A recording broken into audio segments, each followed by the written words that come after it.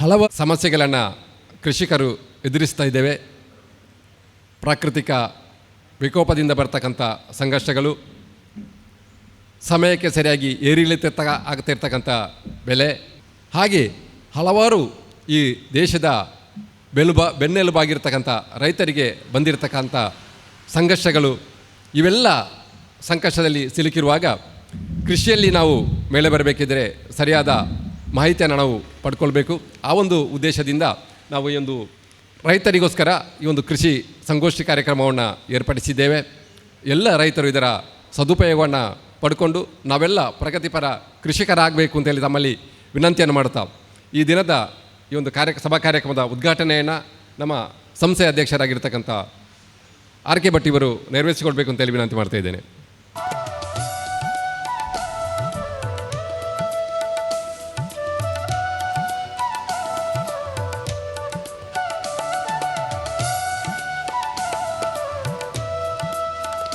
ಕೃಷಿ ಬಗ್ಗೆ ಒಂದು ಕಾರ್ಯಕ್ರಮ ಮಾಡಬೇಕು ಅಂತ ಹೇಳುವಂಥ ಯೋಚನೆ ನಮಗೆ ಬಂದಾಗ ಶುರುವಿಗೆ ನಮಗೆ PN ಭಟ್ ನೆನಪಾಯಿತು. ಈ ಭಾಗದಲ್ಲಿ ಒಂದಷ್ಟು ಓಡಾಡಿಕೊಂಡು ಕೆಲಸ ಮಾಡ್ತಾ ಇರುವಂಥವರು. ನಮ್ಮ ಭಾರತದ ಕೃಷಿಕರ ಸವಾಲು ಏನು ಅಂತೇಳಿದರೆ ಫ್ರ್ಯಾಗ್ಮೆಂಟೆಡ್ ಹೋಲ್ಡಿಂಗ್ಸ್, ಅದು ಒಂದನೇ ಪ್ರಾಬ್ಲಮ್ ಅಂಥೇಳಿ ವರ್ಷಾನುಗಟ್ಟಲೆಯಿಂದ ಸರ್ಕಾರ ಹೇಳ್ತಾ ಇರುವಂಥದ್ದು. ಸಮಸ್ಯೆ ಅಂದರೆ ಸಣ್ಣ ಸಣ್ಣ ಹಿಡುವಳಿದಾರರು, ತುಂಬ ಟೆಕ್ನಾಲಜಿ ನಮಗೆ ತರಲಿಕ್ಕಾಗೋದಿಲ್ಲ, ತುಂಬ ಬದಲಾವಣೆಗಳನ್ನು ಓವರ್ನೈಟ್ ತರಲಿಕ್ಕಾಗೋದಿಲ್ಲ, ದೊಡ್ಡ ದೊಡ್ಡ ಯೋಜನೆಗಳನ್ನು ಹಾಕಿಕೊಳ್ಳಿಕ್ಕಾಗೋದಿಲ್ಲ. ಒಟ್ಟಿಗೆ ಪ್ರಕೃತಿಯ ಸವಾಲು, ಕೃಷಿ ಅಂತ ಹೇಳಿದರೆ ಇಂಡಸ್ಟ್ರಿ ಅಲ್ಲ. ಮತ್ತು ಒಪ್ಪಿಕೊಳ್ಬೇಕಾದ ವಿಚಾರ ಅಂತೇಳಿದರೆ ನಮ್ಮ ಮಾನಸಿಕತೆ, ಇದೆಲ್ಲ ಕೂಡ ಕೃಷಿಕರಿಗಿರುವಂಥ ಸವಾಲು. ಈ ಹಿನ್ನೆಲೆಯಲ್ಲಿ ನಮ್ಮ ಕಾರ್ಯಕ್ರಮ ನಡಿಬೇಕು. ಹೆಚ್ಚಿನ ಅಂದರೆ ನಮ್ಮ ಈ 3 ಗ್ರಾಮದ ರೈತರಲ್ಲಿ ಸಣ್ಣ ಹಿಡುವಳಿದಾರರೇ ಜಾಸ್ತಿ ಇರುವಂಥದ್ದು. ನಮ್ಮ ಈಗ ಬೇರೆ ಭಾಗಕ್ಕೆ ಹೋಲಿಸಿದರೆ ಇನ್ನೂ ಕೂಡ ಸಣ್ಣ ಸಣ್ಣ ಹಿಡುವಳಿದಾರರೇ ನಮ್ಮಲ್ಲಿ ಇರುವಂಥದ್ದು, ದೊಡ್ಡ ಹಿಡುವಳಿದಾರರು ಇಲ್ಲ ಇಲ್ಲಿ. ಇದೇ ವಿಷಯವನ್ನು ಫೋಕಸ್ ಮಾಡಿ ಈಗಿನ ಪರಿಸ್ಥಿತಿಯ ಕೃಷಿಯಲ್ಲಿ, ಅಂದರೆ ಮಕ್ಕಳು ಬೆಂಗಳೂರಿನಲ್ಲಿದ್ದಾರೆ ಅಥವಾ ಇನ್ನೆಲ್ಲಿ ಅಮೇರಿಕಾದಲ್ಲಿದ್ದಾರೆ, ಎಲ್ಲೆಲ್ಲೋ ಇದ್ದಾರೆ, ನಾವು ಕೃಷಿ ಮಾಡ್ತಾ ಇದ್ದೇವೆ. ಕೃಷಿಯಲ್ಲಿ ಲಾಭ ಉಂಟಾ ಇಲ್ವಾ? ಬೇರೆ ಉದ್ಯಮೆಯಲ್ಲಿ ನಮಗೆ ಜಾಸ್ತಿ ಲಾಭ ಕಾಣ್ತದೆ. ಮನೆಯಲ್ಲಿ ಸಣ್ಣ ಹಿಡುವಳಿ ಇದ್ದರೂ ಕೂಡ ನಮಗೆ ಹೊರಗಿನ ಉದ್ಯೋಗ ಸ್ವಲ್ಪ ಅಟ್ರ್ಯಾಕ್ಷನ್ ಜಾಸ್ತಿ ಇದೆ. ಈ ಥರ ಒಂದು ಕಡೆಯಲ್ಲಿ ಲೀಸಿ ಕೊಡುವುದು ಅಂದರೆ ಕನ್ಸಾಲ್ಟೇಷನ್ ಆಗ್ತಾಯಿದೆ. ಒಂದಷ್ಟು ತೋಟಗಳನ್ನು ಲೀಸಿ ಕೊಟ್ಟು ದುಡ್ಡು ತಗೊಂಡು ಅವರು ಜೀವನ ಮಾಡುವಂಥದ್ದು. ಇದೊಂದು ಟ್ರಾನ್ಸಿಷನ್ ಅಂತ ನನ್ನ ಅಭಿಪ್ರಾಯ.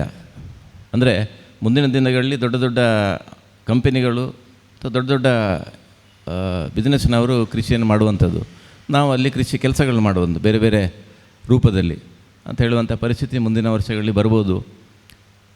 ಈ ಟ್ರಾನ್ಸಿಷನ್ನ ಟೈಮ್ನಲ್ಲಿ ನಮ್ಮ ಕೃಷಿ ಹೇಗೆ ಸಸ್ಟೈನ್, ಹೇಗೆ ಉಳಿಸ್ಬೋದು, ಹಾಗೆ ನಮ್ಮ ಅಗತ್ಯಕ್ಕೆ ತಕ್ಕಷ್ಟು ಅದನ್ನು ನೋಡಿಕೊಳ್ಬೋದು ಅಂತ ಹೇಳುವಂಥದ್ದು ಇವತ್ತಿನ ಕಾರ್ಯಕ್ರಮ ಆಗಬೇಕು ಅಂತ ಹೇಳುವಂಥದ್ದು ನಾನು PN ಭಟ್ ಅವರಿಗೆ ಕೇಳಿಕೊಂಡ ವಿಚಾರ.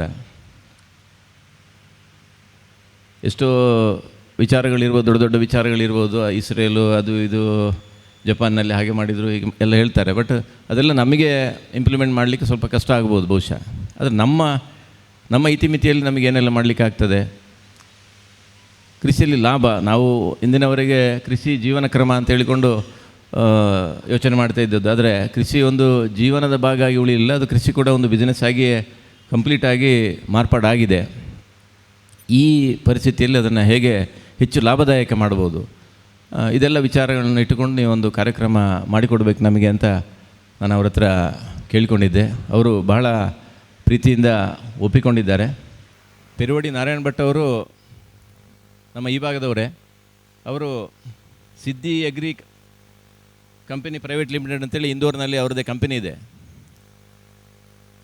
ಸಾಮಾನ್ಯವಾಗಿ ಕಂಪನಿ ಅಂತ ಹೇಳಿದ ಕೂಡಲೇ ಅವರ ಪ್ರಾಡಕ್ಟ್ಗಳನ್ನು ಇಲ್ಲಿ ಮಾರಲಿಕ್ಕೆ ಬಂದಿದ್ದಾರೆ ಅವ್ರದ್ದೇನೋ ಅಂಥೇಳಿ ಆ ದೃಷ್ಟಿಯಲ್ಲಿ ಅವರು ಇವತ್ತು ಇಲ್ಲಿಗೆ ಬರಲಿಲ್ಲ. ಅವರು ಈ ಭಾಗದಲ್ಲಿ ಓಡಾಡಿಕೊಂಡಿರೋದು ಸಾಮಾನ್ಯ ನಮ್ಮ ಕೃಷಿಕ ಮಿತ್ರನಾಗಿ ಓಡಾಡಿಕೊಂಡಿದ್ದಾರೆ ಹೊರತು ಅವರ ಯಾವುದೇ ಪ್ರಾಡಕ್ಟಿನ ಇಲ್ಲಿ ಪ್ರಚಾರ ನಡೆಯೋದಿಲ್ಲ. ಇಲ್ಲಿ ಅದನ್ನು ಪ್ಯಾಂಪ್ಲೆಟ್ ಕೊಡೋದು ಅಥವಾ ಏನೋ ಒಂದು ಫ್ಲೆಕ್ಸ್ ಹಾಕೋದು, ಬೋರ್ಡ್ ಹಾಕೋದು, ಆ ಥರದ್ದು ಅದು ಅವರು ಹೋದಲ್ಲೆಲ್ಲ ಅದನ್ನು ಮಾಡೋದಿಲ್ಲ. ಅವರ ಮಾರ್ಕೆಟ್ ಬೇರೆ, ಅವರ ಈ ಕಾರ್ಯಕ್ರಮ ಬೇರೆ. ಅದನ್ನು ಭಾರಿ ಜವಾಬ್ದಾರಿಯಿಂದ ಅವರು ಅದನ್ನು ದೂರ ದೂರ ಇಟ್ಟಿದ್ದಾರೆ. ನಾವು ಅವ್ರನ್ನ ಕೃಷಿ ಮಾಹಿತಿಗಾಗಿ ಅಷ್ಟೇ ನಾವು ತಿಳ್ಕೊಂಡ್ರೆ ಸಾಕು. ಅವರ ಪ್ರಾಡಕ್ಟ್ ನಮಗೆ ಇಷ್ಟ ಆದರೆ ತಗೊಳ್ಬೋದು, ಅದೇನು ತೊಂದರೆ ಏನಿಲ್ಲ. ಅದು ಮಾರ್ಕೆಟ್ನಲ್ಲಿರ್ತದೆ. ಇಲ್ಲಿ ಅದರ ಬಗ್ಗೆ ನಮಗೆ ಅವರು ಅದನ್ನು ಪ್ರಮೋಟ್ ಮಾಡುವಂಥ ಕೆಲಸ ಮಾಡೋದಿಲ್ಲ. ಅದೊಂದು ಅವರ ವಿಶೇಷ. ಸಾಮಾನ್ಯವಾಗಿ ಕಂಪನಿಯವರು ಏನು ಮಾಡ್ತಾರೆ ಅಂತ ಹೇಳಿದರೆ ಈ ಒಟ್ಟೊಟ್ಟಿಗೆ ಆ ಕೆಲಸಗಳನ್ನು ಮಾಡಿಬಿಡ್ತಾರೆ. ನಾನು ನಿಮ್ಮವನೇ, ಇಲ್ಲಿಯವನೇ, ಸುಳ್ಯದ ಸಮೀಪದ ಸಂಪಾಜೆ ಗ್ರಾಮದ ಪೆರುವಡಿ ಗೂನಡಕದಲ್ಲಿ ನನ್ನ ಮನೆ. ನಾನು ವಿದ್ಯಾಭ್ಯಾಸವನ್ನು ಸುಳ್ಯದ NMCಯಲ್ಲಿಯೇ ಪೂರೈಸಿ ಉದ್ಯೋಗ ನಿಮಿತ್ತವಾಗಿ ಉತ್ತರ ಭಾರತಕ್ಕೆ ಹೋದವ. ನಾನು ಅದು ಕೃಷಿ ಕ್ಷೇತ್ರದ ಕಂಪನಿಯಲ್ಲೇ ಕೆಲಸ ಮಾಡಿದವ. ಹಾಗೆ ಮಾಡ್ತಾ ಮಾಡ್ತಾ ಸುಮಾರು ಒಂದು 22 ವರ್ಷ ಕೃಷಿ ವ್ಯವಸಾಯ ವಿಭಿನ್ನ ರಾಜ್ಯಗಳಲ್ಲಿ ಮಾಡಿದ ಮೇಲೆ ನಮ್ಮದೇ ಆದಂಥ ಒಂದು ಸಂಸ್ಥೆಯನ್ನು ಕಟ್ಟಿಕೊಂಡಿದ್ದೇವೆ. ನಮ್ಮ ಮುಖ್ಯ ಉದ್ದೇಶ ಕೃಷಿಕರಿಗೆ ಒಂದು ಜಾಗೃತಿಯನ್ನು ಮೂಡಿಸುವಂಥದ್ದು. ನಾವು ಬೇರೆ ಬೇರೆ ಬೆಳೆ ಬೆಳೀತೇವೆ. ಅದು ಸಸ್ಟೈನೇಬಲ್ ಫಾರ್ಮಿಂಗಿಗಿರ್ಬೋದು, ಆಹಾರ ಧಾನ್ಯಗಳದಿರ್ಬೋದು, ಎಣ್ಣೆಕಾಳುಗಳದಿರ್ಬೋದು, ಅಥವಾ ತರಕಾರಿ ಹಣ್ಣುಗಳದಿರ್ಬೋದು. ಯಾವುದಿದ್ರೂ ಕೂಡ ನಾವು ಬೆಳೆಯುವಂಥದ್ದು, ಕೃಷಿ ಮಾಡುವಂಥದ್ದು ಮಣ್ಣಿನಲ್ಲಿ. ಹಾಗಾದರೆ ಕೃಷಿಗೆ ಮೂಲವಾಗಿರುವಂಥ ಅಥವಾ back bone of the agriculture ಅಂದರೆ ಮಣ್ಣು. ಆ ಮಣ್ಣಿನನ್ನು ಯಾವ ರೀತಿಯಲ್ಲಿ ನಾವು ಅರ್ಥೈಸಿಕೊಳ್ತೇವೆ, ಆ ಮಣ್ಣಿನಲ್ಲಿ ಏನಿದೆ, ಎಷ್ಟಿದೆ, ನಾವು ಬೆಳೆಯುವಂಥ ಬೆಳೆಗಳಿಗೆ ಯಾವುದು ಬೇಕು, ಎಷ್ಟು ಬೇಕು, ಯಾವ ಸಂದರ್ಭದಲ್ಲಿ ಬೇಕು, ಇದನ್ನು ನಾವು ತಿಳ್ಕೊಳ್ಳೋದೆ ಸುಮ್ಮನೆ ಒಂದು ಕೃಷಿ ಚಟುವಟಿಕೆಯಲ್ಲಿ ನಾವು ಮಾಡ್ತಾ ಹೋದರೆ ಅದರಲ್ಲಿ ನಮಗೆ ಸಿಗಬೇಕಾದಂತಹ ರಿಟರ್ನ್ಸ್, ನಮ್ಮ ಇನ್ವೆಸ್ಟ್ಮೆಂಟಿಗೆ ಬೇಕಾದಂಥ ರಿಟರ್ನ್ಸ್ ಸಿಗುವುದಿಲ್ಲ. ಅದಕ್ಕೆ ಬೇಕಾಗಿ ಮುಖ್ಯವಾಗಿ ನಾವು ನಮ್ಮ ಮಣ್ಣಿನ ಬಗ್ಗೆ ತಿಳುವಳಿಕೆಯನ್ನು ತಿಳ್ಕೊಳ್ಬೇಕು. ಇದಕ್ಕೆ ಬೇಕಾಗಿ ನಾನು ಈ ಕ್ಷೇತ್ರದಿಂದ ಕಳೆದ 3 ವರ್ಷದಲ್ಲಿ ಸುಮಾರು 700ಕ್ಕೆ ಹತ್ತಿರ ಮಣ್ಣಿನ ಮಾದರಿಯನ್ನು ಕೃಷಿಕರ ಕೈಯಿಂದ ಸಂಪರ್ಕಿಸಿ ಅವರ ಮಣ್ಣಿನ ಮಾದರಿಯನ್ನು ತರಿಸಿಕೊಂಡು ನಮ್ಮ ಪ್ರಯೋಗಶಾಲೆಯಲ್ಲಿ ಆ ಮಣ್ಣಿನನ್ನು ನಾನು ವಿಶ್ಲೇಷಣೆ ಮಾಡಲಿಕ್ಕೆ ಶುರು ಮಾಡಿದೆ. ಯಾಕಂದರೆ ಸಾಧಾರಣ 40 ವರ್ಷ ಮೊದಲು, 42 ವರ್ಷ ಆಯಿತು, 82-83ರಲ್ಲಿ ಇದು ಅಡಿಕೆಯ ಎಲೆ ಹಳದಿಯಾಗುವಂಥದ್ದು ಅಥವಾ YLD ಹಳದಿ ಎಲೆ ರೋಗದಿಂದ ಸುಮಾರು ಒಂದು 4-5 ಎಕರೆ ಅಡಿಕೆ ತೋಟವನ್ನು ಸಂಪೂರ್ಣವಾಗಿ ನಾವು ಕಳ್ಕೊಂಡವರು. ಅಲ್ಲಿ ಪುನಃ ರಬ್ಬರ್ ಮಾಡಿದೆವು. ಅದಾದ ಮೇಲೆ ಪುನಃ ಈಗ ಅಡಿಕೆ ಹಾಕಿದ್ದೇವೆ 5ನೇ ವರ್ಷ. ಬರುವಂತಹ ರೋಗಗಳು ಅಥವಾ ಮಣ್ಣಿನಲ್ಲಿರುವಂತಹ ನ್ಯೂನತೆಗಳು, ಕುಂದುಕೊರತೆಗಳು ಏನಿದ್ರೂ ಕೂಡ ಅದನ್ನು ನಾವು ವಿಶ್ಲೇಷಣೆ ಮಾಡಿ ವೈಜ್ಞಾನಿಕವಾಗಿ ಅದನ್ನು ಒಂದು ನಿಷ್ಕರ್ಷಕ್ಕೆ ಬಂದು ಆಮೇಲೆ ಪ್ಯಾಕೇಜ್ ಆ್ಯಂಡ್ ಪ್ರಾಕ್ಟೀಸ್ ಡೆವಲಪ್ ಮಾಡಬೇಕೆನ್ನುವ ಉದ್ದೇಶದಿಂದ ಇಷ್ಟು ಮಾಡಿದಾಗ ನನಗೆ ಕಂಡು ಬಂದಂಥ ವಿಷಯಗಳನ್ನು ನಾನು ನಿಮ್ಮ ಜೊತೆ ಹಂಚಿಕೊಳ್ತೇನೆ. ಈಗ ಯಾವುದಿದ್ರೂ ಕೂಡ ನಮ್ಮ ಕೃಷಿ ಚಟುವಟಿಕೆಗಳಲ್ಲಿ ಅಥವಾ ಕೃಷಿ ಉತ್ಪಾದನೆ ಅಂದರೆ ಸಸ್ಯದ ಬೆಳವಣಿಗೆ, ಇಳುವರಿ ಕೊಡುವಂಥದ್ದು, ಸೀಡ್ ಟು ಸೀಡ್. ಅದಕ್ಕೆ ಮುಖ್ಯವಾಗಿ ಬೇಕಾದಂಥದ್ದು ಮಣ್ಣಿನ ರಸಸಾರ, pH. ಅದನ್ನು ಸೈಂಟಿಫಿಕಲಿ ನೋಡೋದಿದ್ದರೆ ರಿಮೋಟ್ ಕಂಟ್ರೋಲ್ ಹೇಳ್ತಾರೆ. Soil pH is remote control of agriculture ಅಂತ. ನಮಗೆ ಬೇಕಾದಾಗ ನಾವು ಅದನ್ನು ಬದಲಾಯಿಸಲಿಕ್ಕೆ ಆಗ್ತದೆ, ಆದರೆ ಅದು ಕ್ಷಣಿಕ. ನಾವು ಒಂದು ಚಾನಲ್ ನೋಡ್ತೇವೆ, ಅದಾದ ಮೇಲೆ ಮತ್ತೊಂದು ಚಾನಲ್ ನೋಡಬೇಕಾದ್ರೆ ಪುನಃ ರಿಮೋಟ್ ಕಂಟ್ರೋಲ್ನಲ್ಲಿ ಚಾನಲ್ ಬದಲಾಯಿಸ್ತೇವೆ. ಅದೇ ರೀತಿ ನಮ್ಮ ಮಣ್ಣು ನಾವು ಬೆಳೆಯುವಂತಹ ಬೆಳೆಗೆ ಅನುಕೂಲವಾದಂತಹ pH ಇದ್ದರೆ ಅದು ಉತ್ತಮ ರೀತಿಯಲ್ಲಿ ಬೆಳೀತದೆ. ಇಲ್ಲಳಿ ಆದರೆ ನಮಗೆ ಅದೇ ಬೆಳೆಯನ್ನು ಬೆಳಿಬೇಕು, ಇದು ನಮ್ಮ ನಿರ್ಧಾರ ಆದರೆ ಆ ಬೆಳೆಗೆ ಅನುಕೂಲವಾದಂತಹ ರೀತಿಯಲ್ಲಿ ನಾವು ಮಣ್ಣಿನ pHಅನ್ನು ಸರಿ ಹೊಂದಿಸಬೇಕಾಗ್ತದೆ, ಅಮೆಂಡ್ ಮಾಡಬೇಕಾಗ್ತದೆ. ಇದು ಯಾಕೆ ಎಷ್ಟು ಮುಖ್ಯ ಅಂದರೆ ಸಾಧಾರಣ 60 ವರ್ಷ ನಾವು ಹಿಂದಕ್ಕೆ ಹೋದರೆ 1960ರ ದಶಕದಲ್ಲಿ ನಮ್ಮಲ್ಲಿ ಆಹಾರ ಧಾನ್ಯ ಕೊರತೆ ಇತ್ತು. ಶಿಫ್ಟ್ ಟು ಮೌತ್ ಕಂಡೀಷನ್ನಲ್ಲಿದ್ದದ್ದು. ಬೇರೆ ದೇಶಗಳಿಂದ ಆಹಾರ ಧಾನ್ಯಗಳನ್ನು ನಾವು ತರಿಸಿಕೊಂಡು ನಾವು ಉಣ್ಣುವಂಥ ಪರಿಸ್ಥಿತಿ, ಶಿಫ್ಟ್ ಟು ಮೌತ್. ಆ ಸಮಯದಲ್ಲಿ ಬೇರೆ ಬೇರೆ ದೇಶಗಳ ವಿಜ್ಞಾನಿಗಳೆಲ್ಲ ಸೇರಿಕೊಂಡು ಒಂದು ದೊಡ್ಡ ಕ್ರಾಂತಿಗೆ ಬುನಾದಿ ಹಾಕಿದರು, ಹರಿತ ಕ್ರಾಂತಿ ಅಥವಾ ಗ್ರೀನ್ ರೆವಲ್ಯೂಷನ್ ಅಂತ. ನಮ್ಮ IR8 ಅಕ್ಕಿ ಇರ್ಬೋದು ಅಥವಾ ಡಾಕ್ಟರ್ ನಾರ್ಮನ್ ಬೋರ್ಲಾಗ್ ಅವರು ಡೆವಲಪ್ ಮಾಡಿದಂತಹ ಡ್ವಾರ್ಫ್ ವೀಟ್ ಇರ್ಬೋದು, ಗೋಧಿ ಬೆಳೆ ಇರ್ಬೋದು. ಇದು ಎಲ್ಲವನ್ನು ನಾವು ನೋಡಿದರೆ ಅದರಲ್ಲಿ ಒಂದು ದೊಡ್ಡ ವೈಜ್ಞಾನಿಕ ಅಂಶ ಆ ಸಮಯದಲ್ಲಿ ಕಂಡುಬಂದಿತ್ತು. ನಮ್ಮ ದೇಶದ ದೊಡ್ಡ ಅಗ್ರಿಕಲ್ಚರ್ ಯೂನಿವರ್ಸಿಟಿ, ಪಂತನಗರ ಅಗ್ರಿಕಲ್ಚರ್ ಯೂನಿವರ್ಸಿಟಿ, ಅಲ್ಲಿ ಡಾಕ್ಟರ್ YL ನೇನೆ ಎನ್ನುವರು ಪ್ಲ್ಯಾಂಟ್ ಪೆಥಾಲಜಿಸ್ಟ್ ಆಗಿ ಪೆಥಾಲಜಿ ಡಿಪಾರ್ಟ್ಮೆಂಟನ್ನು ಯೂನಿವರ್ಸಿಟಿಯಲ್ಲಿ ಸ್ಟಾರ್ಟ್ ಮಾಡಿದ್ದಾಗಿತ್ತು. ಆ ಸಂದರ್ಭದಲ್ಲಿ ಅಲ್ಲಿ ಭತ್ತದ ಬೆಳೆಗೆ ಒಂದು ವಿಚಿತ್ರವಾದಂಥ ತೊಂದರೆ ಬರ್ತಿತ್ತು. ಎಲ್ಲರೂ ಅದನ್ನು ರೋಗ ಅಂತ ತಿಳ್ಕೊಂಡಿದ್ದರು. ಎಲೆಗಳು ಕಂದು ಬಣ್ಣಕ್ಕೆ ತಿರುಗುವಂಥದ್ದು, ಆಮೇಲೆ ಅದರಲ್ಲಿ ಚುಕ್ಕೆಗಳು ಬರುವಂಥದ್ದು, ಎಲೆಗಳು ಸುರುಳಿ ಹೋಗುವುದು, ಭತ್ತದಿಂದ ಸೈಡ್ ಬ್ರ್ಯಾಂಚಸ್ ಟಿಲ್ಲರ್ಸ್ ಬಾರದೇ ಇರುವುದು, ಮತ್ತು ಬಂದರೂ ಕೂಡ ಅದರ ಕದಿರಿನಲ್ಲಿ ಕಾಳುಗಳ ಸಂಖ್ಯೆ ಕಡಿಮೆ ಇರುವಂಥದ್ದು. ಅದು ಫಂಗಲ್ ಡಿಸೀಸ್ ಅಂತ ರಿಸರ್ಚ್ ಮಾಡಿದರು, ಅಲ್ಲಾಳಿ ಆಯಿತು, ಕೊನೆಗೆ ಬ್ಯಾಕ್ಟೀರಿಯಲ್ ಡಿಸೀಸ್ ಅಂತ ರಿಸರ್ಚ್ ಮಾಡಿದರು, ಆಮೇಲೆ ವೈರಲ್ ಡಿಸೀಸ್ ಅಂತ ರಿಸರ್ಚ್ ಮಾಡಿದರು. ಯಾವುದಾದ್ರೂ ಕೂಡ ಅದರ ಮೂಲ ಕಾರಣ ಏನಂತ ಗೊತ್ತಾಗಲಿಲ್ಲ. ಅದು ದಿವಸದಿಂದ ದಿವಸಕ್ಕೆ ಅದರ ಇಫೆಕ್ಟೆಡ್ ಏರಿಯಾ ಜಾಸ್ತಿ ಆಗ್ತಾಯಿತ್ತು. ಕೊನೆಗೆ ಕೆಲವು ಕೃಷಿಕರು ಡಾಕ್ಟರ್ ನೇನೆ ಅವರ ಹತ್ರ ಬರುವಾಗ ಅವರು ಭತ್ತದ ಗಿಡ ಮಣ್ಣಿನ ಸಹಿತ ತೆಕ್ಕೊಂಡು ಬಂದಿದ್ದರು. ಅದರಲ್ಲಿ ಒಂದು ಸಪೂರವಾದಂಥ ವರ್ಮ್ ಇತ್ತು, ರೂಟ್ ವರ್ಮ್. ಅವರು ಡಾಕ್ಟರ್ ಅವರಿಗೆ ಹೇಳ್ತಾರೆ, ಸರ್ ನೀವು ಹುಡುಕುವಂಥ ಮೂಲ ಕಾರಣ ಈ ತೊಂದರೆಗೆ ಈ ಹುಳ ಇರ್ಬೋದಾ ಅಂತ. ಅವರಿಗೆ ಅನ್ನಿಸುವುದಿಲ್ಲ ಈ ಕಾರಣದಿಂದಾಗಿ ಆದದ್ದಲ್ಲ ಅಥವಾ ಈ ರೂಟ್ ವರ್ಮಿನಿಂದ ಬಂದದ್ದಲ್ಲ ಈ ಸಮಸ್ಯೆ ಅಂತ ಅವರಿಗೆ ಅನ್ನಿಸುವುದಿಲ್ಲ. ಆದರೂ ಕೂಡ ನಾನು ಇದರ ಬಿಹೇವಿಯರನ್ನು ಟೆಸ್ಟ್ ಮಾಡ್ತೇನೆ ಅಂತ ಒಂದು ಜಾರ್ನಲ್ಲಿ, ಅಂದರೆ ಗಾಜಿನ ಭರಣಿಯಲ್ಲಿ ಆ ಗಿಡಗಳನ್ನು ಹಾಕಿ ಅದಕ್ಕೆ ಟ್ಯಾಪ್ ವಾಟರ್ ಹಾಕ್ತಾರೆ. ಒಂದು 10-15 ದಿವಸ ಆದಾಗ ಹೊಸ ಎಲೆಗಳು ಬರ್ತದೆ. ಆ ಎಲೆಗಳು ಹಸಿರಾಗಿ ಆರೋಗ್ಯಕರವಾಗಿ ಇರ್ತದೆ. ಅದನ್ನು ನೋಡಿದ ತಕ್ಷಣ ವಿಜ್ಞಾನಿಗಳು ಕಂಡುಕೊಂಡರು, ಇದು ರೋಗ ಅಲ್ಲ, ಇದು ಮಣ್ಣಿನಿಂದ ಅಥವಾ ಮಣ್ಣಿಗೆ ಸಂಬಂಧಿಸಿದ ಯಾವುದೋ ಒಂದು ಸಮಸ್ಯೆಯಿಂದಾಗಿ ಈ ರೀತಿಯ ಕಂದು ಬಣ್ಣಕ್ಕೆ ತಿರುಗ್ತದೆ. ಹಸಿರು ಎಲೆ ಕಂದು ಬಣ್ಣಕ್ಕೆ ತಿರುಗುವಂಥದ್ದು, ಅದಕ್ಕೆ ಕತ್ತ ಹೇಳ್ತಾರೆ ಅಥವಾ ಖೈರ ಅಂತ ಅಲ್ಲಿ ಲೋಕಲ್ ಲ್ಯಾಂಗ್ವೇಜ್ ಶಬ್ದದಲ್ಲಿ ಹೇಳ್ತಿದ್ರು. ಆಗ ಪುನಃ ಅವರ ತೋಟಕ್ಕೆ ಗದ್ದೆಗೆ ಹೋಗ್ತಾರೆ. ಗದ್ದೆಗೆ ಹೋಗಿ ಅಲ್ಲಿಯ ಕೃಷಿಕರನ್ನು ಸಂಪರ್ಕಿಸ್ತಾರೆ. ಇವರು ತಂದಂತಹ ಗಿಡ ಜಾರ್ನಲ್ಲಿ ಟ್ಯಾಪ್ ವಾಟರ್ ಹಾಕಿಟ್ಟದ್ದು ಹಸಿರಾಗಿದ್ದು, ಅದೇ ಇದು ಅವರು ತಂದಂಥ ಗದ್ದೆಯದ್ದು ಕಂದು ಬಣ್ಣದ್ದಿತ್ತು. ಅವರಿಗೆ ಕೂಡಲೇ ಗೊತ್ತಾಗ್ತದೆ ಇದು ಮಣ್ಣಿನ ಇದರಿಂದ ಕೊರತೆಯಿಂದ ಬರುವಂಥದ್ದು, ಯಾವುದೊಂದು ಪೋಷಕಾಂಶಗಳ ಸಸ್ಯಕ್ಕೆ ಸಿಗದೇ ಇರುವಂತಹ ಸನ್ನಿವೇಶ ನಿರ್ಮಾಣ ಆಗಿದೆ ಅಂತ. ಅವರು ಮಣ್ಣು ಪರೀಕ್ಷೆ ಮಾಡ್ತಾರೆ, ಮಣ್ಣಿನ pH ನೋಡ್ತಾರೆ, ಕ್ಯಾಲ್ಸಿಯಮ್ ಇದನ್ನು ನೋಡ್ತಾರೆ. ಮಣ್ಣಿನಲ್ಲಿ ಜಿಂಕ್ ಇದೆ, ಆದರೆ ಸಸ್ಯಕ್ಕೆ ಅದು ಸಿಗುವುದಿಲ್ಲ. ಯಾಕಂದರೆ ಮಣ್ಣಿನ pH ಅದು 7.5ಗಿಂತ ಜಾಸ್ತಿ ಇತ್ತು.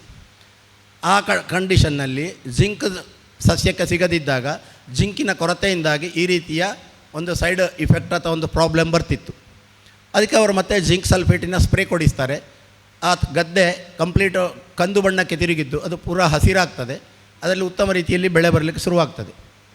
ಹಾಗಾದರೆ ಈ ಪೋಷಕಾಂಶಗಳು ಮಣ್ಣಿನಲ್ಲಿ ಇದ್ದರೂ ಕೂಡ ಸಸ್ಯಗಳಿಗೆ ಸಿಗದಂತಹ ಒಂದು ಸ್ಥಿತಿ ನಿರ್ಮಾಣ ಆಗೋದಿದ್ದರೆ ಅದಕ್ಕೆ ಮುಖ್ಯ ಕಾರಣ ಮಣ್ಣಿನ ರಸಸಾರ pH ಎನ್ನುವಂಥದ್ದು ನಿಷ್ಕರ್ಷೆಗೆ ಬರ್ತಾರೆ.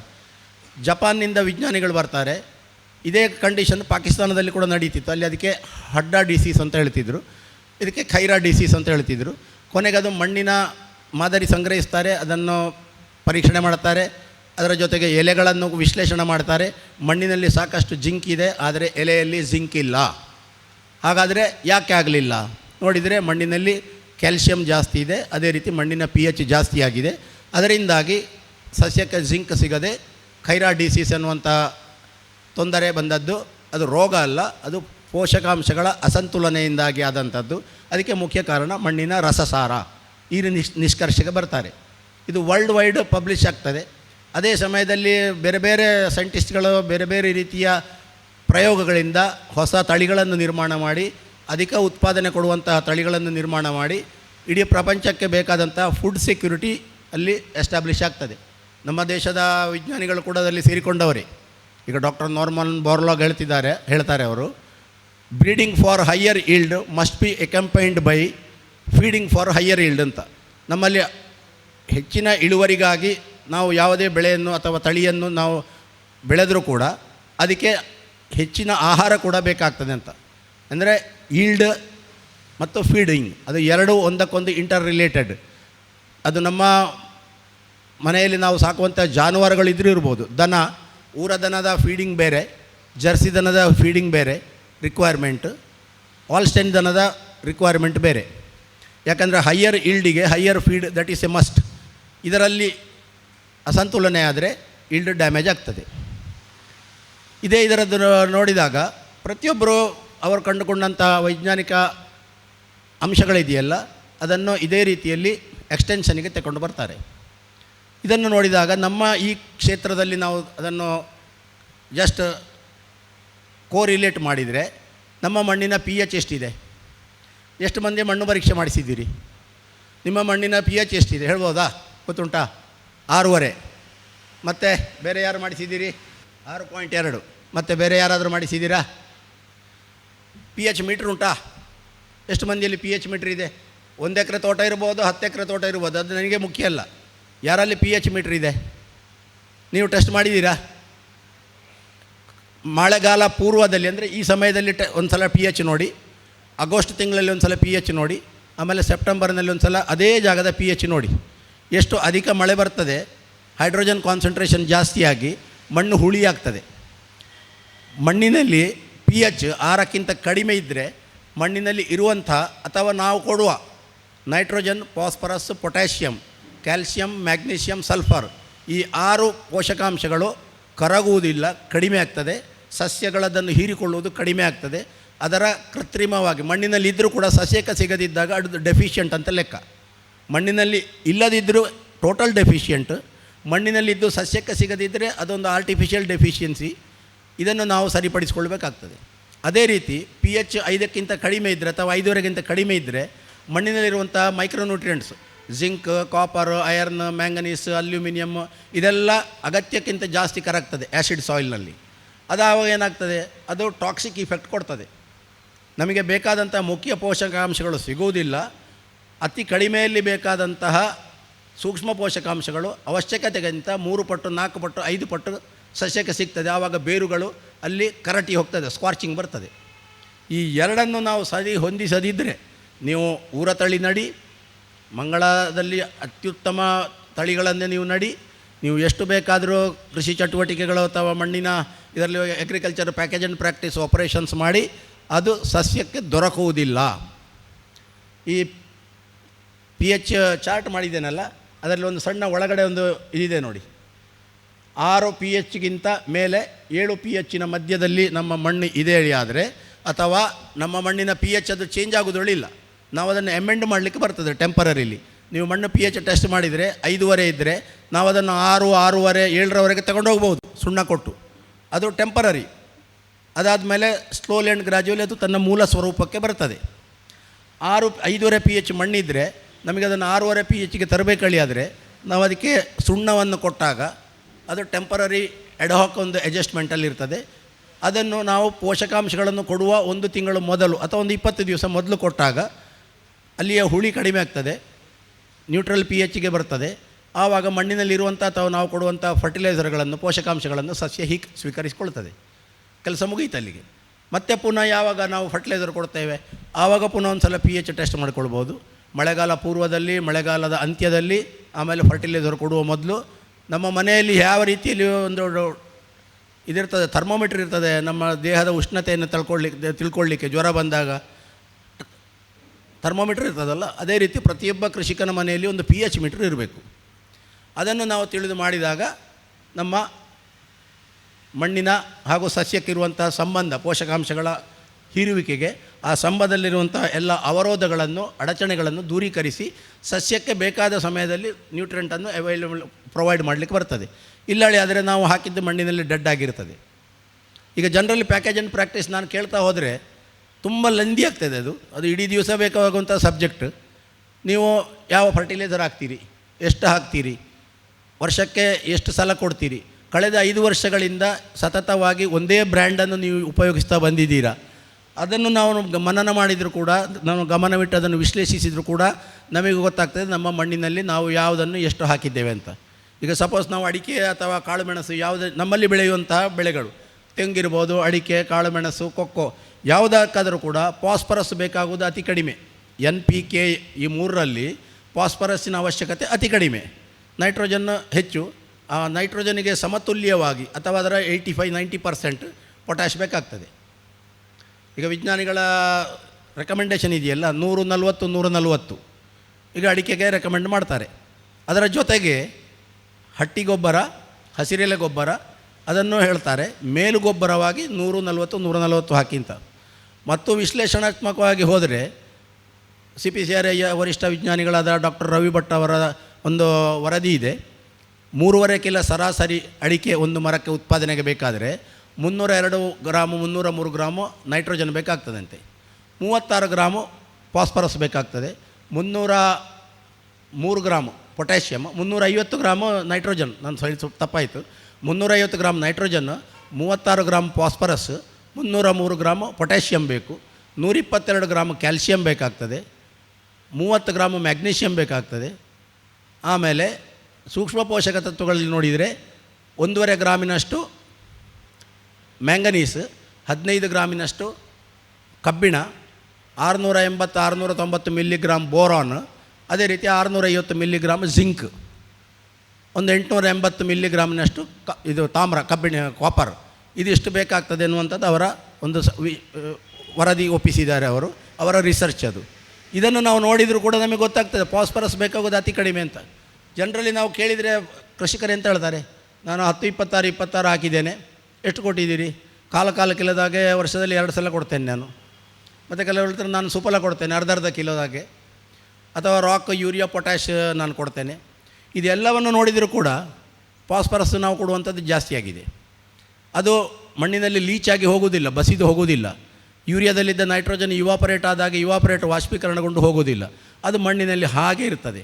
6 pH ಮಣ್ಣು, ನೀವು ಹೇಳಿದ್ರಲ್ಲ ಸ್ವಾಮಿ, ನಿಮ್ಮ ಮಣ್ಣಿನ pH 6 ಇದೆ, 6.5 ಇದೆ, 6 ಆ ಮಣ್ಣಿಗೆ ನೀವು ರಾಕ್ ಫಾಸ್ಫೇಟ್ ಹಾಕಿದರೆ ಅದು ಕೂಡ ಕರಗುವುದಿಲ್ಲ, ಅದು ಹಾಗೆ ಡೆಡ್ ಆಗಿರ್ತದೆ. ಯಾಕಂದರೆ ರಾಕ್ ಫಾಸ್ಫೇಟ್ನಲ್ಲಿರುವಂಥ ಫಾಸ್ಫರಸ್ ಕರಗಿ ಸಸ್ಯಕ್ಕೆ ಸಿಗಬೇಕಳಿ ಆದರೆ ಮಣ್ಣಿನ pH ಆಮ್ಲೀಯವಾಗಿರಬೇಕು, 5.5 ಅಥವಾ ಅದಕ್ಕಿಂತ ಸ್ವಲ್ಪ ಕಡಿಮೆ ಇದ್ದರೆ ರಾಕ್ ಫಾಸ್ಫೇಟ್ ಕರಗ್ತದೆ. ಅದು ಎಲ್ಲಿಗಿರುವಂಥದ್ದು? ಎಸ್ಟೇಟ್ಗಳಲ್ಲಿ ಅಥವಾ ಹೈ ಆಲ್ಟಿಟ್ಯೂಡ್ಗಳಲ್ಲಿ pH ಟೂ ಮಚ್ ಎಸಿಡಿಕ್ ಇದ್ದಲ್ಲಿಗೆ ರಾಕ್ ಫಾಸ್ಫೇಟನ್ನು ರೆಕಮೆಂಡೇಷನ್ ಇದೆ. ನಮ್ಮಲ್ಲಿಗೆ 6 pH ಇದ್ದರೆ ನೀವು ರಾಕ್ ಫಾಸ್ಫೇಟ್ ಹಾಕಿದರೆ ಅದು ಡೆಡ್ ವೇಸ್ಟ್. ಹಾಗಾದರೆ ನಾವು ಹೇಗೂ ಬಾಕಿದ್ದ ಪೋಷಕಾಂಶಗಳು ಬೇಕು. ನಾವು ಹುಳಿತನವನ್ನು ಕಡಿಮೆ ಮಾಡಿ pH ಅನ್ನು 6ಕ್ಕೆ ತರುವಾಗ ಅಲ್ಲಿ ರಾಕ್ ಫಾಸ್ಫೇಟ್ ಅದು ವರ್ತ್ಲೆಸ್, ಯೂಸ್ಲೆಸ್ ಆಯಿತು. ಇದರಲ್ಲಿ ಕೂಡ ಹಾಗೆ ಕ್ವಾಂಟಿಟಿಯನ್ನು ಕಡಿಮೆ ಮಾಡಬೇಕು ನಾವು. ಯಾವುದು ನಾವು ಕೊಡುವಂಥ ರಾಸಾಯನಿಕ ಗೊಬ್ಬರಗಳು ಉಂಟಲ್ಲ, NPK, ಸುಫಲ ಇರ್ಬೋದು, 10, 26, 26 ಯಾವುದು ನೀವು ಕೊಡೋದಿದ್ರು ಕೂಡ ಫಾಸ್ಫರಸನ್ನು ನಾವು ಮಿನಿಮೈಸ್ ಆಗಿ ಕೊಡಬೇಕು. ಮತ್ತು ಮೊದಲಿನ ಹಾಗೆ ಹಟ್ಟಿ ಗೊಬ್ಬರ ಇಲ್ಲ, ಸೊಪ್ಪಿಲ್ಲ, ಸೊ ಮೈಕ್ರೋನ್ಯೂಟ್ರೆಂಟ್ ಅದರಲ್ಲಿ ಕೂಡ ಸಿಗ್ತದೆ. ಮೈಕ್ರೋನ್ಯೂಟ್ರೆಂಟ್ನ ಕೊರತೆ ಕೆಲವು ಕಡೆ ಇದೆ, ಕೆಲವು ಕಡೆ ಇಲ್ಲ. ಅದು ಬೇಕಾಗುವಂಥದ್ದು ಮಿಲಿಗ್ರಾಮ್ಗಳಲ್ಲಿ. ಹಾಗೆ ಹೇಳಿಕೊಂಡು ಮ್ಯಾಗ್ನೀಷಿಯಮಿನ ಕೊರತೆ ನಮ್ಮ ಮಣ್ಣಿನಲ್ಲಿದೆ. ಮ್ಯಾಗ್ನೀಷಿಯಮ್ ಮೊದಲು ನಮಗೆ ಹೇಗೆ ಸಿಗ್ತಿತ್ತು? ಗುಡ್ಡದಿಂದ ಸೊಪ್ಪು ತಂದು ಹಾಕ್ತಿತ್ತು. ಸೊಪ್ಪು ಅಂದರೆ ಗ್ರೀನ್ ಅಂದರೆ ಅದರಲ್ಲಿ ಮ್ಯಾಗ್ನೀಷಿಯಮ್ ಮತ್ತು ಐರನ್ ಎಲ್ಲ ನ್ಯೂಟ್ರಿಯೆಂಟ್ಗಳಿದೆ. ಅದು ಅದೆಲ್ಲ ಸಪ್ಲೈ ಚೈನ್ ಕಟ್ಟಾಗಿದೆ, ಮಣ್ಣಿನಲ್ಲಿದ್ದದ್ದು ಬಸಿದು ಹೋಗ್ತದೆ, ಆಮೇಲೆ ಸಸ್ಯ ಕೂಡ ಹೀರಿಕೊಳ್ತದೆ. ಸೊ ಅಲ್ಲಿ ಮ್ಯಾಗ್ನೀಷಿಯಮ್ನ ಕೊರತೆ, ಡಿಮಾಂಡ್ ಆ್ಯಂಡ್ ಸಪ್ಲೈ ಗ್ಯಾಪ್ ಶುರುವಾಯಿತು. ಸೊ ಅದನ್ನೊಂದು ನಾವು ಗಮನದಲ್ಲಿಟ್ಟುಕೊಳ್ಬೇಕು. ಯಥೇಚ್ಛವಾಗಿ ಪೊಟ್ಯಾಷ್ ಬಳಸಬೇಕು. ನಮ್ಮ ಮಣ್ಣಿನಲ್ಲಿ ಈ ಆ್ಯಸಿಡಿಕ್ ಸಾಯಿಲ್ pH ಇರುವಂಥ ಇದರಲ್ಲಿ ಕ್ಯಾಲ್ಸಿಯಂ, ಮ್ಯಾಗ್ನೀಷಿಯಮ್ ಮತ್ತು ಪೊಟ್ಯಾಷಿಯಮ್ ಇದು ಮೂರನ್ನು ಹಿಡಿದುಕೊಳ್ಳುವಂಥ ಕ್ಷಮತೆ ಇಲ್ಲ. ಅದಕ್ಕೆ ಕ್ಯಾಟಯನ್ ಎಕ್ಸ್ಚೇಂಜ್ ಕೆಪಾಸಿಟಿ ಅಂತ ಹೇಳ್ತಾರೆ. ಆ ಕ್ಷಮತೆ ನಮ್ಮ ಮಣ್ಣಿನಲ್ಲಿಲ್ಲ. ಹಾಗಾದ ಕಾರಣ ಸ್ಪ್ಲಿಟ್ ಡೋಸ್ ಆಗಿ ನಾವು ಕೊಟ್ಟುಕೊಂಡು ಹೋಗಬೇಕು. ಅದರ ಜೊತೆಗೆ ಯಥೇಚ್ಛವಾಗಿ ಪೊಟ್ಯಾಷನ್ನು ಉಪಯೋಗಿಸಬೇಕು. ಈಗ ಮ್ಯೂರೇಟ್ ಆಫ್ ಪೊಟ್ಯಾಷ್ ಉಪಯೋಗಿಸ್ಬೋದು. ಆವಾಗ ಒಂದು ಪರಿಪೂರ್ಣವಾದಂಥ ಒಂದು ವೇದಿಕೆ ನಿರ್ಮಾಣ ಆಗ್ತದೆ. ಮಣ್ಣಿನಲ್ಲಿ ಮೈಕ್ರೋ ಕ್ಲೈಮೇಟಲ್ಲಿ ಹೇಳ್ತೇವಲ್ಲ, ಅದೇ ರೀತಿಯಲ್ಲಿ ಒಂದು ನ್ಯೂಟ್ರಿಯೆಂಟ್ ಸಾಲ್ಯುಬಿಲಿಟಿ, ನ್ಯೂಟ್ರಿಯೆಂಟ್ ಅವೈಲೇಬಿಲಿಟಿಗೆ ಬೇಕಾದಂಥ ಅನುಕೂಲಕರವಾದಂಥ ಸನ್ನಿವೇಶ ಕ್ರಿಯೇಟ್ ಆಗ್ತದೆ. ಈಗ ನಮ್ಮಲ್ಲಿ ಎಲ್ಲರ ಕೈಯಲ್ಲಿ ಕೂಡ 5G ಮೊಬೈಲ್ ಇದೆ, ಅದರ ಸಿಗ್ನಲ್ ಟವರ್ ಇಲ್ಲ ಆದರೆ ನಮಗೆ ಯಾವುದೇ ಕನೆಕ್ಟಿವಿಟಿ ಇರುವುದಿಲ್ಲ. ಅದೇ ರೀತಿಯಲ್ಲಿ ಇಲ್ಲಿ ಕೂಡ ಬರ್ತದೆ. ಈಗ ಇದರಲ್ಲಿ ಮುಖ್ಯವಾಗಿ ನೋಡಿದರೆ ನೋಡಿ, ನೈಟ್ರೋಜನ್ ಕರಗಲಿಕ್ಕೆ ಒಂದು ಐಡಿಯಲ್ pH ರೇಂಜ್ ನೋಡಿದರೆ ಅದು 5.5ರಿಂದ 6.5. ಫಾಸ್ಫರಸ್ ನೋಡಿದರೆ 6ರಿಂದ 7, ಪೊಟ್ಯಾಷಿಯಮ್ ನೋಡಿದರೆ 6.5ರಿಂದ 7, ಕ್ಯಾಲ್ಸಿಯಮ್ 6.5, ಮ್ಯಾಗ್ನೀಷಿಯಮ್ 6, ಮತ್ತು ಸಲ್ಫರ್ 6.5, ಅದೇ ರೀತಿ ಕಬ್ಬಿಣ, ಮ್ಯಾಂಗನೀಸ್, ಜಿಂಕ್, ಕಾಪರ್ ಎಲ್ಲವನ್ನು ನೋಡಿದರೂ ಕೂಡ ಮಣ್ಣಿನ pH ಎಬವ್ 5.5 ಆ್ಯಂಡ್ ಬಿಲೋ 6.5 ಇದ್ದರೆ ಅದು ಅತ್ಯುತ್ತಮವಾದಂತಹ ಒಂದು ವೇದಿಕೆ ಆಗ್ತದೆ ಸಸ್ಯಗಳಿಗೆ ಪೋಷಕಾಂಶಗಳನ್ನು ಹೀರಿಕೊಳ್ಳಲಿಕ್ಕೆ. ಇದನ್ನು ನಾವು ತಿಳ್ಕೊಳ್ಳೋದೆ ಬ್ಲೈಂಡ್ಲಿ ಮಣ್ಣು ಈಗ ನಾವು ಫರ್ಟಿಲೈಸರ್ ಹಾಕ್ತಾ ಹೋದರೆ it is of no use. ಮತ್ತು ನಾವು ಕೊಡುವಂಥ ಅದರ ಸ್ವರೂಪ ಹೇಗಿದೆ ನೋಡಬೇಕು. ಈಗ ಸುಣ್ಣ ಬೇಕು, ಸುಣ್ಣ ಕೊಡಬೇಕಾದ್ರೆ ಕುಮ್ಮಯವನ್ನು ತಂದು ನಾವು ಅದಕ್ಕೆ ತಣ್ಣೀರಿನಲ್ಲಿ ಅದನ್ನು ಸಿಂಪಡಿಸಿ ಅದನ್ನು ಆಕ್ಸಿಡೇಷನ್ ಮಾಡಿ ಅದು ಹಾಕಿದರೆ ಪ್ಯೂರ್ ಆಗಿರ್ತದೆ. ಅದರಲ್ಲಿ ಕ್ಯಾಲ್ಸಿಯಂ 95%ಗಿಂತ ಜಾಸ್ತಿ ಇರ್ತದೆ. ಅದು ತ್ವರಿತವಾಗಿ ಮಣ್ಣಿನ pHನ್ನು ನಮಗೆ ಬೇಕಾದ ಲೆವೆಲಿಗೆ ತರ್ತದೆ. ಅದರ ಬದಲಿಗೆ ನೀವು ಬೇರೆ ಏನೋ ಹಾಕ್ತೀರಿ, ಜಿಪ್ಸಮ್ ಇಲ್ಲಿ ಯೂಸ್ ಮಾಡೋದಿಲ್ಲ ನಾವು, ಇಲ್ಲಿಗೆ ಅದಕ್ಕೆ ಸೀದಾ ಡೋಲೋಮೈಟ್ ಹಾಕ್ತೇವೆ ಅಥವಾ ಬೇರೆ ಸ್ವರೂಪದ್ದು ಹಾಕ್ತೇವೆ. ಆವಾಗ ಏನಾಗ್ತದೆ, ಅದರ ಎಫಿಷಿಯನ್ಸಿ ಕುಮ್ಮಯ ಸುಣ್ಣದ ಮಧ್ಯೆ ಕಂಪೇರ್ ಮಾಡಿದರೆ ಇಟ್ ಈಸ್ ನಥಿಂಗ್. ಹಾಗಾಗಿ ನಮ್ಮ ಈ ಮಣ್ಣಿನನ್ನು ನಾವು ಪಿ ಎಚನ್ನು ರೈಸ್ ಮಾಡಬೇಕು ಹೇಳಿದರೆ ಕುಮ್ಮಯ ಸುಣ್ಣ ದಟ್ ಈಸ್ ದಿ ಬೆಸ್ಟ್. ಅದಾದಮೇಲೆ ಎಷ್ಟು ಇದೆ, ಈಗ ಡೋಲಮೈಟ್ ಇದೆ, ಅದರಲ್ಲಿ ಗ್ರ್ಯಾನ್ಯುಲೇಟೆಡ್ ಡೋಲಮೈಟ್ ಇದೆ, ನಾನು ಆ ಬಗ್ಗೆ ಹೇಳಲಿಕ್ಕೆ ಹೋಗೋದಿಲ್ಲ. ಹಸಿದ ಹೊಟ್ಟೆಗೆ ಯಾವ ರೀತಿಯಲ್ಲಿ ಆಹಾರ ಬೇಕಾಗ್ತದೆ ಸಮಯಕ್ಕೆ ಸರಿಯಾಗಿ, ಅದೇ ರೀತಿ ಮಳೆಗಾಲ ಅಂತ್ಯ ಆಗುತ್ತಿದ್ದ ಹಾಗೆ ಸಸ್ಯಕ್ಕೆ ಹೀರಿಕೊಳ್ಳಲಿಕ್ಕೆ ನ್ಯೂಟ್ರಿಯೆಂಟ್ ಅದಕ್ಕೆ ಅವೈಲೇಬಲ್ ಫಾರ್ಮಲ್ಲಿ ಬರಬೇಕು ಹೇಳಿದರೆ ಪಿ ಎಚ್ 6ಕ್ಕೆ ತರಬೇಕು. 6ಕ್ಕೆ ತರಬೇಕು ಹೇಳಿದರೆ ಇನ್ಸ್ಟೆಂಟಾಗಿ ಪಿ ಎಚ್ ರೆಗ್ಯುಲೇಟ್ ಮಾಡಲಿಕ್ಕೆ ಕುಮ್ಮಯ ಸುಣ್ಣ ಅತಿ ಉತ್ತಮ. ನಿಧಾನವಾಗಿ ಕರಗುವಂಥದ್ದು, ನಿಧಾನವಾಗಿ ಸಸ್ಯಕ್ಕೆ ಸಿಗುವಂಥದ್ದು, ಆ ಕಾಲಕ್ಕೆ ಅದು ಅಷ್ಟು ಉಪಯುಕ್ತ ಅಲ್ಲ. ನೀವು ಫೆಬ್ರವರಿಯಲ್ಲಿ ಬೇಕಾದರೆ ನೀವು ಡೋಲಮೈಟ್ ಕೊಡಿ, ಆದರೆ ಸೆಪ್ಟೆಂಬರ್ ಎಂಡಿಗೆ ಆಗುವಾಗ ಕುಮ್ಮಯ ಸುಣ್ಣದಷ್ಟು ಉತ್ತಮ ಬೇರೆ ಯಾವುದೂ ಅಲ್ಲ. ಬೇಕಳಿ ಆದರೆ ನೀವು ಅದನ್ನು ಪ್ರಾತ್ಯಕ್ಷಿಕವಾಗಿ ಮಾಡಿ ನೋಡಿ. ನಮ್ಮ 1 ಎಕರೆಯಲ್ಲಿ 500 ಮರ ಇದೆ, ಒಂದು 100 ಮರಕ್ಕೆ ಕುಮ್ಮಯ ಸುಣ್ಣ ಕೊಡಿ, ಒಂದು 100 ಮರಕ್ಕೆ ಡೋಲಮೈಟ್ ಕೊಡಿ, 100 ಮರಕ್ಕೆ ಮತ್ತೊಂದು ಫಾರ್ಮ್ ಇದು ಕೊಡಿ, 100 ಮರಕ್ಕೆ ನೀವು ಏನು ಕೊಡಬೇಡಿ. ಅದನ್ನು ನೀವು ಪಿ ಎಚ್ ಮೀಟ್ರನ್ನು ಅದಕ್ಕೆ ಡಿಪ್ ಮಾಡಿ ಇನ್ಸರ್ಟ್ ಮಾಡಿ ಪಿ ಎಚ್ 1 ವಾರದ ನಂತರ ಎಷ್ಟು ಚೇಂಜ್ ಆಗಿದೆ, 15 ದಿವಸದ ನಂತರ ಎಷ್ಟು ಚೇಂಜ್ ಆಗಿದೆ, 25 ದಿವಸದ ನಂತರ ಎಷ್ಟು ಚೇಂಜ್ ಆಗಿದೆ, ಆವಾಗ ನೋಡಿದಾಗ ನಿಮಗೆ ಪ್ರತ್ಯಕ್ಷವಾಗಿ ಗೊತ್ತಾಗ್ತದೆ. ನಮಗೆ ಯಾವುದಕ್ಕೂ ಹೋಗಬೇಕಿಲ್ಲ, ನಮ್ಮ ತೋಟದಲ್ಲೇ ನಮಗೆ ತಿಳ್ಕೊಳ್ಳಿಕ್ಕೆ ಆಗ್ತದೆ. ಈಗ 5.5 ಪಿ ಎಚ್ ಇದ್ದದ್ದು ನೀವು ಹಾಕಿ 15 ದಿವಸ ಆಗುವಾಗ ಅದು 6.5 ಪಿ ಎಚ್ಗೆ ಬರ್ತದೆ ನೀವು ಕುಮ್ಮಯ ಸುಣ್ಣ ಹಾಕಿದರೆ. ಅದೇ ಇದು ನೀವು ಡೋಲಮೈಟ್ ಹಾಕಿದರೆ 6ವರೆಗೆ ಬರಲಿಕ್ಕಿಲ್ಲ. ಹಾಗಾದರೆ ನಮಗೆ ಬೇಕಾದದ್ದನ್ನು ನಾವು ತಿಳ್ಕೊಂಡು ನಾವು ಅದನ್ನು ಹೊಂದಿಸಿಕೊಳ್ಳಬೇಕಾಗ್ತದೆ. ಇದರಲ್ಲಿ ನೋಡಿದರೆ 6 ಪಿ ಎಚ್ ಇದ್ದಾಗ ಪೊಟ್ಯಾಷಿನ ಉಪಲಬ್ಧತೆ 100 ಇದ್ದೆ, 5 ಪಿ ಎಚ್ಗೆ ಆಗುವಾಗ ಅದು 50%ಗೆ ಬರ್ತದೆ. ನಮಗೆ ಹೇಳಲಿಕ್ಕೆ ಬರ್ತದೆ 1 ಪಿ ಎಚ್ನಲ್ಲಿ ಏನಾಗಲಿಕ್ಕಿದೆ, 6ರ ಬದಲು 5 ಇದ್ದರೆ ಏನಾಗಲಿಕ್ಕಿದೆ ಅಂತ. ಆಗಲಿಕ್ಕೆ ಏನಿಲ್ಲ. ಪೊಟ್ಯಾಷಿನ ಯೂಸ್ ಎಫಿಷಿಯನ್ಸಿ 100 ಇದ್ದದ್ದು 50ಕ್ಕೆ ಬರ್ತದೆ, ಫಾಸ್ಫರಸ್ ಇದ್ದು ಯೂಸ್ ಎಫಿಷಿಯನ್ಸಿ 50 ಇದ್ದದ್ದು ಅದು 25ಕ್ಕೆ ಬರ್ತದೆ. ಹೇಳಲಿಕ್ಕೆ ಬರೀ 1 ಪಿ ಎಚ್ ಅಲ್ವೇನಾಗಲಿಕ್ಕಿದೆ ಅಂತ. ಸೊ ನಾವು ಅದನ್ನು ಸರಿ ಹೊಂದಿಸದಿದ್ದರೆ ನೀವು ಏನು ಬೇಕಾದರೂ ಮಾಡಿ ಅದು ಸ್ಪಂದಿಸುವುದಿಲ್ಲ. ಸಸ್ಯ ಮತ್ತು ಮಣ್ಣಿನಿಗಿರುವಂಥ ನೇರ ಸಂಬಂಧ ಯಾವ ರೀತಿಯಲ್ಲಿ ಸಾವಯವ ವಸ್ತುಗಳು ಸೂಕ್ಷ್ಮ ಜೀವಿಗಳದ್ದು ಸಂಬಂಧ ಇದೆಯಲ್ಲ, ಅದೇ ರೀತಿಯಲ್ಲಿ ಪಿ ಎಚ್ಚಿನ ಅತಿ ನಿಕಟವಾದಂಥ ಅತಿ ಗಂಭೀರವಾದಂತಹ ಒಂದು ರಿಲೇಷನ್ ಇದೆ. ಮತ್ತು ನೋಡುವಂಥದ್ದು ನಾವು ಬೆಳೆಯುವ ಬೆಳೆಗಳಿಗೆ ಯಾವುದು ಎಷ್ಟು ಪ್ರಮಾಣದಲ್ಲಿ ಬೇಕಾಗ್ತದೆ ಅಂತ. ಈಗ ಅಡಿಕೆ ನೋಡಿ, ನೀವು ಬ್ಲ್ಯಾಕ್ ಪೆಪ್ಪರ್ ನೋಡಿ, ಬಾಳೆ ತಗೊಳ್ಳಿ, ಕಾಕೋನಟ್ ಇರ್ಬೋದು, ಯಾವುದೇ ಕ್ರಾಪ್ ಇದ್ದರೂ ಕೂಡ ನೈಟ್ರೋಜನ್ ಫಸ್ಟ್ ಆರ್ಡ್ರಲ್ಲಿ ಬರ್ತದೆ ಹೈಯೆಸ್ಟ್, ಸೆಕೆಂಡ್ ಬರುವಂಥದ್ದು ಪೊಟ್ಯಾಷಿಯಮ್ಮು, ಮೂರನೇದು ಕ್ಯಾಲ್ಸಿಯಂ. ಅದನ್ನು ನೀವು ಗಮನವಾಗಿ ತಗೊಳ್ಳಿ. ಅದಾದಮೇಲೆ ಫಾಸ್ಫರಸ್, ಮ್ಯಾಗ್ನೀಷಿಯಮ್, ಕಬ್ಬಿಣ, ಮ್ಯಾಂಗನೀಸ್, ಕಾಪರ್, ಜಿಂಕ್, ಬೋರಾನ್ ಈ ರೀತಿಯಲ್ಲಿ ಬರ್ತದೆ. ಫಾಸ್ಫರಸ್ಸಿನ ಸ್ಥಾನ ಬರುವಂಥದ್ದು ಅಡಿಕೆಯಲ್ಲಿ 4ನೇ ಸ್ಥಾನ, ಬ್ಲ್ಯಾಕ್ ಪೆಪ್ಪರ್ನಲ್ಲಿ 5ನೇ ಸ್ಥಾನ, ಅದೇ ರೀತಿ ಬನಾನಾದಲ್ಲಿ 5ನೇ ಸ್ಥಾನ. ನಾವು ಕೊಡುವಂಥ ಗೊಬ್ಬರಗಳಲ್ಲಿ ಈ ಕ್ರಾಪ್ಗಳ ರಿಕ್ವೈರ್ಮೆಂಟಿಗೆ ಬೇಕಾದಂಥ ಕಂಪೋಸಿಷನ್ನೇ ಇಲ್ಲ. 10, 26, 26 ನೀವು 100, 150 ಗ್ರಾಮ್ಸಿಗಿಂತ ಜಾಸ್ತಿ ಹಾಕಿದರೆ ಫಾಸ್ಫರಸ್ ಜಾಸ್ತಿ ಆಯಿತು, ಪೊಟ್ಯಾಷ್ ಕಡಿಮೆ ಆಗ್ತದೆ, ನೈಟ್ರೋಜನ್ ಕಡಿಮೆ ಆಗ್ತದೆ. ಅದೇ ರೀತಿ ಪೆಪ್ಪರಿಗೆ ಹೋದರೆ ಅದರಲ್ಲಿ ಕೂಡ ಅದರದ್ದು ಫಾರ್ಮುಲಾ ನಮಗೆ ಹೊಂದಿಸಿಕೊಳ್ಳಲಿಕ್ಕೆ ಕಷ್ಟಾಗ್ತದೆ. ಹಾಗಾಗಿ ನಮಗೆ ಎಡಿಷನಲ್ ಆಗಿ ಪೊಟ್ಯಾಷಿಯಮ್ ಕೊಡಬೇಕಾಗ್ತದೆ. ಕ್ಯಾಲ್ಶಿಯಮ್ ಎಷ್ಟಿದೆ ರಿಕ್ವೈರ್ಮೆಂಟ್, ಅದು ಯಾವ ರೀತಿಯಲ್ಲಿ ತಗೊಂಡ್ರು, ಒಂದು ಎಲೆಯ ಡ್ರೈ ಮ್ಯಾಟರ್ ಅದರ ತೂಕದ ಆಧಾರದ ಮೇಲೆ ನೋಡಿದರೆ 2%ವರೆಗೆ ನೈಟ್ರೋಜನ್ ಇರಬೇಕು, ಆವಾಗ ಅದು ಸಫಿಷಿಯೆಂಟ್ ಅಂತ ಲೆಕ್ಕ. 2%ಗಿಂತ ಕಡಿಮೆ ಲೀಫ್ ಅನಾಲಿಸಿಸ್ನಲ್ಲಿ ನೈಟ್ರೋಜನ್ ಬಂದರೆ ಅದು ಡೆಫಿಷಿಯೆಂಟ್ ಹೇಳ್ತಾರೆ. ಅದೇ ರೀತಿ ಫಾಸ್ಫರಸ್ ಇದು 0.2% ಬರಬೇಕು, ಕ್ಯಾಲ್ಶಿಯಂ 0.5% ಮಿನಿಮಮ್ ಬರಬೇಕು, ಪೊಟ್ಯಾಷಿಯಮ್ 1.5% ಮಿನಿಮಮ್ ಬರಬೇಕು. ಸೊ ಕ್ಯಾಲ್ಶಿಯಮ್ನ ಅಗತ್ಯತೆ ಫಾಸ್ಫರಸ್ಗಿಂತ ಜಾಸ್ತಿ ಇದೆ. ಆದರೆ ನಾವು ಪ್ರತಿ ವರ್ಷ ಕೂಡ ಕ್ಯಾಲ್ಶಿಯಂ ಕೊಡ್ತೇವಾ? ನೀವು ಸ್ವಲ್ಪ ಒಂದು ಮನನ ಮಾಡಿಕೊಳ್ಳಿ. ಕಳೆದ 5 ವರ್ಷಗಳಲ್ಲಿ ನೀವು ಎಷ್ಟು ಕುಮ್ಮಯ ಸುಣ್ಣ ಕೊಟ್ಟಿದ್ದೀರಿ ಅಥವಾ ಎಷ್ಟು ಡೋಲಮೈಟ್ ಕೊಟ್ಟಿದ್ದೀರಿ, ಕ್ಯಾಲ್ಶಿಯಂ ಎಷ್ಟು ಕೊಟ್ಟಿದ್ದೀರಿ? ಕೊಟ್ಟರೂ ಕೂಡ ಅದು ಸಸ್ಯವು ಸ್ವೀಕರಿಸ್ತದೆ, ಮಣ್ಣಿನಲ್ಲಿ ಬಸಿದು ಹೋಗ್ತದೆ. ಸೊ ಅದೊಂದು ಡೆಪಾಸಿಟ್ ಆಗಿ ಅಥವಾ ನ್ಯಾಚುರಲ್ ಆಗಿರುವುದಿಲ್ಲ. ಈಗ ಮಂಜುನಾಥ್ ಸರ್ ಅವರು ಮಂಡ್ಯ ಸೈಡ್ನವರು, ನಾವಿಲ್ಲಿ ಮಡಿಕೇರಿ ದಾಟಿ ಹುಣಸೂರು ದಾಟಿ ಹೋದ್ಮೇಲೆ ಕಪ್ಪು ಮಣ್ಣಿನಲ್ಲಿದ್ದಾಗ ಅಲ್ಲಿ ಕ್ಯಾಲ್ಶಿಯಂ ಯಥೇಚ್ಛವಾಗಿದೆ ಅಲ್ಲೋ ಸರ್? ಅಲ್ಲಿಗೆ ಕ್ಯಾಲ್ಶಿಯಂ ಕೊಡಬೇಕಾಗಿಲ್ಲ. ನಮ್ಮಲ್ಲಿ ಕ್ಯಾಲ್ಶಿಯಂ ಇಲ್ಲ, ನಾವು ಕ್ಯಾಲ್ಶಿಯಂ ಪ್ರತಿ ವರ್ಷವೂ ಕೊಡಬೇಕು, ವರ್ಷಕ್ಕೆ 2 ಸಲ ಕೊಡಬೇಕು. ಮಳೆಗಾಲ ಆರಂಭ ಆಗುವ ಸಮಯದಲ್ಲಿ ಈಗ ಒಂದು 100 ಗ್ರಾಮಿನಷ್ಟು ಕ್ಯಾಲ್ಶಿಯಂ ಕೊಡಿ ಕುಮ್ಮಯ, ಮಳೆಗಾಲದ ಅಂತ್ಯದಲ್ಲಿ ಒಂದು 200-250 ಗ್ರಾಮ್ಸ್ ಕುಮ್ಮಯ ಸುಣ್ಣ ಕೊಡಿ. ಆವಾಗ ಪಿ ಎಚ್ ನಾವು ಹೇಳಿದಾಗಿರ್ತದೆ, ಸಸ್ಯಕ್ಕೆ ಬೇಕಾದದ್ದೆಲ್ಲವೂ ಸಿಗ್ತದೆ. ಇದರಲ್ಲಿ ಕೂಡ ನಾವು ಫರ್ಟಿಲೈಸರ್ ಕೊಡುವಾಗ ಒಂದೇ ಸಲಕ್ಕೆ ಕೆಲಸ ಮುಗಿಬೇಕಂತ ಮಾಡ್ತೇವೆ ನಾವು. ಒಂದು ಕಡೆಯಿಂದ NPK ಹಾಕ್ತೇವೆ, ಅದರ ಜೊತೆ ಮೈಕ್ರೋನ್ಯೂಟ್ರೆಂಟ್ ಹಾಕ್ತೇವೆ. ಈ ಸಸ್ಯಗಳ ಇದು ಪೋಷಕಾಂಶಗಳಲ್ಲಿ ಕೂಡ ಮಣ್ಣಿನಲ್ಲಿ ಕೂಡ ಪ್ರತಿಸ್ಪರ್ಧೆ ಬರ್ತದೆ. ಈಗ ಜಿಂಕ್ ಮತ್ತು ಫಾಸ್ಫರಸ್ ಅವು ಒಂದಕ್ಕೊಂದು ಹೊಡೆದಾಡ್ಕೊಳ್ತದೆ. ಮಣ್ಣಿನಲ್ಲಿ ಫಾಸ್ಫರಸ್ ಯಥೇಚ್ಛವಾಗಿದೆ, ನಾವು ಹಾಕ್ತಾ ಇರ್ತೇವೆ. ಮಣ್ಣಿನಲ್ಲಿರುವಂಥ ಅಥವಾ ನಾವು ಕೊಡುವಂಥ ಜಿಂಕ್ ಅದನ್ನು ಸಸ್ಯ ಸ್ವೀಕರಿಸುವುದಿಲ್ಲ, ಯಾಕಂದರೆ ಫಾಸ್ಫರಸ್ ಅದನ್ನು ಹಿಡ್ಕೊಳ್ಳಿಕ್ಕೆ ಬಿಡುವುದಿಲ್ಲ. ಕ್ಯಾಲ್ಶಿಯಂ ಅದು ಕೂಡ pH ಅನ್ನು 7.5ಗಿಂತ ಜಾಸ್ತಿ ಮಾಡಿದ್ದರಿಂದಾಗಿ ಜಿಂಕ್ ಸಸ್ಯಕ್ಕೆ ಸಿಗದೆ 60 ವರ್ಷ ಮೊದಲು ಏನು ಸಮಸ್ಯೆ ಆಗಿತ್ತು ಅಂತ ನಾನು ಈಗಲೇ ಹೇಳಿದ್ದೇನೆ.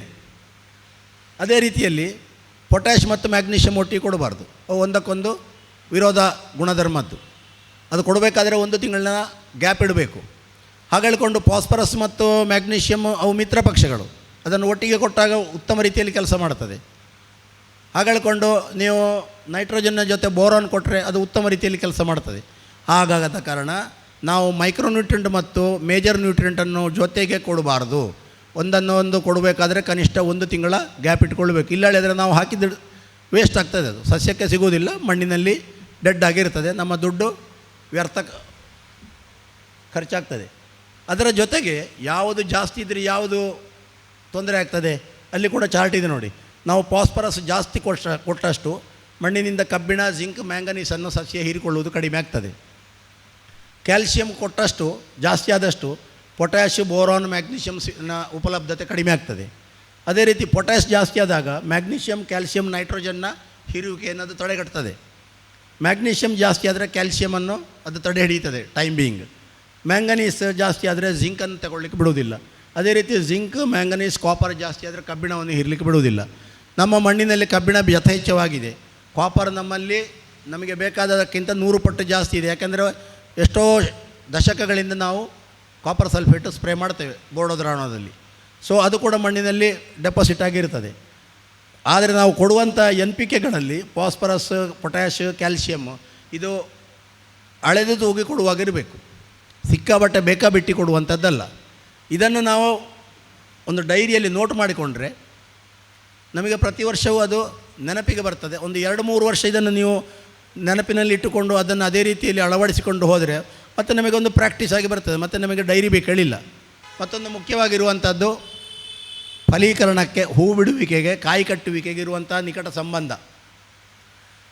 ಮೈಕ್ರೋನ್ಯೂಟ್ರೆಂಟ್ ಅದರಲ್ಲಿ ಒಂದು ಜಿಂಕ್, ಒಂದು ಬೋರಾನ್, ಇದು 2 ರಿಪ್ರೊಡಕ್ಷನ್ ಎಲಿಮೆಂಟು.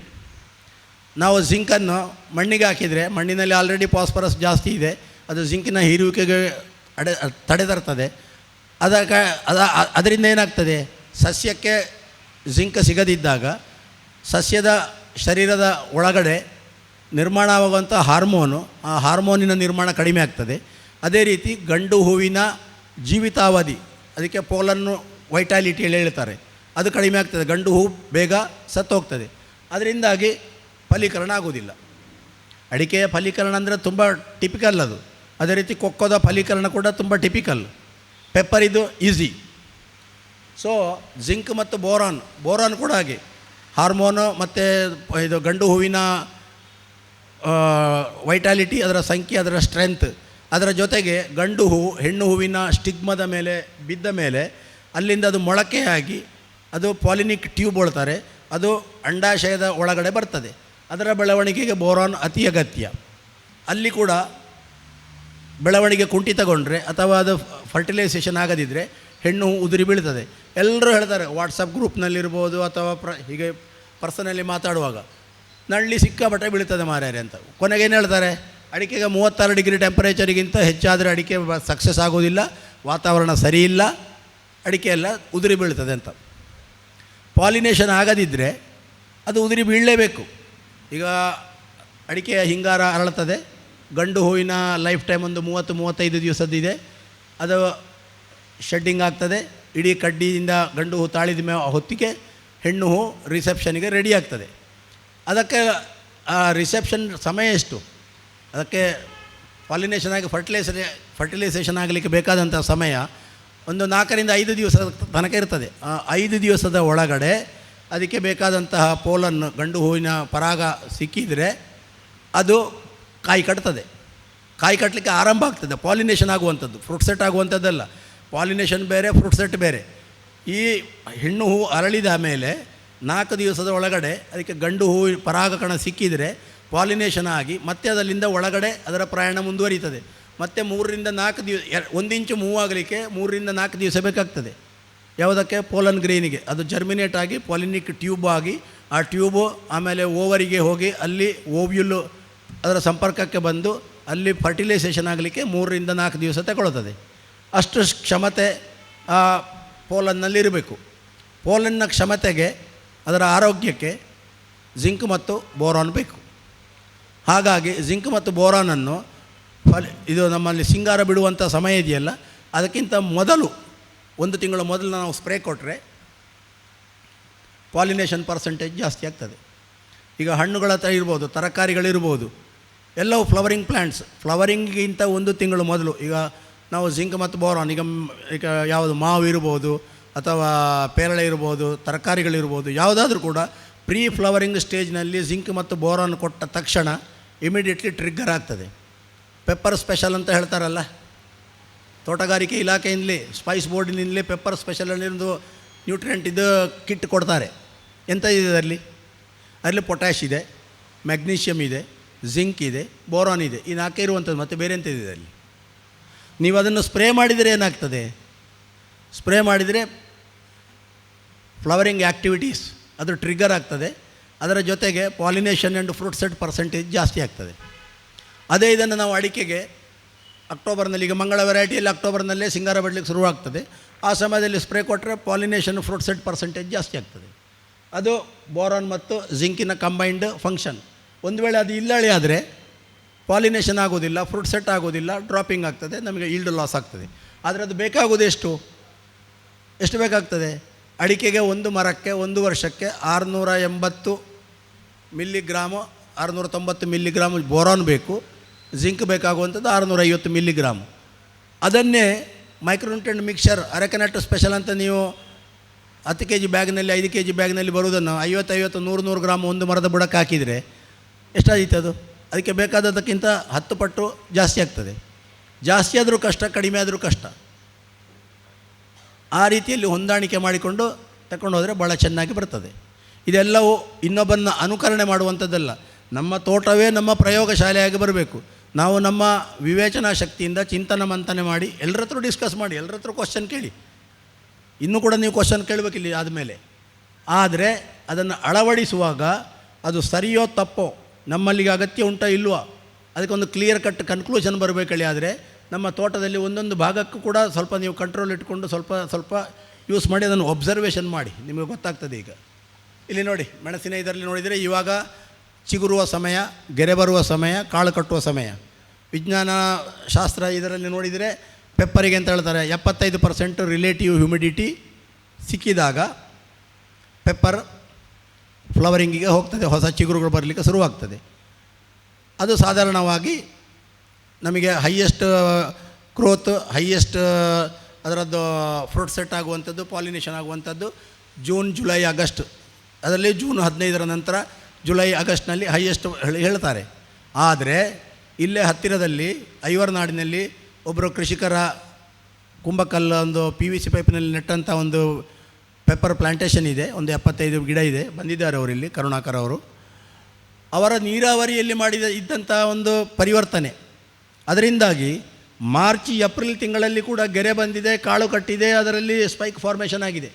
ಅಂದರೆ ವಾತಾವರಣದ ಆರ್ದ್ರತೆ ಹಾಗೂ ಸಸ್ಯದ ಚಟುವಟಿಕೆ ಪುನರುತ್ಪಾದನೆಗೆ ಹೋಗುವಂಥ ಅಥವಾ ವೆಜಿಟೇಟಿವ್ ಗ್ರೋತ್ ಆ್ಯಂಡ್ ರಿಪ್ರೊಡಕ್ಷನಿಗೆ ಇರುವಂಥ ಆ ಸಂಬಂಧ ಅವರ ತೋಟದಲ್ಲಿ ಅವರು ಸ್ಥಾಪಿಸಿದ್ದಾರೆ. ಅವರು ಕಾಣಲಿಕ್ಕೆ ಬರ್ತಾಯಿದೆ. ನೀವು ಯಾವತ್ತಾದರೂ ಅವಕಾಶ ಸಿಕ್ಕಿದಾಗ ನೋಡಿ. ಫೆಬ್ರವರಿ, ಮಾರ್ಚ್, ಏಪ್ರಿಲ್ ಇದರಲ್ಲಿ ಬಂದಂತಹ ಗೆರೆಗಳು ಅದು ಉಳ್ಕೊಂಡದ್ದು ಬರೇ ಇದರಿಂದಾಗಿ. 12 ಫೀಟ್ ಹೈಟಿನ PVC ಪೋಲು, ಅದರಲ್ಲಿ ಅವರು ಪೆಪ್ಪರ್ ನೆಟ್ಟದ್ದು. ಅವರದ್ದು ಇರಿಗೇಷನ್ನಲ್ಲಿ ಮೈಕ್ರೋಜೆಟ್ ಕೊಟ್ಟದ್ದು 5 ಫೀಟ್ ಎತ್ತರದಲ್ಲಿದೆ. ಅದು ಇರಿಗೇಷನ್ ಹೋದಾಗ ಅಲ್ಲಿಯ ಮೈಕ್ರೋ ಕ್ಲೈಮೇಟ್, ಹ್ಯುಮಿಡಿಟಿ ಯಾವತ್ತು ನೋಡಿದರೂ ಕೂಡ ದಿವಸ ಅವರು ಮೊಬೈಲ್ನಲ್ಲಿ ನೋಡ್ತಾರೆ. ಸಂಜೆ 5 ಗಂಟೆ ನಂತರ ಈ ನೀರಾವರಿ ಕೊಡ್ತಾರೆ. ಆಮೇಲೆ 2 ಗಂಟೆ ಕಳೆದ ಮೇಲೆ ನೋಡ್ತಾರೆ ಹ್ಯುಮಿಡಿಟಿ ಎಷ್ಟಿದೆ ಅಂತ. ಎಬವ್ 75% ಬಂದಲ್ಲಿಂದ ಶುರುವಾದದ್ದು ಸತತವಾಗಿ ಇದರಲ್ಲಿ ಗೆರೆ ಬರ್ತಾಯಿದೆ, ಹೂ ಬಿಡ್ತಾಯಿದೆ. ಡಾಕ್ಟರ್ ಅಂಕೇಗೌಡರು ಅವರಿಗೆ ಇದರದ್ದು ಫೋಟೋ ನಾವು ಕಳಿಸಿದಾಗ ಅವರಿಗೆ ಭಾಳ ಖುಷಿಯಾಗಿತ್ತು. ಈ 40 ಡಿಗ್ರಿ ಟೆಂಪರೇಚರ್ನಲ್ಲಿ ಕೂಡ ಕಾಳುಮೆಣಸು ಹೂ ಬರ್ತಾಯಿದೆ, ಕಾಯಿ ಕಟ್ತಾಯಿದೆ. ಅಡಿಕೆ ಹಿಂಗಾರ ಬಿಡ್ತಾ ಇದೆ, ಪಾಲಿನೇಷನ್ ಆಗ್ತಾ ಇದೆ, ಅಡಿಕೆ ಕಾಳು ಕಟ್ತಾ ಇದೆ. ಹಾಗಾದರೆ ಈ ಟೆಂಪರೇಚರಿನದ್ದು ಇಫೆಕ್ಟ್ ಇರುವಂಥದ್ದು ಅಡಿಕೆಗೆಲ್ಲ. ಅಡಿಕೆಯ ಪಾಲಿನೇಷನ್ ಆಗುವಂತಹ ಕಾರಕಗಳು ಪೋಲನ್ ಗ್ರೈನ್ಸ್, ಅದೇ ರೀತಿ ಪೋಲನ್ ಟ್ಯೂಬಿನ ಜರ್ಮಿನೇಷನ್ ಆ್ಯಂಡ್ ಡೆವಲಪ್ಮೆಂಟ್, ಅದಕ್ಕೆ ಸಂಬಂಧಪಟ್ಟಂಥದ್ದು ಇರುವಂಥದ್ದು. 40 ಡಿಗ್ರಿ ಟೆಂಪರೇಚರ್ನಲ್ಲಿ ಕೂಡ ಅಡಿಕೆ ಹಿಂಗಾರ ಆಗ್ತದೆ, ಫ್ರೂಟ್ ಸೆಟ್ಟಿಂಗ್ ಆಗ್ತದೆ, ಆಗೋದಿಲ್ಲ ಏನಿಲ್ಲ. ಇದು ನಾವು ಕೂತ್ಕೊಂಡು ಹೇಳ್ತೇವೆ 36 ಡಿಗ್ರಿಗಿಂತ ಹೆಚ್ಚಾದರೆ ಅಡಿಕೆ ಫೇಲ್ ಹೇಳ್ಕೊಂಡು. 36 ಡಿಗ್ರಿಗೆ ಕಾಮನ್ ಆಗಿದೆ, ಅದು ಮೊದಲಿದ್ದದು 25 ವರ್ಷ ಮೊದಲು 36 ಡಿಗ್ರಿ 38 ಡಿಗ್ರಿ ಆದಾಗ ಹೈಯೆಸ್ಟ್ ಟೆಂಪರೇಚರ್ ಅಂತ. ಅದು ಇವಾಗ ನಾವು 40 ಡಿಗ್ರಿ ದಾಟಿ ಆಗಿದೆ ಅಲ್ಲ, ಆದರೂ ಕೂಡ ಹಿಂಗಾರ ಬಿಡ್ತಾ ಉಂಟು, ಕಾಯಿ ಕಟ್ತಾ ಉಂಟಲ್ಲ. ಸೊ ಈ ಇನ್ಫ್ಲುಯೆನ್ಸ್, ಹ್ಯುಮಿಡಿಟಿ, ಟೆಂಪರೇಚರ್, ಮಣ್ಣಿನ pH, ನಾವು ಕೊಡುವಂಥ ಇರಿಗೇಷನ್, ನಾವು ಕೊಡುವಂಥ ಫರ್ಟಿಲೈಸರ್ಗಳು, ಅದೇ ರೀತಿ ಡಿಸೀಸ್ ಕಂಟ್ರೋಲ್ ಮಾಡುವಂಥದ್ದು. ಈಗ ಎಲೆ ಚುಕ್ಕಿ ರೋಗ ಇದೆ, ಹಿಂಗಾರ ಕರಟುವ ರೋಗ ಇದೆ, ಅದರ ಜೊತೆಗೆ ಮಿಲಿ ಬಗ್ ಇದೆ, ಪೆಂಟಟೋಮಿಡ್ ಬಗ್ ಇದೆ. ಈ ಎಲ್ಲ ಪ್ಯಾಕೇಜ್ ಆ್ಯಂಡ್ ಪ್ರಾಕ್ಟೀಸನ್ನು ನಾವು ಅಳವಡಿಸಿಕೊಂಡು ಹೋದಾಗ ಯಾವ ಟೆಂಪರೇಚರ್ನಲ್ಲಿ ಕೂಡ ನಮಗೆ ಪ್ರೊಡಕ್ಷನ್ ಸಿಗ್ತದೆ, ಕಾಯಿ ಕಟ್ತದೆ, ಕಟ್ಟುವುದಿಲ್ಲ ಏನಿಲ್ಲ. ನೋಡಿ ಅವರ ತೋಟದಲ್ಲಿ ಅದು ಕೃಷಿಕರಿಗೆ ಆಸಕ್ತಿ ಇರಬೇಕು. ನನ್ನ ಸಂಪರ್ಕದಲ್ಲಿ ಇದ್ದಾರೆ, ನಾವು ಅವರಿಗೆ ಡಿಸ್ಕಸ್ ಮಾಡಿದ ಮೇಲೆ ಅವರು ಪ್ರತಿ ದಿವಸದ್ದು ಫೋಟೋ ತೆಗೆದು ಕಳಿಸ್ಲಿಕ್ಕೆ ಶುರು ಮಾಡಿದರು. 50 ದಿವಸ ಸತತವಾಗಿ ಕಾಳುಮೆಣಸಿನ ಬಳ್ಳಿಯ ಫೋಟೋ ನನಗೆ ತೆಗೆದು ಕಳಿಸಿದರು. ಅಲ್ಲಿ ಶುರುವಿನ ದಿವಸ ನೋಡಿ ನೀವು ಡೇ 1ನಲ್ಲಿ ಒಂದು ಜಸ್ಟ್ ಪ್ರೊಪಿಲ್ ಅಂದರೆ ಜಸ್ಟ್ ಒಂದು ಮೊಗ್ಗು ಬಂದಾಗೆ ಬರುವಂಥ ಸ್ಟೇಜ್ ಡೇ 1 ಇದು. ಅದಾದಮೇಲೆ 8ನೇ ದಿವಸಕ್ಕೆ ಹೇಗಾಯಿತು ನೋಡಿ ಅದರ ಬೆಳವಣಿಗೆ. ಅದೇ ರೀತಿ 15ನೇ ದಿವಸಕ್ಕೆ, 25ನೇ ದಿವಸಕ್ಕೆ, 30 ದಿವಸ, 40 ದಿವಸ ಅದರ ಬೆಳವಣಿಗೆಯನ್ನು ಅವರು ಗಮನಿಸಿ ಮಾಡ್ತಾ ಹೋಗಿದ್ದಾರೆ. ಅಲ್ಲಿ ತಾರೀಕು ಕೂಡ ಇದೆ, ಫೆಬ್ರವರಿ, ಮಾರ್ಚ್, ಏಪ್ರಿಲ್ ಇದರದ್ದು. 50ನೇ ದಿವಸಕ್ಕಾಗುವಾಗ ಎಲ್ಲ ಕಾಳು ಕಟ್ಟಿಯಾಗಿದೆ. ಹಾಗಾದರೆ ಮೊಗ್ಗು ಬಂದಲ್ಲಿಂದ 50 ದಿವಸದಲ್ಲಿ ಕಾಳು ಕಟ್ಟುವಿಕೆ ಕಂಪ್ಲೀಟ್, ಅದರ ಪೆನಾಲಜಿ, ಆ ಸಮಯಕ್ಕೆ ಬೇಕಾದಂಥ ನೀರಾವರಿ, ಪೋಷಕಾಂಶಗಳು ಅದನ್ನು ಕೊಟ್ಟಾಗ ಅತ್ಯುತ್ತಮ ರೀತಿಯಲ್ಲಿ ಬರ್ತದೆ. ಇದು ಮಾರ್ಚ್ ತಿಂಗಳಲ್ಲಿ, ಏಪ್ರಿಲ್ ತಿಂಗಳಲ್ಲಿ ಬಂದಂಥ ಗೆರೆಗಳಿದು. ಅದೇ ರೀತಿಯಲ್ಲಿ ನಾವು ಕೊಡುವಂಥ ಆಹಾರ ಎಲ್ಲಿ ಯಾವ ರೀತಿಯಲ್ಲಿ ವಿಂಗಡಣೆ ಆಗ್ತದೆ, ಯಾವ ರೀತಿಯಲ್ಲಿ ಅದು ಶೇಖರಣೆ ಆಗ್ತದೆ. ಬೇರುಗಳಲ್ಲಿ ಅತ್ಯಲ್ಪ ಪ್ರಮಾಣದಲ್ಲಿರುವಂಥದ್ದು 5%ನಿಂದ 10% ಮಧ್ಯದಲ್ಲಿ ಇರ್ತದೆ. ನೈಟ್ರೋಜನ್, ಫಾಸ್ಫರಸ್, ಪೊಟ್ಯಾಶ್ ಯಾವುದು ನೋಡಿದರೂ ಕೂಡ. ಆಮೇಲೆ ಕಾಂಡದಲ್ಲಿ 15-20% ರೇಂಜಿನಲ್ಲಿ ಇರ್ತದೆ. ಗೆಲ್ಲುಗಳಲ್ಲಿ, ಅದೇ ರೀತಿ ಎಲೆಗಳಲ್ಲಿ. ಇದೆಲ್ಲವನ್ನು ನೀವು ವಿಶ್ಲೇಷಣೆ ಮಾಡಿದರೆ ನಾವು ಬೆಳೆದಂತಹ ಉತ್ಪನ್ನ ಇದೆಯಲ್ಲ, ಅದೀಗ ಅಡಿಕೆ ಇರ್ಬೋದು, ಅಥವಾ ಕಾಳುಮೆಣಸು ಇರ್ಬೋದು, ಕೊಕ್ಕೋ ಇರ್ಬೋದು, ಬಾಳೆ ಇರ್ಬೋದು, ಯಾವುದಿದ್ರೂ ಕೂಡ ಪ್ರಾಡ್ಯೂಸ್ನಲ್ಲಿ ಹೈಯೆಸ್ಟ್ ಇರ್ತದೆ. ನೀವು ನೋಡಿದರೆ 37%ವರೆಗೆ ನೈಟ್ರೋಜನ್ನು ನಮ್ಮ ಉತ್ಪನ್ನದಲ್ಲಿ ಹೋಗ್ತದೆ. ಅದೇ ರೀತಿ ಫಾಸ್ಫರಸ್ 40%, 35% ಮೇಲೆ ಪೊಟ್ಯಾಶ್, ಮ್ಯಾಗ್ನೀಷಿಯಮ್ 40%, ಕ್ಯಾಲ್ಶಿಯಮ್ 35%. ಸೊ ಇಂಥ ಡಿಸ್ಟ್ರಿಬ್ಯೂಷನ್ ಆಗುವಂಥದ್ದು ನ್ಯೂಟ್ರಿಯೆಂಟ್ ನಮ್ಮ ಪ್ರಾಡ್ಯೂಸಿಗೆ ಹೋಗ್ತದೆ. ಆ ಪ್ರಾಡ್ಯೂಸಿನನ್ನು ನಾವು ಉಪಯೋಗಿಸ್ತೇವೆ. ಆಹಾರ ಧಾನ್ಯಗಳಾದರೆ ಆಹಾರ ಧಾನ್ಯಗಳು, ತರಕಾರಿಗಳು ಇದರ ರೂಪದಲ್ಲಿ.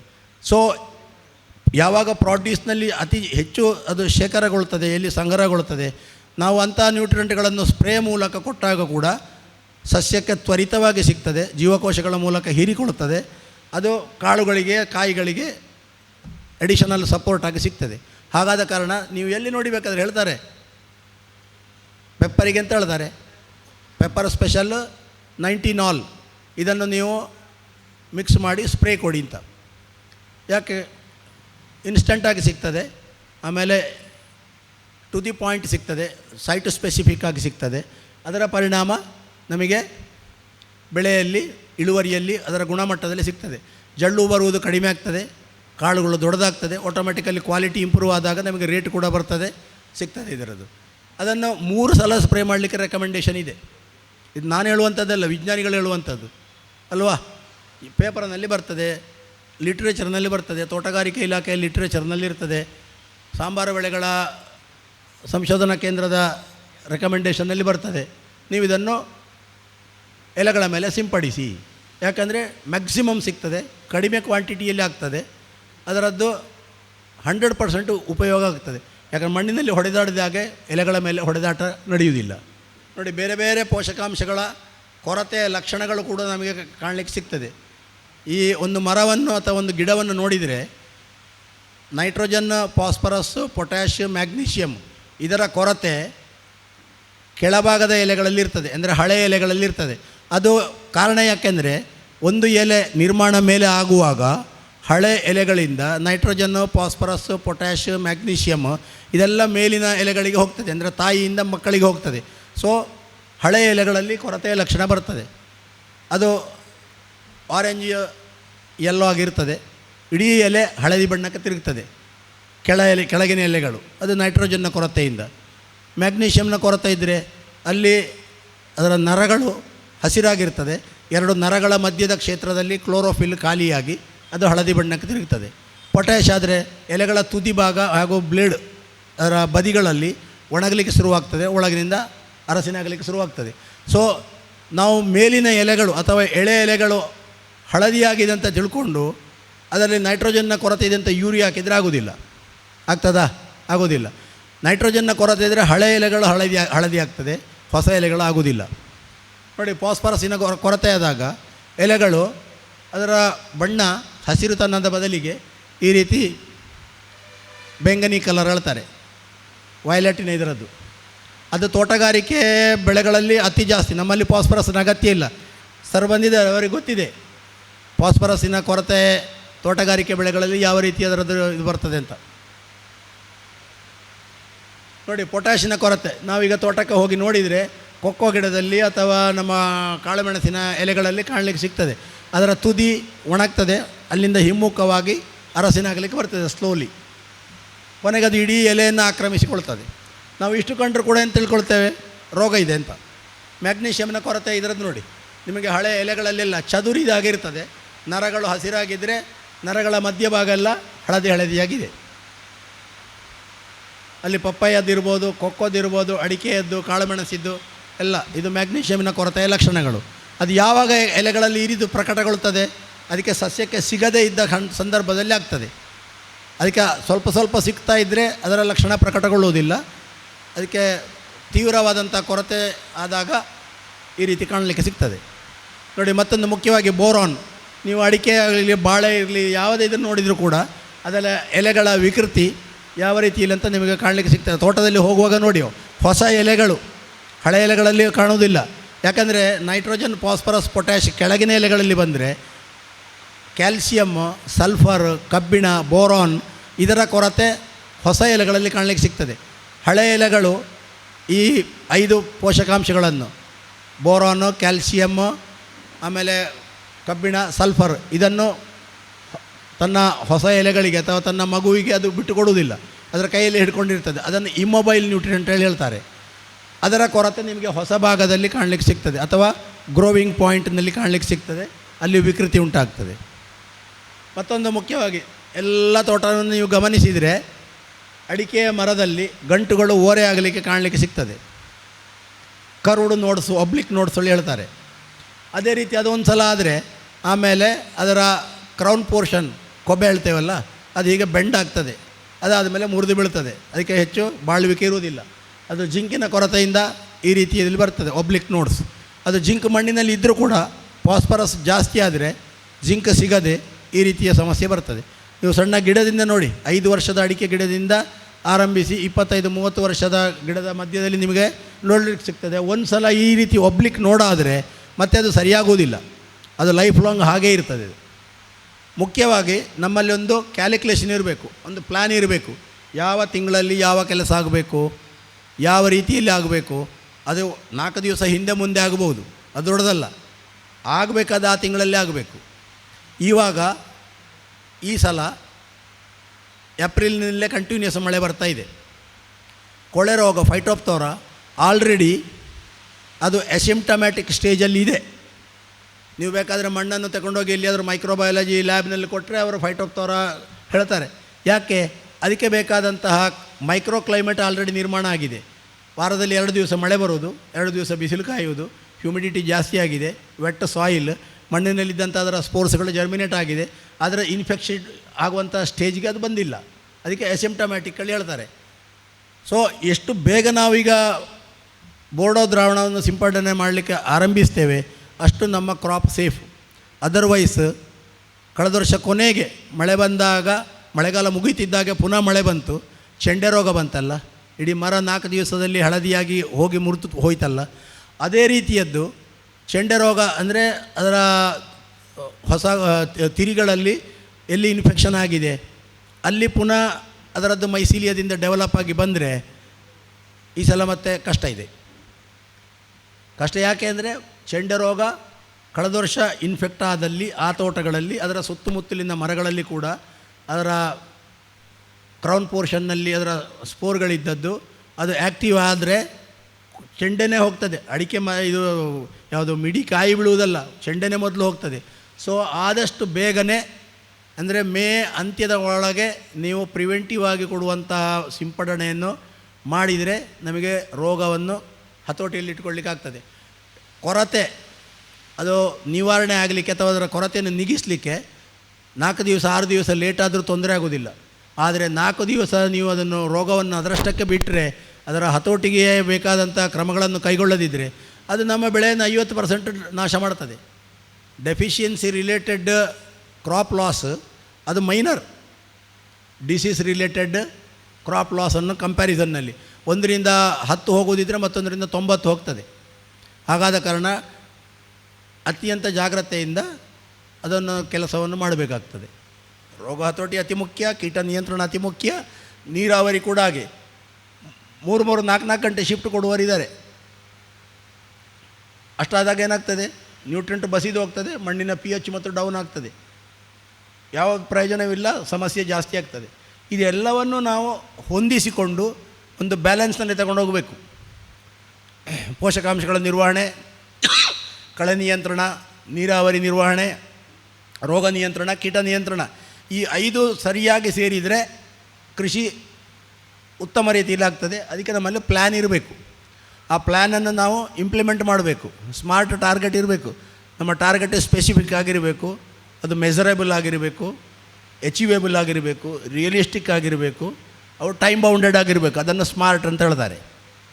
ಹಾಗೆ ಮಾಡಿದಾಗ ಯಾವುದೇ ಕಂಡೀಷನ್ನಲ್ಲಿ, ಯಾವುದೇ ವೆದರ್ ಕಂಡೀಷನ್ನಲ್ಲಿ ನಮಗೆ 100 ಅಲ್ಲದಿದ್ದರೆ 85% ಪ್ಲಸ್ ಪರ್ಫಾರ್ಮೆನ್ಸ್ ಸಿಗ್ತದೆ.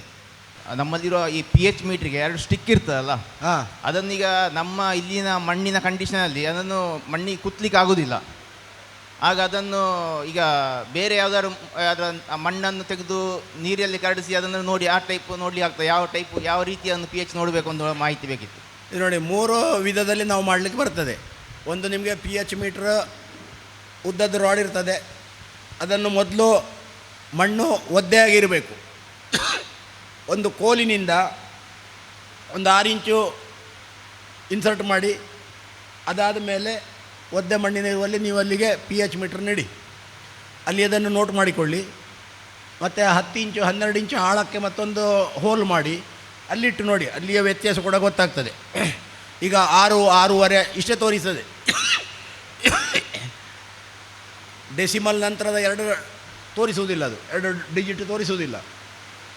ಒಂದು ವೇಳೆ ಅದು ವರ್ಕ್ ಆಗೋದಿಲ್ಲ ಹೇಳಿ ಆದರೆ ನಿಮ್ಮಲ್ಲಿ ಮೆಡಿಕಲ್ ಶಾಪ್ನಲ್ಲಿ pH ಪೇಪರ್ ಸಿಗ್ತದೆ. ಮಣ್ಣನ್ನು ತೆಗೆದು, ಒದ್ದೆ ಮಣ್ಣನ್ನು ತೆಗೆದು ಈ pH ಪೇಪರ್ನ ಸ್ಟ್ರಿಪ್ಪನ್ನು ಆ ಮಣ್ಣಿನ ಮಧ್ಯಕ್ಕೆ ಇನ್ಸರ್ಟ್ ಮಾಡಿದರೆ ಅದರ ಕಲರ್ ಚೇಂಜ್ ಆಗ್ತದೆ. ಅದರಲ್ಲಿ ಮಾರ್ಕ್ ಇದೆ 6, 6.5, 7, 7.5 ಆ ರೀತಿಯ ಕಲರ್ ಚೇಂಜ್ ಆಗ್ತದೆ. ಮತ್ತು ನಿಮಗೆ ಮಣ್ಣನ್ನು ಟೆಸ್ಟ್ ಮಾಡಬೇಕಲ್ಲಿ ಆದರೆ ಡಿಜಿಟಲ್ pH ಮೀಟ್ರ್ ಬೇರೆಯೇ ಬರ್ತದೆ. ಅದು ಸ್ವಲ್ಪ ಕಾಸ್ಟ್ಲಿ ಇದೆ. ನೀವು 20 ಗ್ರಾಮ್ ಮಣ್ಣು ತಗೊಳ್ಳಿ, ಅದಕ್ಕೆ 50 ml ನೀರು ಹಾಕಿ ಒಂದು 15-20 ಮಿನಿಟ್ ಅದನ್ನು ಸ್ಟಿರ್ ಮಾಡಿ ಕೋಲಿನಲ್ಲಿ ಅಥವಾ ಗ್ಲಾಸ್ ರಾಡ್ನಲ್ಲಿ. ಅದಾದ ಮೇಲೆ ಆ ಡಿಜಿಟಲ್ pH ಮೀಟ್ರನ್ನು ಅದಕ್ಕೆ ಡಿಪ್ ಮಾಡಿದರೆ ನಿಮಗೆ ಅಕ್ಯುರೇಟ್ ಆಗಿ ಕಾಣ್ತದೆ. ಎಷ್ಟೆಷ್ಟು ಇಂಚು ಡೆಪ್ತಿನಲ್ಲಿ pH ಚೇಂಜ್ ಆಗ್ತದೆ. ಮಣ್ಣಿನ ಮೇಲೆ 6 ಇದ್ದರೆ 1 ಫೀಟ್ ಕೆಳಗಡೆ 5.5 ಇರ್ಬೋದು, ಅದಕ್ಕೂ ಕೆಳಗಡೆ ನೋಡಿದರೆ 5 ಇರ್ಬೋದು. ಎಷ್ಟು ಡೆಪ್ತ್ ಜಾಸ್ತಿ ಹೋಗ್ತದೆ ಅಷ್ಟು pH ಅಲ್ಲಿ ಹೈಡ್ರೋಜನ್ ಕಾನ್ಸಂಟ್ರೇಷನ್ ಜಾಸ್ತಿ ಇರ್ತದೆ. ಹಾಗಾಗಿ pH ಅಲ್ಲಿ ಸ್ಟ್ರಾಂಗ್ಲಿ ಅಸಿಡಿಕ್ ಆಗಿರ್ತದೆ. ನಾವೀಗ ಕೊಡುವಂಥ ಸಾವಯವ ಗೊಬ್ಬರ ಅದರ ಮೂಲ ಸ್ವರೂಪ ಯಾವುದು? ಒಂದ ಸೆಗಣಿ, ಹಟ್ಟಿ ದನದ ಅಥವಾ ಎಮ್ಮೆ ಸೆಗಣಿ, ತಪ್ಪಿದರೆ ತರಗಲೆಗಳು ಅಲ್ವಾ. ಅದನ್ನು ನೀವು ಎರೆಹುಳುವಿಗೆ ಕೊಟ್ಟು ಎರೆಹುಳು ಅದನ್ನು ಜೀರ್ಣಿಸಿಕೊಂಡು ಬರುವಂಥ ಗೊಬ್ಬರ ಮೂಲ ಸ್ವರೂಪದಲ್ಲಿ ಏನಿದೆ ಅದುವೇ ಇರುವಂಥದ್ದು. ಈಗ ಎಲೆಗಳಲ್ಲಿ 16 ಪೋಷಕಾಂಶಗಳು ಇದೆ. ಅದರಲ್ಲಿ ಹೈಡ್ರೋಜನ್ನು ಇದೆ, ಕಾರ್ಬನ್ನು ಇದೆ, ಆಕ್ಸಿಜನ್ ಕೂಡ ಇದೆ, ನೈಟ್ರೋಜನ್, ಫಾಸ್ಫರಸ್, ಪೊಟ್ಯಾಷ್ ಎಲ್ಲ. ಅದನ್ನು ಜೀರ್ಣಿಸಿದ ನಂತರ ಎರೆಹುಳದ ಗೊಬ್ಬರದಲ್ಲಿ ಆ ಎಲ್ಲ ಪೋಷಕಾಂಶಗಳು ಇರ್ತದೆ. ಅದರಿಂದ ಬೇರೆ ಹೊಸತಾಗಿ ಏನು ಬರುವುದಿಲ್ಲ, ಅದು ಸಸ್ಯಕ್ಕೆ ಕೂಡಲೇ ಸಿಗುವ ರೂಪದಲ್ಲಿ ಇರ್ತದೆ. ಈಗ ನಾವು ತರಗೆಲೆಗಳನ್ನು ಹಾಕಿದರೆ ಹಸಿರು ಸೊಪ್ಪು ಬಹಳ ಬೇಗನೆ ಕೊಳೆಯುತ್ತದೆ, ನಮಗೆ ಗೊತ್ತಿದೆ ತೇವಾಂಶದಲ್ಲಿ. ಅದೇ ರೀತಿ ಒಣ ತರಗೆಲೆ ಅಷ್ಟು ಬೇಗ ಕೊಳೆಯುವುದಿಲ್ಲ, ಯಾಕಂದರೆ ಅದರಲ್ಲಿ ನೈಟ್ರೋಜನ್ ಕಡಿಮೆ ಇರ್ತದೆ, ಕಾರ್ಬನ್ ಜಾಸ್ತಿ ಇರ್ತದೆ.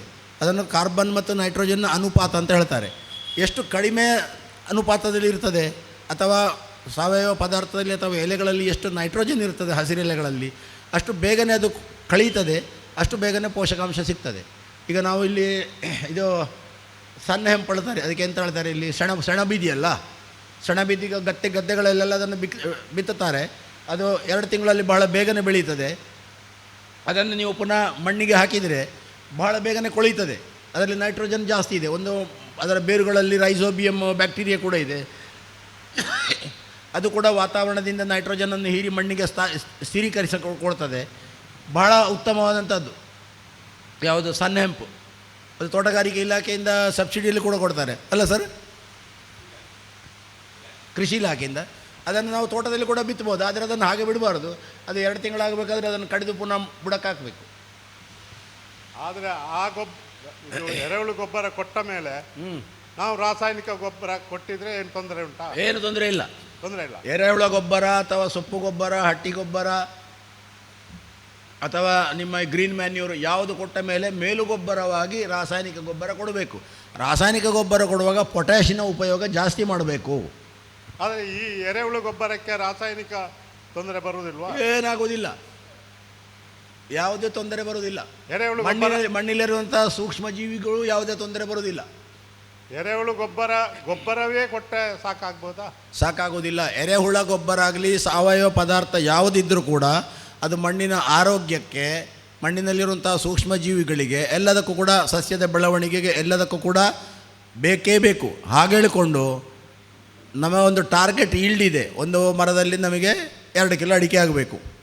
ಆ 2 ಕಿಲೋ ಎವರೇಜ್ ಅಡಿಕೆ ತೆಗಿಬೇಕು ಹೇಳಿದರೆ ಬರೀ ಸಾವಯವ ಗೊಬ್ಬರದಲ್ಲಿ ಸಾಧ್ಯ ಇಲ್ಲ. ಸಿಕ್ಕಿದಷ್ಟು ಸಾಕು ಅನ್ನುವರಿಗೆ ಸಾವಯವ ಗೊಬ್ಬರ ಸಾಕು. ಅದು ಆಗುವುದಿಲ್ಲ. ರಾಸಾಯನಿಕವೇ ಗೊಬ್ಬರ ಕೊಟ್ಟರೆ ಆಗ್ತದಾ? ಅದು ಆಗುವುದಿಲ್ಲ, ಕೆಲವು ಸಮಯದ ತನಕ ಆಗ್ತದೆ. ರಾಸಾಯನಿಕ ಗೊಬ್ಬರವನ್ನೇ ನೀವು ಸತತವಾಗಿ ಉಪಯೋಗಿಸಿದರೆ ಕೆಲವು ವರ್ಷಗಳ ತನಕ ನಿಮಗೆ ಅದರ ಪ್ರಭಾವ ಕಾಣಲಿಕ್ಕೆ ಸಿಗ್ತದೆ. ಆಮೇಲೆ ಅದರಲ್ಲಿ ಕೂಡ ಇಳುವರಿ ಕುಂಠಿತಗೊಳ್ಳುತ್ತದೆ. ಯಾಕಂದರೆ ಸಾವಯವ ಪದಾರ್ಥಗಳು, ಸೂಕ್ಷ್ಮಜೀವಿಗಳು ಮತ್ತು ಪೋಷಕಾಂಶಗಳು ಇದು 3 ಸೇರಬೇಕು. ಒಂದು ತ್ರಿಕೋಣ ಆಗಬೇಕು ಹೇಳಿದರೆ ಅದಕ್ಕೆ 3 ಆ್ಯಂಗಲ್ ಬೇಕಲ್ಲ. ಹಾಗೆ ಮಣ್ಣಿಗೆ ಸಾವಯವ ಪದಾರ್ಥ, ಸೂಕ್ಷ್ಮಜೀವಿಗಳು ಹಾಗೂ ಸಸ್ಯಗಳ ಉತ್ತಮ ಇಳುವರಿಗೆ, ಬೆಳವಣಿಗೆ, ಉತ್ತಮ ಇಳುವರಿಗೆ ಪೋಷಕಾಂಶಗಳು, ಅದು 3ರ ಸಂಯೋಜನೆ ಆದರೆ ಮಾತ್ರ ಸರಿಯಾಗ್ತದೆ. ಅದು ರಾಸಾಯನಿಕ ಗೊಬ್ಬರವೇ ಕೊಟ್ಟರೆ ಆಗುವುದಿಲ್ಲ. ಕೆಲವು ಸಮಯದ ತನಕ ಆಗ್ತದೆ, ಆಮೇಲೆ ಆಗೋದಿಲ್ಲ. ನಾವು ಕೊಟ್ಟಂಥ ಗೊಬ್ಬರ ಅದು ಕರಗಿ, ಈಗ ನೀವು ಯೂರಿಯಾ ಕೊಡ್ತೀರಲ್ಲ, ಯೂರಿಯಾ ಹಾಕ್ತಿರಿದ್ದಾರೆ, ಅದರಲ್ಲಿರುವಂಥ ನೈಟ್ರೋಜನ್ನು ಸಸ್ಯಕ್ಕೆ ಪೋಷಕವಾಗಿ ಸಿಗಬೇಕಾದ್ರೆ ಮಣ್ಣಿನಲ್ಲಿ ಬ್ಯಾಕ್ಟೀರಿಯಾಗಳಿರಬೇಕು. ನೈಟ್ರೋಬ್ಯಾಕ್ಟರ್, ನೈಟ್ರೋಮೋನಾಸ್ ಬ್ಯಾಕ್ಟೀರಿಯಾ ಇರ್ತದೆ. ಆ ಬ್ಯಾಕ್ಟೀರಿಯಾಗಳು, ಜೀವಾಣುಗಳು ಈ ಯೂರಿಯಾದಲ್ಲಿರುವಂಥ ನೈಟ್ರೋಜನನ್ನು ರೂಪಾಂತರ ಮಾಡಿ ಆಮೇಲೆ ನೈಟ್ರೋಜನನ್ನು ಸಸ್ಯಕ್ಕೆ ಕೊಡ್ತದೆ. ನಮ್ಮ ಮಣ್ಣಿನಲ್ಲಿ ಆ ನೈಟ್ರೋಮೋನಾಸ್, ನೈಟ್ರೋಬ್ಯಾಕ್ಟರ್ ಇಲ್ಲದಿದ್ದರೆ ಹಾಕಿದ ಯೂರಿಯಾ ವೇಸ್ಟ್ ಆಗ್ತದೆ. ಆದರೆ ನಾವು ರಾಸಾಯನಿಕ ಕೊಟ್ಟು ಹೋಗ್ತೇವೆ, ಬೇರೆ ನಮಗೆ ಮಾಡಲಿಕ್ಕೆ ಸಾಧ್ಯ ಇಲ್ಲ. ಆದರೆ ಅದಕ್ಕೆ ಅಂಥ ಸಂದರ್ಭದಲ್ಲಿ ನೀವು ಈಗ ಮೇಲುಗೊಬ್ಬರವಾಗಿ ರಾಸಾಯನಿಕ ಗೊಬ್ಬರವನ್ನೇ ಕೊಡುವುದಂಥದ್ದೆಲ್ಲ, ಟೋಟಲಿ ನೀವು ರಾಸಾಯನಿಕ ಗೊಬ್ಬರ ಕೊಡುವುದಿದ್ದರೆ ಅದರ ಜೊತೆಗೆ ಸಾವಯವ ಪದಾರ್ಥಗಳ ಪೂರೈಕೆಗೆ ನೀವು ತೆಂಗಿನ ಹಿಂಡಿ ಅಥವಾ ನೆಲಗಡಲೆ ಹಿಂಡಿ, ಹರಳಿ ಹಿಂಡಿ, ಬೇವಿನ ಹಿಂಡಿ ಅಥವಾ ಎರೆಗೊಬ್ಬರ ಯಾವುದಾದ್ರೂ ಸಾವಯವ ವಸ್ತುಗಳು ಬೇಕೇ ಬೇಕು. ರಾಸಾಯನಿಕ ಗೊಬ್ಬರವೇ ಹಾಕಿದರೆ ಅದಕ್ಕೆ ಮತ್ತೊಮ್ಮೆ ಪರಿಹಾರ ಇಲ್ಲ. ಪರಿಹಾರ ಇದೆ, ಪರಿಹಾರ ಇದುವೇ. ನಮ್ಮ ಜೀವನ ಕ್ರಮದಲ್ಲಿ ಆದಂಥ ಬದಲಾವಣೆಯಿಂದ ನಮ್ಮಲ್ಲಿ ಯಾವುದಾದ್ರೂ ರೋಗಗಳು ಬಂದರೆ ಅಥವಾ ನಮ್ಮ ಶರೀರಕ್ಕೆ ಯಾವುದಾದ್ರೂ ತೊಂದರೆ ಆದರೆ ಪುನಃ ಅದನ್ನು ಸರಿಪಡಿಸಲಿಕ್ಕೆ ನಾವು ಮೂಲಕ್ಕೆ ಹೋಗಬೇಕಾಗ್ತದೆ. ಹಾಗೆ ಬರೇ ರಾಸಾಯನಿಕ ಗೊಬ್ಬರದಿಂದ ಆಗೋದಿಲ್ಲ. ಈಗ ನಾವು ಅಡಿಕೆ ಮರಕ್ಕೆ ಸಿಂಪಡಣೆ ಮಾಡುವಾಗ ಅದಕ್ಕೆ ಕ್ರಿಮಿನಾಶಕ ಸೇರಿಸ್ಬೋದಾ? ಬೇಕಾಗ್ತದೆ. ನಿಮಗೆ ಈಗ ಪೆಂತಿ ಕೀಟಾಳಿ ಬರ್ತದೆ, ಅಡಿಕೆ ಚುಚ್ಚುತ್ತದೆ, ಅಡಿಕೆ ಬೀಳ್ತದೆ, ಅದನ್ನು ನೀವು ಒಡೆದು ನೋಡಿದರೆ ಒಳಗಡೆ ತಿರುಳು ಕೊಳ್ತಿರ್ತದೆ. 25% 30% ಬೆಳೆ ಹಾನಿಯಾಗ್ತದೆ. ಅದು ಸೆಕೆಗಾಲ ಆರಂಭ ಆದಾಗ ಈ ಪೆಂತಿ ಕೀಟ ಅಂದರೆ ಬಂಬುಚ್ಚಿ ಥರ ಕಾಣುವಂಥ ಒಂದು ಬಗ್, ಅದು ಅದನ್ನು ನಿಯಂತ್ರಣ ಮಾಡಬೇಕಾದ್ರೆ ನೀವು ಕೀಟನಾಶಕ ಸ್ಪ್ರೇ ಮಾಡಬೇಕಾಗ್ತದೆ. ಅನಿವಾರ್ಯವಾಗಿ ನಮಗೆ ರಾಸಾಯನಿಕ ಕೀಟನಾಶಕಗಳನ್ನು ಉಪಯೋಗಿಸಬೇಕಾಗ್ತದೆ. ಈಗ ಕೊಬ್ಬರಿಗೆ ಬೇರೆ ಏನು ಮಿಶ್ರಮ ಕೆಮಿಕಲ್ ಆಗೋದಿಲ್ಲ, ಸುಣ್ಣ ಮತ್ತು ಮೈಲು ತುತ್ತೇ ಹಾಕಬೇಕು, ಬೇರೆ ಹಾಕ್ಲಿಕ್ಕೆ ಕೂಡುದು ಅಂತೇಳಿ ಅವರ ಇದು ಇರ್ತದೆ. ನಮಗೆ ನಾವು ಅದನ್ನು ಹಾಕಿದ್ರೆ ಇದು ನಲ್ಲಿ ಬೀಳ್ತದೆ. ಅದೇ ಈಗ ಸುಣ್ಣ ಮತ್ತು ಮೈಲ್ತುತ್ತಿನ ಬೋರ್ಡೋ ದ್ರಾವಣ ನಾವು ಮಳೆಗಾಲದ ಆರಂಭದಲ್ಲಿ ಕೊಡ್ತೇವೆ. ಇದು ಚುಚ್ಚುವಂಥದ್ದು ಯಾವಾಗ ಆಗ್ತದೆ? ಅದು ಫೆಬ್ರವರಿಯಲ್ಲಿ ಆಗ್ತದೆ. ಪೆಂಟಟೋಮಿಡ್ ಬಗ್ ಚಳಿಗಾಲ ಕಳೆದು ಬೇಸಿಗೆ ಆರಂಭ ಆದಾಗ ರಾತ್ರಿಯ ಟೆಂಪರೇಚರ್ ಜಾಸ್ತಿ ಆದಾಗೆ ಅದು ಮೊಟ್ಟೆ ಇಡ್ಲಿಕ್ಕೆ ಶುರು ಮಾಡ್ತದೆ. ಅದರಾದಮೇಲೆ ಒಂದು 15 ದಿವಸ ನಂತರ ಅದು ನಮ್ಮ ಮಿಡಿ ಅಡಿಕೆಗಳನ್ನು ಚುಚ್ಚಿ ರಸ ಹೀರ್ತದೆ. ಆದಮೇಲೆ ಕಾಲಕ್ರಮೇಣ ಬೀಳ್ತಾ ಇರ್ತದೆ. ನಾವು ಇವಾಗ ಕೀಟನಾಶಕವನ್ನು ಉಪಯೋಗ ಮಾಡಿ ಪ್ರಯೋಜನ ಇಲ್ಲ, ಯಾಕಂದರೆ ಅದು ಇನ್ಫೆಕ್ಷನ್ ಮೊದಲೇ ಆಗಿದೆ. ನೀವು ತೋಟದಲ್ಲಿ ಹೋಗಿ ನೋಡಿ, ಮಿಡಿ ಅಡಿಕೆ ಉರುವೆ ಅಂತ ಹೇಳ್ತೇವಲ್ಲ, ಉರುವೆ ಅಡಿಕೆ ಬಿದ್ದಿದ್ದೇಳಿ ಆದರೆ ನೀವು ಅದರ ಮೊಗಡನ್ನು ತೆಗೆದು ನೋಡಿ, ಅಲ್ಲಿ ಸೂಜಿಯಲ್ಲಿ ಚುಚ್ಚಿದ ಗಾಯ ಇರ್ತದೆ. ಅದು ಕಾಣಲಿಲ್ಲ ಆದರೆ ಕೊಯ್ದು ನೋಡಿ, ಒಳಗಡೆ ತಿರುಳು ಕೊಳೆತಿರ್ತದೆ. ಹಾಗೆ ಈಗ ಸಿಂಪಡಣೆ ಮಾಡೋದಕ್ಕೆ ಕ್ರಿಮಿನಾಶಕ ಬೇಡ. ಈಗ ಸಿಂಪಡಣೆ ಮಾಡುವ ಕ್ರಿಮಿನಾಶಕ ನೀವು ಹಾಕಿ ಪ್ರಯೋಜನ ಇಲ್ಲ, ಯಾಕಂದರೆ ಅದು ಇನ್ಫೆಕ್ಷನ್ ಮೊದಲೇ ಆಗಿದೆ. ನೀರು ಜಾಸ್ತಿ ತೋಟಕ್ಕೆ ಕಡಿಮೆ ಆದರೆ ನೀರು ಜಾಸ್ತಿ ಹಾಕಬಾರ್ದು. ನೀರು ಜಾಸ್ತಿ ಹಾಕಿದರೆ ಮಣ್ಣು ಹುಳಿ ಬರ್ತದೆ, ಮಣ್ಣಿನಲ್ಲಿರುವಂಥ ಪೋಷಕಾಂಶಗಳು ಬಸಿದು ಹೋಗ್ತದೆ, ಆಮೇಲೆ ರೋಗಗಳು ಕೂಡ ಜಾಸ್ತಿ ಆಗ್ತದೆ. ಯಾಕಂದರೆ ಅಲ್ಲಿ ಒಂದು ಸೂಕ್ಷ್ಮ ವಾತಾವರಣ ಇದೆಯಲ್ಲ, ಅಲ್ಲಿ ಹ್ಯುಮಿಡಿಟಿ ಜಾಸ್ತಿ ಆದಾಗ, ತೇವಾಂಶ ಜಾಸ್ತಿ ಆದಾಗ ಅಲ್ಲಿ ರೋಗಗಳ ಇದರದ್ದು ಜಾಸ್ತಿ ಆಗ್ತದೆ. 2 ಕಿಲೋ ಮೈಲ್ತುತ್ತಿಗೆ ಒಂದು 750 ಗ್ರಾಮ್ ಸುಣ್ಣ ಹಾಕಿದರೆ pH 7ಗೆ ಬರ್ತದೆ. ಹಾಂ, ಈಗ ಜನರಲಿ ರೆಕಮೆಂಡೆಡ್ 2 ಕಿಲೋ ಸುಣ್ಣಕ್ಕೆ 2 ಕಿಲೋ ಮೈಲ್ತುತ್ತಿಗೆ 2 ಕಿಲೋ ಸುಣ್ಣ, ಅದರ pH 10 ಇರ್ತದೆ ಹೆಚ್ಚು ಕಡಿಮೆ. ಹಾಗೆಂತೇಳಿ ನಾನೀಗ ನೋಡಿದಾಗೆ 1 ಕಿಲೋ ಮೈಲ್ತುತ್ತಿಗೆ 5 ಕಿಲೋ ಸುಣ್ಣ ಹಾಕಿ ಬಿಟ್ಟವರು ಇರ್ತಾರೆ. ಈಗ ಅವರಿಗೆ ಕೂಡ ಕೊಳೆ ರೋಗ ಬರೋದಿಲ್ಲ. ಹಾಗೆ ಇದರಲ್ಲಿ ನಾವೀಗ ಸ್ಪ್ರೇ ಮಾಡ್ತಾ ಇರೋದು ನಿಜವಾಗಿ ಬೋರ್ಡೋವೋ ಅಲ್ಲ ಸುಣ್ಣಕ್ಕೆ ಫಂಜಿಸೈಡಲ್ ಪ್ರಾಪರ್ಟಿ ಉಂಟೋ, ಇದು ಹೇಗೆ ಕೆಲಸ ಮಾಡ್ತಾ ಉಂಟು? ಈಗ ನೋಡಿ, ಇದು ಬೋರ್ಡೋ ಮಿಕ್ಸರ್ ಸ್ಪ್ರೇ ಮಾಡುವಂಥದ್ದು, ಈ ದ್ರಾವಣ ಸ್ಪ್ರೇ ಮಾಡುವಂಥದ್ದು ಸಾಧಾರಣ 150 ವರ್ಷ ಹಿಂದಿನ ಕತೆ. 1 ಕಿಲೋ ಮೈಲ್ತುತ್ತು, 1 ಕಿಲೋ ಬೇಯಿಸಿದ ಚಿಪ್ಪೆ ಸುಣ್ಣ, 100 ಲೀಟ್ರ್ ನೀರಿಗೆ ಅಂತ 1:1:100. ಹಾಂ, 1:1:100 ಅಂದರೆ 200 ಲೀಟ್ರ್ ನೀರಿಗೆ 2 ಕಿಲೋ ಮೈಲ್ತುತ್ತು, 2 ಕಿಲೋ ಚಿಪ್ಪೆ ಸುಣ್ಣ ಬೇಯಿಸಿದ್ದು. ನಾನು ಪೌಡ್ರ್ ಸುಣ್ಣದ ಬಗ್ಗೆ ಮಾತಾಡೋದಿಲ್ಲ, ನಾನು ಯಾವುದು ಸೈಂಟಿಸ್ಟ್ಗಳ ರೆಕಮೆಂಡೇಷನ್ ಇದೆ ಅದನ್ನೇ ನಾನು ಹೇಳ್ತಾ ಇರುವಂಥದ್ದು.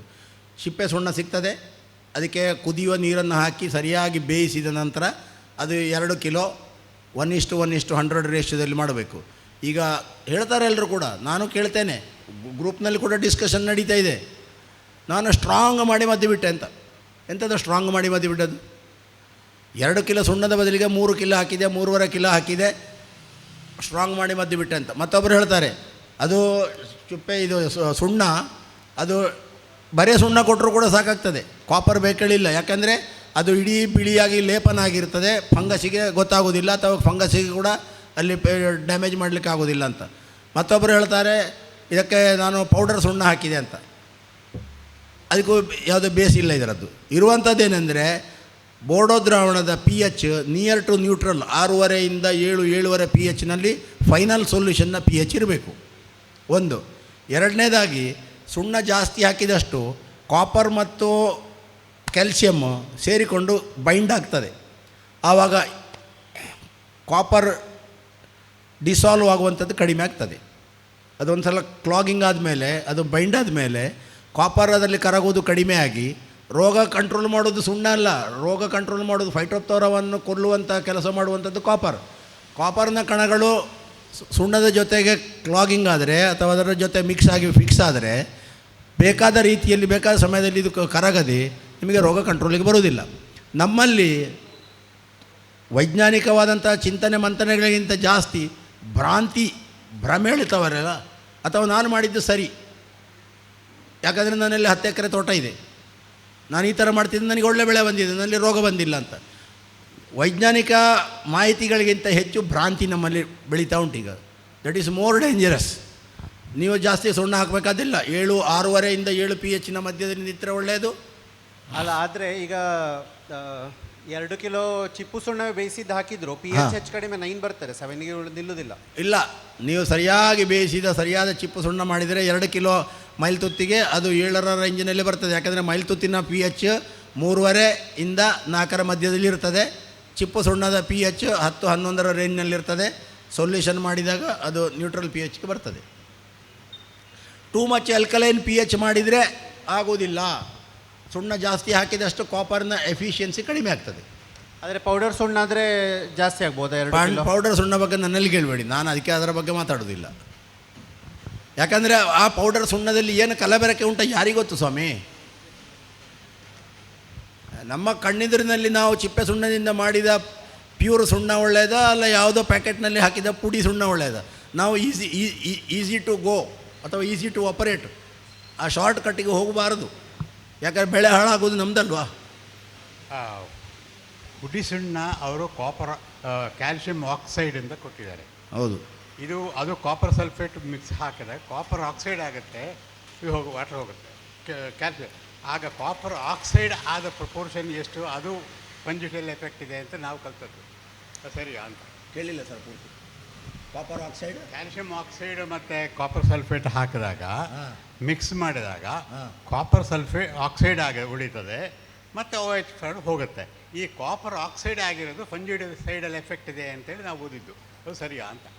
ಈಗ ನೋಡಿ, ಕಾಪರ್ ಮತ್ತು ಲೈಮ್ ಇದರಲ್ಲಿರುವಂಥ ಸಲ್ಫೇಟ್ ಮತ್ತು ಲೈಮ್ ಅದು ಸೇರಿಕೊಂಡು ಕ್ಯಾಲ್ಸಿಯಂ ಸಲ್ಫೇಟ್ ಕೂಡ ಆಗ್ತದೆ. ಕ್ಯಾಲ್ಸಿಯಂ ಸಲ್ಫೇಟ್ ಆಗುತ್ತೆ. ಕ್ಯಾಲ್ಸಿಯಂ ಸಲ್ಫೇಟ್ ಅದು ಡಸಂಟ್ ಹ್ಯಾವ್ ಪೆಸ್ಟಿಸೈಡ್ ಎಫೆಕ್ಟ್ ಇಲ್ಲ ಅಂತ ಉಂಟು. ಇಲ್ಲ, ಬಟ್ ಈಗ ಕಾಪರ್ ಇದೆಯಲ್ಲ, ಮೇನ್ ಫಂಕ್ಷನರಿ ಇರುವಂಥದ್ದು ಕಾಪರ್. ಅದರಲ್ಲಿ ಕಾಪರ್ ಆಕ್ಸೈಡ್ ಅಂತ ಹೇಳ್ತಾರೆ ಕೆಲವು ರೆಫರೆನ್ಸಸ್ ಅಲ್ಲಿ. ಕಾಪರ್ ಹೈಡ್ರಾಕ್ಸೈಡ್ ಫಂಗಿಸೈಡ್ ಕೂಡ ಬರ್ತದೆ, ಕಾಪರ್ ಆಕ್ಸಿಕ್ಲೋರೈಡ್ ಫಂಗಿಸೈಡ್ ಕೂಡ ಬರ್ತದೆ. ಅಲ್ಲ, ಕಾಪರ್ ಆಕ್ಸೈಡ್ ಬೇರೆ. ಹೌದು, ಕಾಪರ್ ಆಕ್ಸೈಡ್ಗಳು ಏನು ಉಳಿತದೋ ಹೌದು, ದಟ್ ಇಸ್ ಅ ಫಂಜಿಸೈಡಲ್ ಎಫೆಕ್ಟ್ ಇರೋದು ಕ್ರಾಪ್ಗಳಲ್ಲಿ ಅಂತ.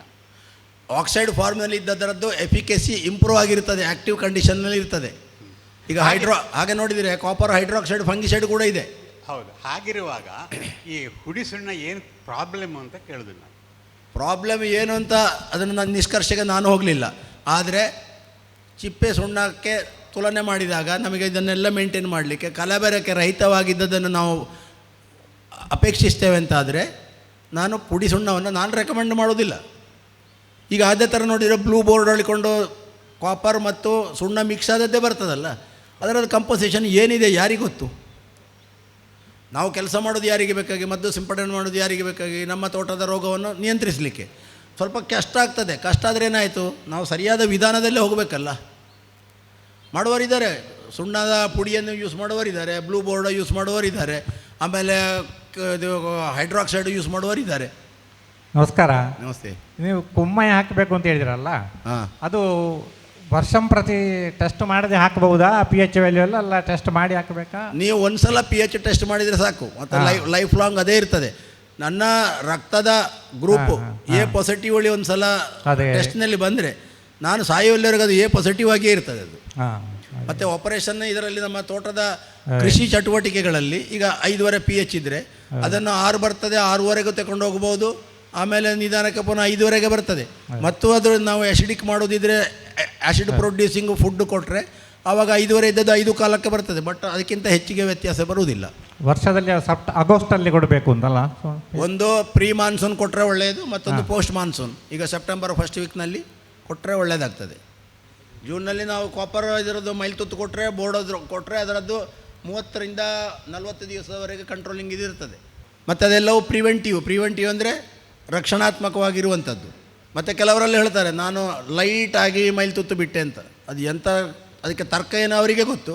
ನಾನು 0.5% ಲೆಕ್ಕದಲ್ಲಿ, ಅಂದರೆ 1 ಬ್ಯಾರಲ್ ನೀರಿಗೆ 1 ಕಿಲೋ ಕಾಪರ್ 1 ಕಿಲೋ ಸುಣ್ಣ ಹಾಕಿ ಲೈಟಾಗಿ ನಾನು ಬೋರ್ಡೋ ಬಿಟ್ಟೆ ಅಂತ. ಈ ಲೈಟಾಗಿ ಬಿಡುವಂಥದ್ದು ಅದಕ್ಕೆ ಅರ್ಥಹೀನ, ಅದಕ್ಕೆ ಮೀನಿಂಗ್ ಇಲ್ಲ. ಆ ಡಿಸೀಸನ್ನು ಕಂಟ್ರೋಲ್ ಮಾಡಬೇಕು ಹೇಳಿ ಆದರೆ ಅದಕ್ಕೆ ಬೇಕಾದಷ್ಟು ಪ್ರಮಾಣದ್ದು ನಾವು ಸಿಂಪಡಣೆ ಮಾಡಬೇಕು. ಈಗ ನಮಗೆ ಜ್ವರ ಇದೆ, ನಮಗೆ ಡಾಕ್ಟ್ರ್ ಹೇಳ್ತಾರೆ 500 mg ಪ್ಯಾರಾಸಿಟಮಾಲ್ ತಗೊಳ್ಳಿ ಅಂತ. ನಾವು ಅದನ್ನು ಅರ್ಧ ತುಂಡು ಮಾಡಿ 550 mg ತಗೊಂಡ್ರೆ ಏನು ಪ್ರಯೋಜನ ಇದೆ? ನೀವು ಕ್ರಿಮಿನಾಶಕ ಇವಾಗ ನೀವು ಹಾಕಿ ನಿಮಗೆ ಪೆಂತಿಕೀಟ ಆಲ್ರೆಡಿ ಇನ್ಫೆಕ್ಷನ್ ಆದದ್ದು ಅದು ಬಿದ್ದೇ ಬೀಳುತ್ತದೆ. ಇನ್ನು ಹೊಸದಾಗಿ ಬಾರದೇ ಇರುವಾಗ ನೋಡಿದಿದ್ರು ಕೂಡ ನೀವು ಬೋರ್ಡೋ ಜೊತೆ ಕ್ರಿಮಿನಾಶಕ ಉಪಯೋಗಿಸೋದು ಅಷ್ಟು ಒಳ್ಳೆಯದಲ್ಲ. ನನ್ನ ಪ್ರಶ್ನೆ ಅಂತ ಹೇಳಿದರೆ, ಈಗ ಸುಣ್ಣವನ್ನು ಕೊಡುವಾಗ ಬುಡಕ್ಕೆ ಕೊಡಬೇಕಾ ಅಥವಾ ತಟ್ಟಿಗೂ ಸೇರಿಸಿ ಕೊಡಬೇಕಾ, ಮತ್ತು ಎಷ್ಟು ಪ್ರಮಾಣದಲ್ಲಿ ಕೊಡಬೇಕು ಅಂತೇಳಿ? ಈಗ ಪ್ರೀ ಮಾನ್ಸೂನಲ್ಲಿ ಎಷ್ಟು ಕೊಡಬೇಕು, ಪೋಸ್ಟ್ ಮಾನ್ಸೂನಲ್ಲಿ ಎಷ್ಟು ಕೊಡಬೇಕು ಅಂತ? ಈಗ ಪ್ರೀ ಮಾನ್ಸೂನ್ನಲ್ಲಿ ಒಂದು 100-150 ಗ್ರಾಮ್ಸ್ ಕೊಟ್ಟರೆ ಸಾಕಾಗ್ತದೆ. ಇವಾಗ ಅಷ್ಟು pH ಇದರ ಇರುವುದಿಲ್ಲ.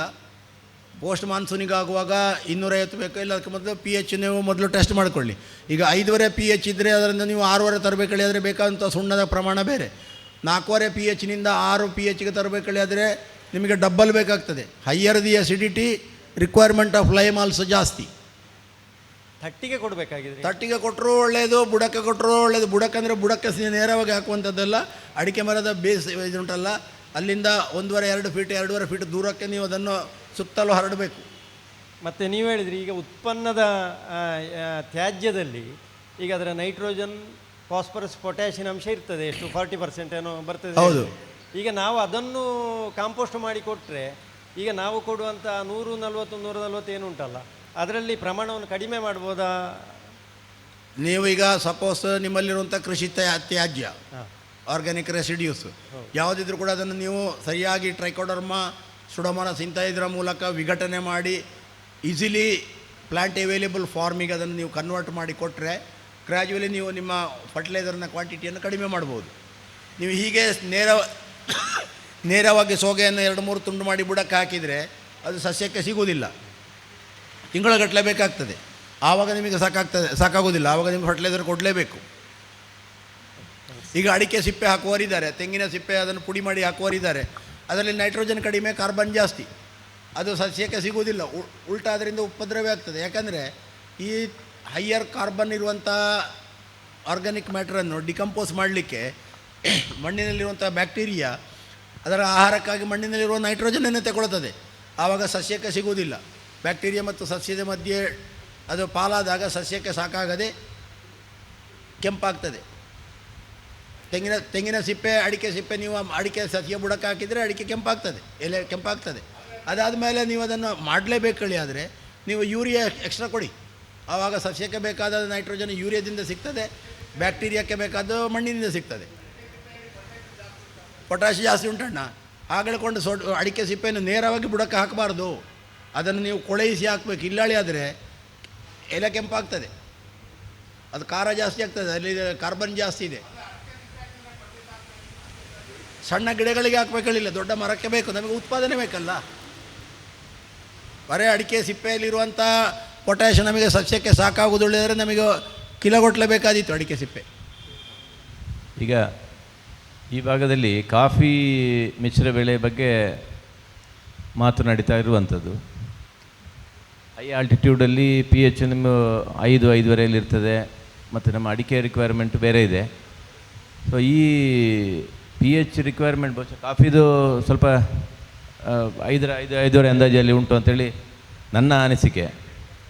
ನಮ್ಮ ಇಲ್ಲಿ ಇಂಟರ್ಕಾಪ್ ಆಗಿ ಅದು ಹೇಗೆ ಮ್ಯಾನೇಜ್ ಮಾಡ್ಬೋದು ಅಂಥೇಳಿ. ಈಗ ನೋಡಿ, ಸುಳ್ಯ ತಾಲೂಕಿನಲ್ಲಿ ಮತ್ತೊಂದು ಆಲ್ಟರ್ನೇಟ್ ಕ್ರಾಪ್ ಆಗಿ ಕಾಫಿಯ ಬಗ್ಗೆ ತುಂಬ ಕೆಲಸ ನಡೀತಾ ಇದೆ. ಕಾಫಿಯ ಇದರಲ್ಲಿ ನಾವು ನೋಡಿದರೆ pH ಅಮೆಂಡ್ ಮಾಡಬೇಕೇಳಿ ಆದರೆ ಈಗ ನಾವು ಅಡಿಕೆ ಮರದ ಮಧ್ಯದಲ್ಲಿ ನಾವು ತಟ್ಟಿನಲ್ಲಿ ಕಾಫಿ ಗಿಡ ಹಾಕ್ತೇವೆ, ಆ ಪೋರ್ಷನ್ನ pH ಅನ್ನು ನೋಡಬೇಕು. ಅಡಿಕೆ ಮರದ ಬುಡದ pH ಅನ್ನು ನೋಡಿ ನಾವು ಕಾಫಿ pH ಅದು ಈಕ್ವಲೆಂಟಲ್ಲಿ ಹೇಳಲಿಕ್ಕೆ ಬರೋದಿಲ್ಲ. ಯಾಕಂದರೆ ಬುಡದಲ್ಲಿ pH ಕಡಿಮೆ ಇರ್ತದೆ, ನೀರು ಇಂಗುವಿಕೆ, ನಾವು ಕೊಟ್ಟಂಥ ಸಾವಯವ ಪದಾರ್ಥಗಳು ಅದರಿಂದ ಡಿಕಂಪೋಸ್ ಆದಾಗ ಅದರಿಂದ ರಿಲೀಸ್ ಆಗುವಂಥ ಕಾರ್ಬೋನಿಕ್ ಆ್ಯಸಿಡ್ಸ್ ಅದು ಕೂಡ pH ಅನ್ನು ಡೌನ್ ಮಾಡ್ತದೆ. ಹಾಗಾಗಿ ತಟ್ಟಿನಲ್ಲಿರುವ pHಗೂ ಬುಡದಲ್ಲಿರುವ pHಗೂ ವ್ಯತ್ಯಾಸ ಇದೆ. ಅದನ್ನು ನೋಡಿಕೊಂಡು ಕಾಫಿಗೆ ಬೇಕಾದಾಗೆ ಮತ್ತು ನಮಗೆ ಅದನ್ನು ಅಮೆಂಡ್ ಮಾಡಲಿಕ್ಕೆ ಬರ್ತದೆ. ಅದೊಂದು ಉತ್ತಮ ಬೆಳೆ, ಸ್ವಲ್ಪ ಕಷ್ಟ ಆಗ್ತದೆ ನಮಗೆ, ಶುರುವಿಗೆ ಅಭ್ಯಾಸ ಇಲ್ಲ, ಅದರ ಸೇಫ್ ಕ್ರಾಪ್. ಇದು ಕೆಲವರು ಹೊಸ ಈಟ ಕಸ ಗಿಸ ಎಲ್ಲ ಹಾಕಿ ಬುಡವನ್ನು ಮುಚ್ಚುತ್ತಾರೆ, ಕೆಲವರು ಮುಚ್ಚದೆ ಓಪನ್ ಬಿಡುತ್ತಾರೆ. ಹಾಗೆ ಅದು ಎಂತ ಮಾಡಿದರೆ ಒಳ್ಳೆಯದು ಅಂತೇಳಿ. ಯಾವುದಕ್ಕೆ? ಅಡಿಕೆ ಮರದ ಬುಡವನ್ನು ಮುಚ್ಚಬೇಕಾ ಮುಚ್ಚುದು ಬೇಡ ಅಂತ ಈಟ ಹಾಕಿ ಸೋಗೆ ಕಸ ಎಲ್ಲ ಕೊಚ್ಚಿ ಹಾಕಿ ಸೊಪ್ಪೆಲ್ಲ ಹಾಕಿ ಸೋಗೆ ಹಾಕಿ ಅದಕ್ಕೆ ಸ್ವಲ್ಪ ಮಣ್ಣು ಮುಚ್ಚಿದ್ರೆ ಅದರದ್ದು ಡಿಕಂಪೋಸಿಷನ್ ಫಾಸ್ಟ್ ಆಗ್ತದೆ. ಅದೇ ಹಾಗೆ ಬಿಟ್ಟರೆ ಸ್ಲೋಲಿ ಅದರಷ್ಟಕ್ಕೆ ಆಗ್ತದೆ. ಯಾಕಂದರೆ ನಾವು ಮೇಲಿನಿಂದ ಹಾಕುವಂಥ ಮಣ್ಣು, ಆ ಮಣ್ಣಿನಲ್ಲಿರುವಂಥ ಬ್ಯಾಕ್ಟೀರಿಯಾ ತೇವಾಂಶ ಸೇರಿಕೊಂಡು ಸ್ಯಾಂಡ್ವಿಚ್ ಥರ ಆಗ್ತದೆ. ಕೆಳಗಿಂದ ಮಣ್ಣು, ಅದರ ಮೇಲೆ ರೆಸಿಡ್ಯೂ, ಅದರ ಮೇಲೆ ಪುನಃ ಮಣ್ಣು, ಬೇಗನೆ ಅದು ಡಿಕಂಪೋಸ್ ಆಗ್ತದೆ. ಮುಚ್ಚುದು ಒಳ್ಳೆಯದು, ಮಣ್ಣು ಮುಚ್ಚುದು ಒಳ್ಳೆಯದಲ್ಲ, ಸ್ವಲ್ಪ ಮಣ್ಣು ಮುಚ್ಚುದು ಒಳ್ಳೆಯದು. ಈ ಬೋರ್ಡೋ ದ್ರಾವಣದ ಜೊತೆ ಪೆಸ್ಟಿಸೈಡ್ ಸೇರಿಸ್ಕೊಳ್ಬೋದಾ? ಪೆಸ್ಟಿಸೈಡ್ ಕೃಷಿಕರು ಸೇರಿಸ್ತಾರೆ ಅನಿವಾರ್ಯವಾಗಿ. ಅವರು ಕೇಳುವಾಗ ನಮಗೆ ಬೇರೆ ಬೇರೆ ಸ್ಪ್ರೇ ಮಾಡಲಿಕ್ಕೆ ಆಗೋದಿಲ್ಲ, ಏನು ಮಾಡುವುದನ್ನು ಕೇಳಿದರೆ ನಾನು ಹೇಳ್ತೇನೆ, ಇದರ ಜೊತೆ 100 ml ಇಮಿಡಾಕ್ಲೋಪ್ರಿಡ್ ತಗೊಳ್ಳಿ ಅಥವಾ ಲೆಂಬ್ಡಾ ಸೈಯಲೋತ್ರಿನ್ ಯಾವುದಾದ್ರು ತಗೊಳ್ಳಿ ಅಂತ. ಆದರೆ ವಿಜ್ಞಾನಿಗಳು ಅದನ್ನು ರೆಕಮೆಂಡ್ ಮಾಡೋದಿಲ್ಲ. ಆದರೆ ಪ್ರಾಯೋಗಿಕವಾಗಿ ಕೃಷಿಕರು ಎರಡೆರಡು ಸ್ಪ್ರೇ ಸಿಂಪಡಣೆ ಮಾಡಲಿಕ್ಕೆ ಆಗೋದಿಲ್ಲ, ಕಷ್ಟ ಆಗ್ತದೆ. ಹಾಗಾದ ಕಾರಣ ಕೃಷಿಕರು ಅದಕ್ಕೆ ಪೆಸ್ಟಿಸೈಡ್ ಸೇರಿಸ್ತಾರೆ. ಸೇರಿಸಿದಲ್ಲಿ ರೋಗದ ನಿಯಂತ್ರಣವೂ ಆಗಿದೆ, ಕೀಟದ ನಿಯಂತ್ರಣವೂ ಆಗಿದೆ. ಮಾಡಬಾರ್ದು ಅಂತ ಒಂದು ಕಡೆ ಹೇಳ್ತಾರೆ, ಆದರೆ ಪ್ರಾಯೋಗಿಕವಾಗಿ ಮಾಡ್ತಾರೆ.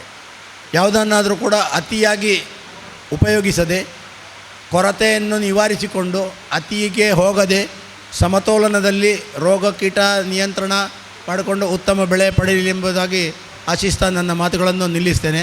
ಜೈ ಹಿಂದ್. ಪೆರುಮಾಡಿ ನಾರಾಯಣ ಭಟ್ರು ಸಮಸ್ಯೆಯ ಹೃದಯ ಭಾಗಕ್ಕೆ ಚಿಕಿತ್ಸೆಯನ್ನು ಕೊಡುವಂಥ ಒಂದು ಸಣ್ಣ ಪ್ರಯತ್ನವನ್ನು ಮಾಡಿದ್ದಾರೆ ಅಂತ ನಾನು ಹೇಳಲಿಕ್ಕೆ ಬಯಸ್ತೇನೆ. ಬಹುಶಃ ನಾನು ಎಲ್ಲೇ ರೈತರ ಕಾರ್ಯಕ್ರಮಗಳಿಗೆ ಹೋದರೂ ಯಾವ ವಿಚಾರಗಳ ಬಗ್ಗೆ ಜಾಸ್ತಿ ಬೆಳಕು ಚೆಲ್ಲಲಿಕ್ಕೆ ಪ್ರಯತ್ನ ಮಾಡ್ತಾಯಿದ್ನೋ ಆ ಎಲ್ಲ ಅಂಶಗಳನ್ನು ಅವರು ತಮಗೆ ಮನಮುಟ್ಟೋ ರೀತಿಯಲ್ಲಿ ಹೇಳಲಿಕ್ಕೆ ಪ್ರಯತ್ನವನ್ನು ಮಾಡಿದ್ದಾರೆ. ಅದಕ್ಕೆ ಸಂದರ್ಭೋಚಿತವಾಗಿ ಮಾತನಾಡುವುದಾದರೆ, ಎಲ್ಲಿಯವರೆಗೆ ಮಣ್ಣಿನ ಆರೋಗ್ಯ ಚೆನ್ನಾಗಿರುತ್ತೋ ಅಲ್ಲಿಯವರೆಗೆ ನಮ್ಮ ಆರೋಗ್ಯ ಮತ್ತು ನಮ್ಮ ಆರ್ಥಿಕ ಸ್ಥಿತಿ ಎರಡೂ ಚೆನ್ನಾಗಿರ್ತದೆ. ಇದು ನಮ್ಮೆಲ್ರಿಗೂ ಗೊತ್ತಿರುವಂಥ ವಿಚಾರ, ಗೊತ್ತಿಲ್ಲದೆ ಇರೋವಂಥ ವಿಚಾರ ಏನಲ್ಲ. ಎಲ್ಲಿಯವರೆಗೆ ಮಣ್ಣಿನ ಆರೋಗ್ಯ ಚೆನ್ನಾಗಿರುತ್ತೋ ಅಲ್ಲಿಯವರೆಗೆ ನಮ್ಮ ಆರೋಗ್ಯ ಮತ್ತು ನಮ್ಮ ಆರ್ಥಿಕ ಸ್ಥಿತಿ ಎರಡೂ ಚೆನ್ನಾಗಿರುತ್ತೆ. ಯಾವಾಗ ಮಣ್ಣಿನ ಆರೋಗ್ಯ ಕೆಡುತ್ತೋ ಅಲ್ಲಿಂದ ಮುಂದೆ ಸಮಸ್ಯೆಗಳು, ನಮ್ಮ ಆರೋಗ್ಯ, ಅದ್ರ ಜೊತೆಗೆ ನಮ್ಮ ಆರ್ಥಿಕ ಸ್ಥಿತಿ ಅಷ್ಟು ಕೆಟ್ಟೋಗ್ತವೆ. ಇದು ಅವರು ಈಗ ಸುಮಾರು 1.5 ಗಂಟೆಗಳ ಕಾಲ ಏನು ನಿಮ್ಮ ಜೊತೆ ಚರ್ಚೆ ಮಾಡಿದರು ಅದರ ಸಾರಾಂಶ ಅಂತ ನಾನು ಹೇಳಲಿಕ್ಕೆ ಬಯಸ್ತೇನೆ. ನಾನು ಬೇರೆ ವಿಚಾರಗಳನ್ನ ಪ್ರಸ್ತಾಪ ಮಾಡಲಿಕ್ಕೆ ಹೋಗೋದಿಲ್ಲ. ಈಗ ಏನು ಪೆರುಮಾಡಿ ನಾರಾಯಣ ಭಟ್ರು ಮಾತಾಡಿದರು, ಪ್ಲಸ್ ತಾವು ಏನು ಪ್ರಶ್ನೆಗಳನ್ನ ಕೇಳಿದ್ರಿ ಆ ಅಂಶಗಳಿಗೆ ಸಂಬಂಧಪಟ್ಟಂತೆ ಮಾತ್ರ ಮಾತಾಡ್ತೇನೆ. ಆನಂತರ ಉಳಿದವರು ಅವರ ಪ್ರಶ್ನೆಗಳನ್ನು ಕೇಳ್ಬೋದು. ಅಷ್ಟರಲ್ಲಿ ಬಹುಶಃ ಒಂದು 30 ನಿಮಿಷದಿಂದ 45 ನಿಮಿಷ ಆಗ್ಬೋದಾ? ಅಷ್ಟೊತ್ತು ಸಮಯ ಆದರೆ ಓಕೆ. ಈಗ ಅವು ಸ್ವಲ್ಪ ಮೇಲೆ ಕೆಳಗೆ ಆಗ್ತವೆ ವಿಷಯಗಳು. ಅದರಲ್ಲಿ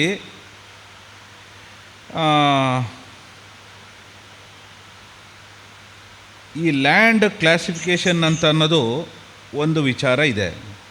ಲ್ಯಾಂಡ್ ಕ್ಲಾಸಿಫಿಕೇಷನ್ ಅಂದರೆ ಒಂದು soil survey and land use planning ಅಂತ ಒಂದು ಇಲಾಖೆ ಇದೆ. ಅವರು ಲ್ಯಾಂಡ್ ಕ್ಲಾಸಿಫಿಕೇಷನ್ನ ABCD ಅಂತ ಮಾಡ್ತಾರೆ. ಅದರೊಳಗಡೆ ಫರ್ಟೈಲು, ಮಾರ್ಜಿನಲ್ಲು,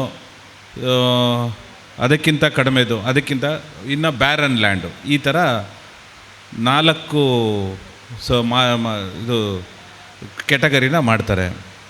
ಅದರೊಳಗಡೆ ಈ ಒಂದು ಯಥೇಚ್ಛವಾಗಿ ಮಳೆ ಬೀಳುವಂಥ ರೆಡ್ ಲ್ಯಾಟ್ರೈಟಿಕ್ ಸಾಯಿಲ್ ಇರುವಂಥ ಪ್ರದೇಶ ಮಾರ್ಜಿನಲ್ ಇದರಲ್ಲಿ ಬರುತ್ತೆ. ಹಂಗಂದರೆ ಅರ್ಥ ನಾವು ಬೆಳೆನ ತೆಗಿಲಿಕ್ಕೆ ಸ್ವಲ್ಪ ಜಾಸ್ತಿ ಶ್ರಮ ಹಾಕಬೇಕು. ಜಾಸ್ತಿ ಶ್ರಮ ಮಣ್ಣಿಗೆ ಹಾಕಬೇಕು. ನಾವು ಮಣ್ಣಿಗೆ ಯಾವ ರೀತಿ ಶ್ರಮ ಹಾಕಬೇಕು ಅಂತಂದರೆ, ಮಣ್ಣಿನ ಆರೋಗ್ಯವನ್ನು ಕಾಪಾಡ್ಕೊಳ್ಳೋಕ್ಕೆ ಬೇಕಾದಷ್ಟು ಯಾರು ರೈತರು ಕೂಡ ಪ್ರಶ್ನೆ ಕೇಳ್ತಾಯಿದ್ರು. ಇಲ್ಲೆಲ್ಲ ಇದ್ದರು, ಅವರು ಹೋಗ್ಬಿಟ್ರಾ? ಇಲ್ಲ, ಅವರು ಹೋಗಿದ್ದಾರೆ. ಅವರೊಂದಷ್ಟು ಪ್ರಶ್ನೆಗಳು ಕೇಳ್ತಾಯಿದ್ರು, ನಾನು ಅದನ್ನು ಗಮನಿಸ್ತಾ ಇದ್ದೆ. ಆ ಸಮಯದಲ್ಲಿ ಮಣ್ಣಿನ ಆರೋಗ್ಯವನ್ನು ಕಾಪಾಡಿಕೊಳ್ಳಿಕ್ಕೆ ನಮಗೆ ಒಂದಿಷ್ಟು ಪ್ರಮಾಣದ ಸಾವಯವ ಅಂಶದ ಅವಶ್ಯಕತೆ ಇದೆ. ಯಾಕೆ ಇದೆ ಅಂದರೆ, ನಮ್ಮ ಮಣ್ಣಿಗೆ ಬೇರಿಗೆ ಒಂದು ಸಂಬಂಧ ಇದೆ. ಮಣ್ಣು ಯಾವ ರೀತಿ ಇರಬೇಕಂದ್ರೆ, ಬೇರುಗಳು ಉಸಿರಾಡಲಿಕ್ಕೆ ಅವಕಾಶವನ್ನು ಮಾಡಿಕೊಡೋ ಥರ ನಾವು ನಮ್ಮ ಮಣ್ಣನ್ನು ಇಟ್ಕೊಂಡಿದ್ರೆ ನಮ್ಮ ಬೆಳೆ ಉಸಿರಾಡುತ್ತೆ ಚೆನ್ನಾಗೆ. ನಾವು ಕೊಟ್ಟಂಥ ಗೊಬ್ಬರ ನೀರನ್ನು ಸರಿಯಾದ ಪ್ರಮಾಣದಲ್ಲಿ ಬಳಕೆ ಮಾಡಿಕೊಂಡು ಯಾವುದು ಎಕ್ಸಸ್ ಇರುತ್ತೋ ಅದನ್ನು ಬಿಟ್ಟುಬಿಡುತ್ತೆ. ಮಣ್ಣಿಗೆ ಯಾವಾಗ ಏರಿಯೇಷನ್, ಬಲ್ಕ್ ಡೆನ್ಸಿಟಿ ಮತ್ತು ಪೊರಾಸಿಟಿ, ಈ 2 ಗುಣಧರ್ಮಗಳನ್ನು ನಾವು ಕಾಪಾಡೋದಕ್ಕೋಸ್ಕರ ಮಣ್ಣಿಗೆ ಸಾವಯವ ಗೊಬ್ಬರದ ಪ್ರಮಾಣ ಅಗತ್ಯ ಇದೆ. ಅದನ್ನು ಕೊಟ್ಟು ಮಣ್ಣಿನ ಗುಣಧರ್ಮಗಳನ್ನು ಅಭಿವೃದ್ಧಿಪಡಿಸಿದರೆ ನೀರು ಬಸಿದೋಗುವಂಥ ಗುಣ, ಗಾಳಿ ಆಡುವಂಥ ಗುಣ ಇವೆರಡು ಬರಬೇಕಂದ್ರೆ ಮಣ್ಣಿಗೆ ನಾವು ಸಾವಯವ ಗೊಬ್ಬರವನ್ನು ಕೊಡಬೇಕು.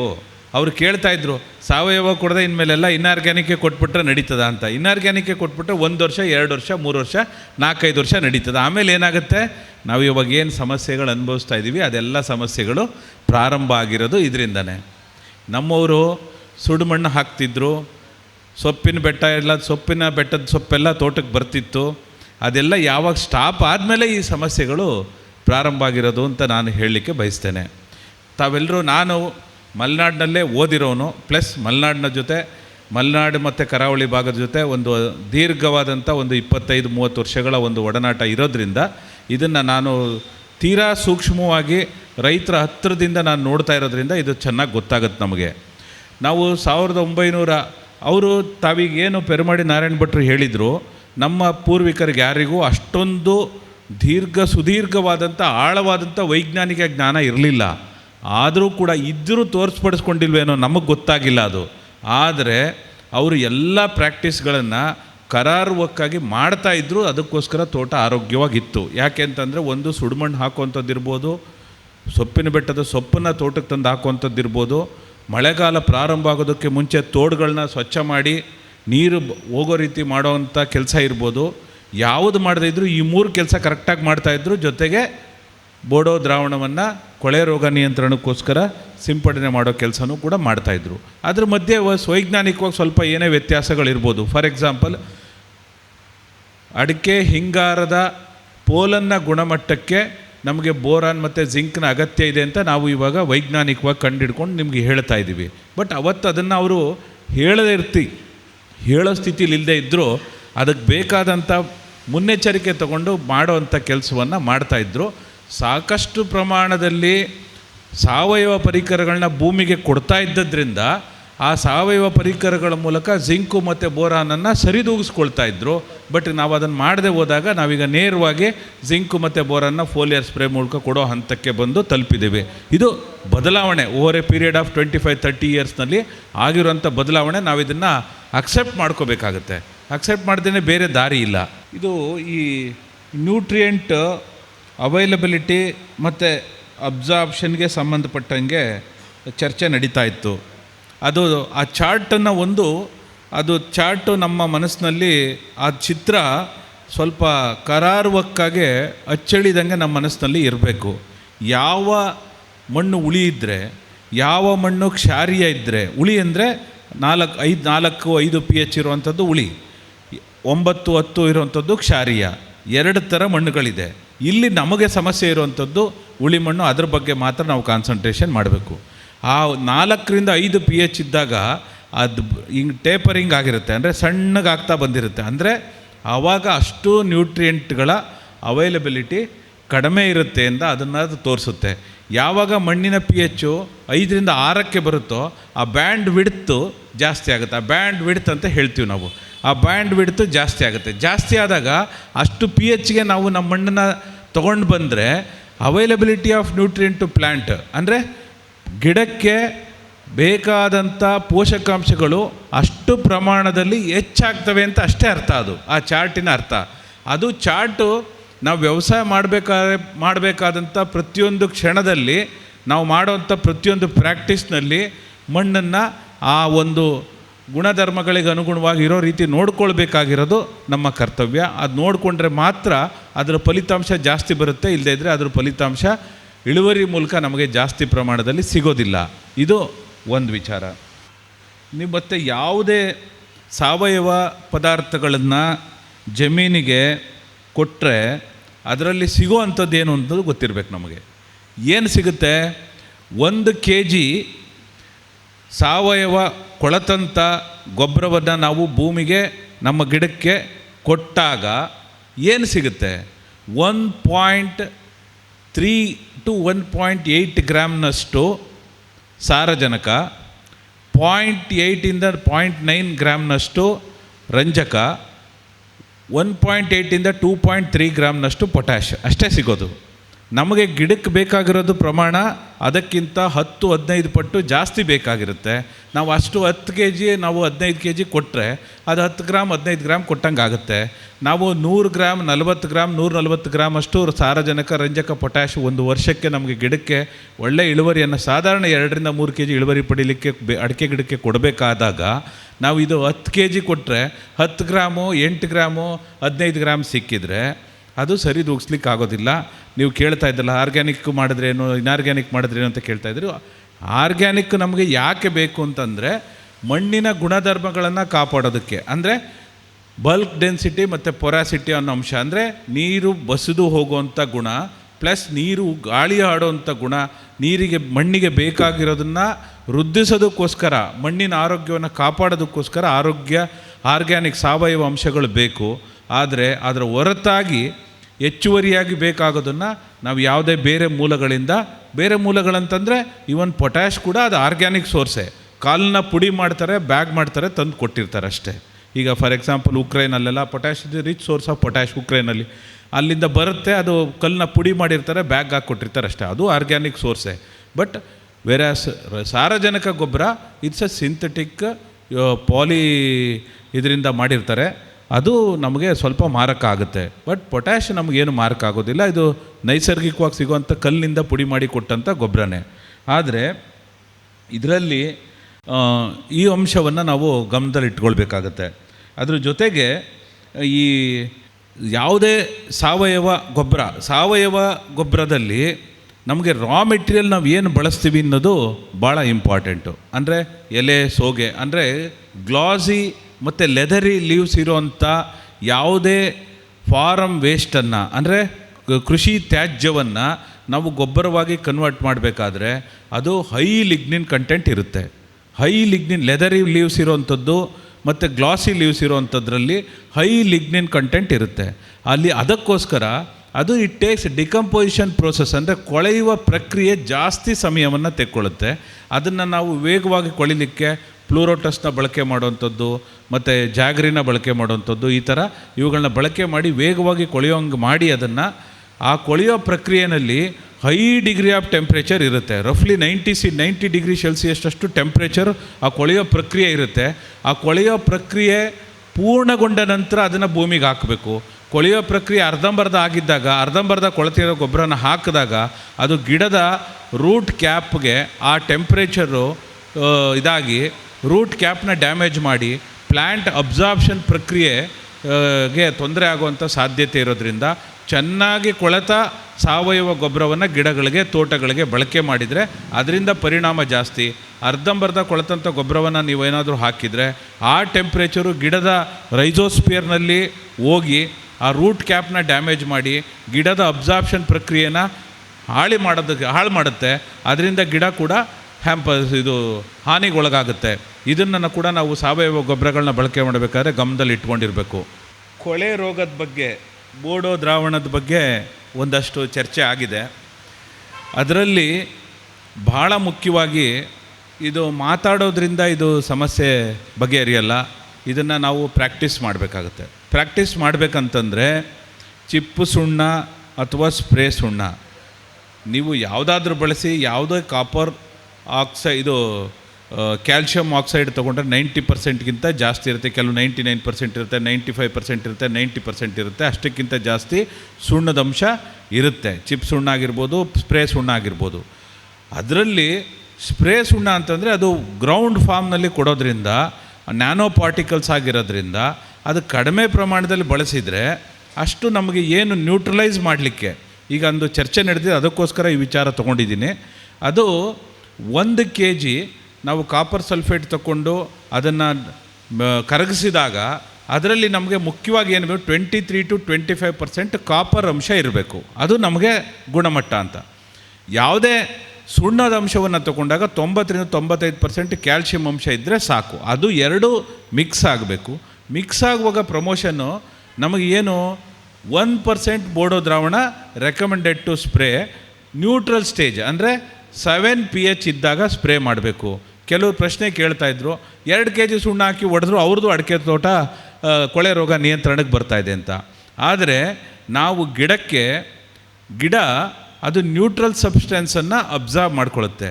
ಅದು ಅಸಿಡಿಕ್ಕು ಮತ್ತು ಆಲ್ಕಲೈನ್ ಸಬ್ಸ್ಟೆನ್ಸನ್ನು ಅಬ್ಸಾರ್ಬ್ಷನ್ ಮಾಡ್ಕೊಳ್ಳೋಂಥ ಕೆಪಾಸಿಟಿ ಅದಕ್ಕೆ ಕಡಿಮೆ. ಜೊತೆಗೆ ಅದು it will rupture the plant. ನಿಮಗೆ ಸಡನ್ನಾಗಿ ಗೊತ್ತಾಗದೇ ಇದ್ದರೂ ಓವರ್ ಎ ಪೀರಿಯಡ್ ಆಫ್ 3, 4, 5, 7, 10 ಇಯರ್ಸಲ್ಲಿ ಅದು ಡೆಫಿನೆಟಾಗಿ ನಮ್ಮ ಗಿಡದ ಮೇಲೆ ಹಾನಿ ಮಾಡೇ ಮಾಡುತ್ತೆ. ಅಸಿಡಿಕ್ ಆಗಲಿ ಆಲ್ಕಲೈನ್ ಆಗಲಿ ಆ ದ್ರಾವಣವನ್ನು ನಾವು ಗಿಡದ ಮೇಲೆ ಸಿಂಪಡಣೆ ಮಾಡೋಕ್ಕೆ ಬರಲ್ಲ. ನಾವು ಹಂಗಿದ್ರೆ ನೀರಿನ ಬದಲು ಆ್ಯಸಿಡ್ ಹಾಕೋಬೋದಲ್ಲ, ಕೈ ಮೇಲೆ ಆ್ಯಸಿಡಲ್ಲೇ ಕೈ ತೊಳ್ಕೊಂಬಿಡ್ಬೋದಲ್ಲ. ಅದು ಹಂಗೆ ಆಗುತ್ತೆ. ಗಿಡನ ನಾವು ಆ್ಯಸಿಡಲ್ಲಿ ಆಲ್ಕಲೈನ್ ದ್ರಾವಣದಲ್ಲಿ ತೊಳೆದಂಗೆ ಆಗುತ್ತೆ. ಅದನ್ನು ಗಿಡನ ತೊಳಿಬೇಕಂದ್ರೆ ನಾವು ನೀರಿನಲ್ಲಿ ಮಾತ್ರ ತೊಳಿಬೇಕು. ನೀರು ಇಸ್ ಎ ನ್ಯೂಟ್ರಲ್ ಏಜೆಂಟ್. ಅಂದರೆ ನಾವು ಯಾವುದೇ ಬೋಡೋ ದ್ರಾವಣವನ್ನು ಗಿಡದ ಮೇಲೆ ಸ್ಪ್ರೇ ಮಾಡುವಾಗ ನಾವು ಕೈ ತೊಳ್ಕೊಳ್ಳೋ ನೀರು ಯಾವ ರೀತಿ ಶುದ್ಧವಾಗಿರುತ್ತೋ ಅಷ್ಟೇ ನ್ಯೂಟ್ರಲ್ ಪ್ರಮಾಣದಲ್ಲಿರುವಂಥ ಬೋಡೋ ದ್ರಾವಣವನ್ನು ಸಿಂಪಡಣೆ ಮಾಡಿದರೆ ಗಿಡಕ್ಕೆ ಹಾನಿ ಆಗೋದಿಲ್ಲ. ಗಿಡಕ್ಕೆ ಮಾತಾಡೋಕ್ಕೆ ಬರೋದಿಲ್ಲ. ಮಾತಾಡೋಕ್ಕೆ ಬಂದಿದ್ದರೆ ಹೇಳ್ಬಿಡೋದು, ನೀವು ಶುರು ಮಾಡಿದ ತಕ್ಷಣವೇ ಅಯ್ಯೋ ಹೊಡಿಬೇಡಕ್ಕೋ ಮಾರೇ, ಅದು ನನ್ನ ಕೈಲಿ ತಡ್ಕೊಳಕ್ಕಾಗಲ್ಲ ಇದನ್ನು ಅಂತ. ಅದಕ್ಕೆ ಮಾತಾಡೋಕ್ಕೆ ಬರದೇ ಇದನ್ನು ಮೂಕ ಪ್ರಾಣಿಯಾಗಿರೋದ್ರಿಂದ ಸುಮ್ಮನೆ ಇದೆ ಅಷ್ಟೇ. ಅದಕ್ಕೂ ಜೀವ ಇದೆ, ಅದರ ರೋಧನೆ ನಮಗೆ ಗೊತ್ತಾಗೋದಿಲ್ಲ.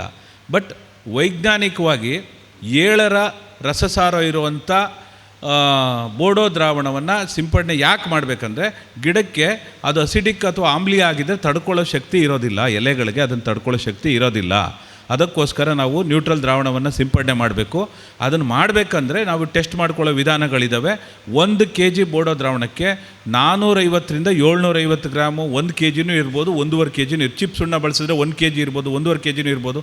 ಇಟ್ ಡಿಪೆಂಡ್ಸ್ ಆನ್ ನಾವು ಸುಣ್ಣ ಯಾವ ಬ್ರ್ಯಾಂಡಿನ ಸುಣ್ಣವನ್ನು ಬಳಸ್ತೀವಿ.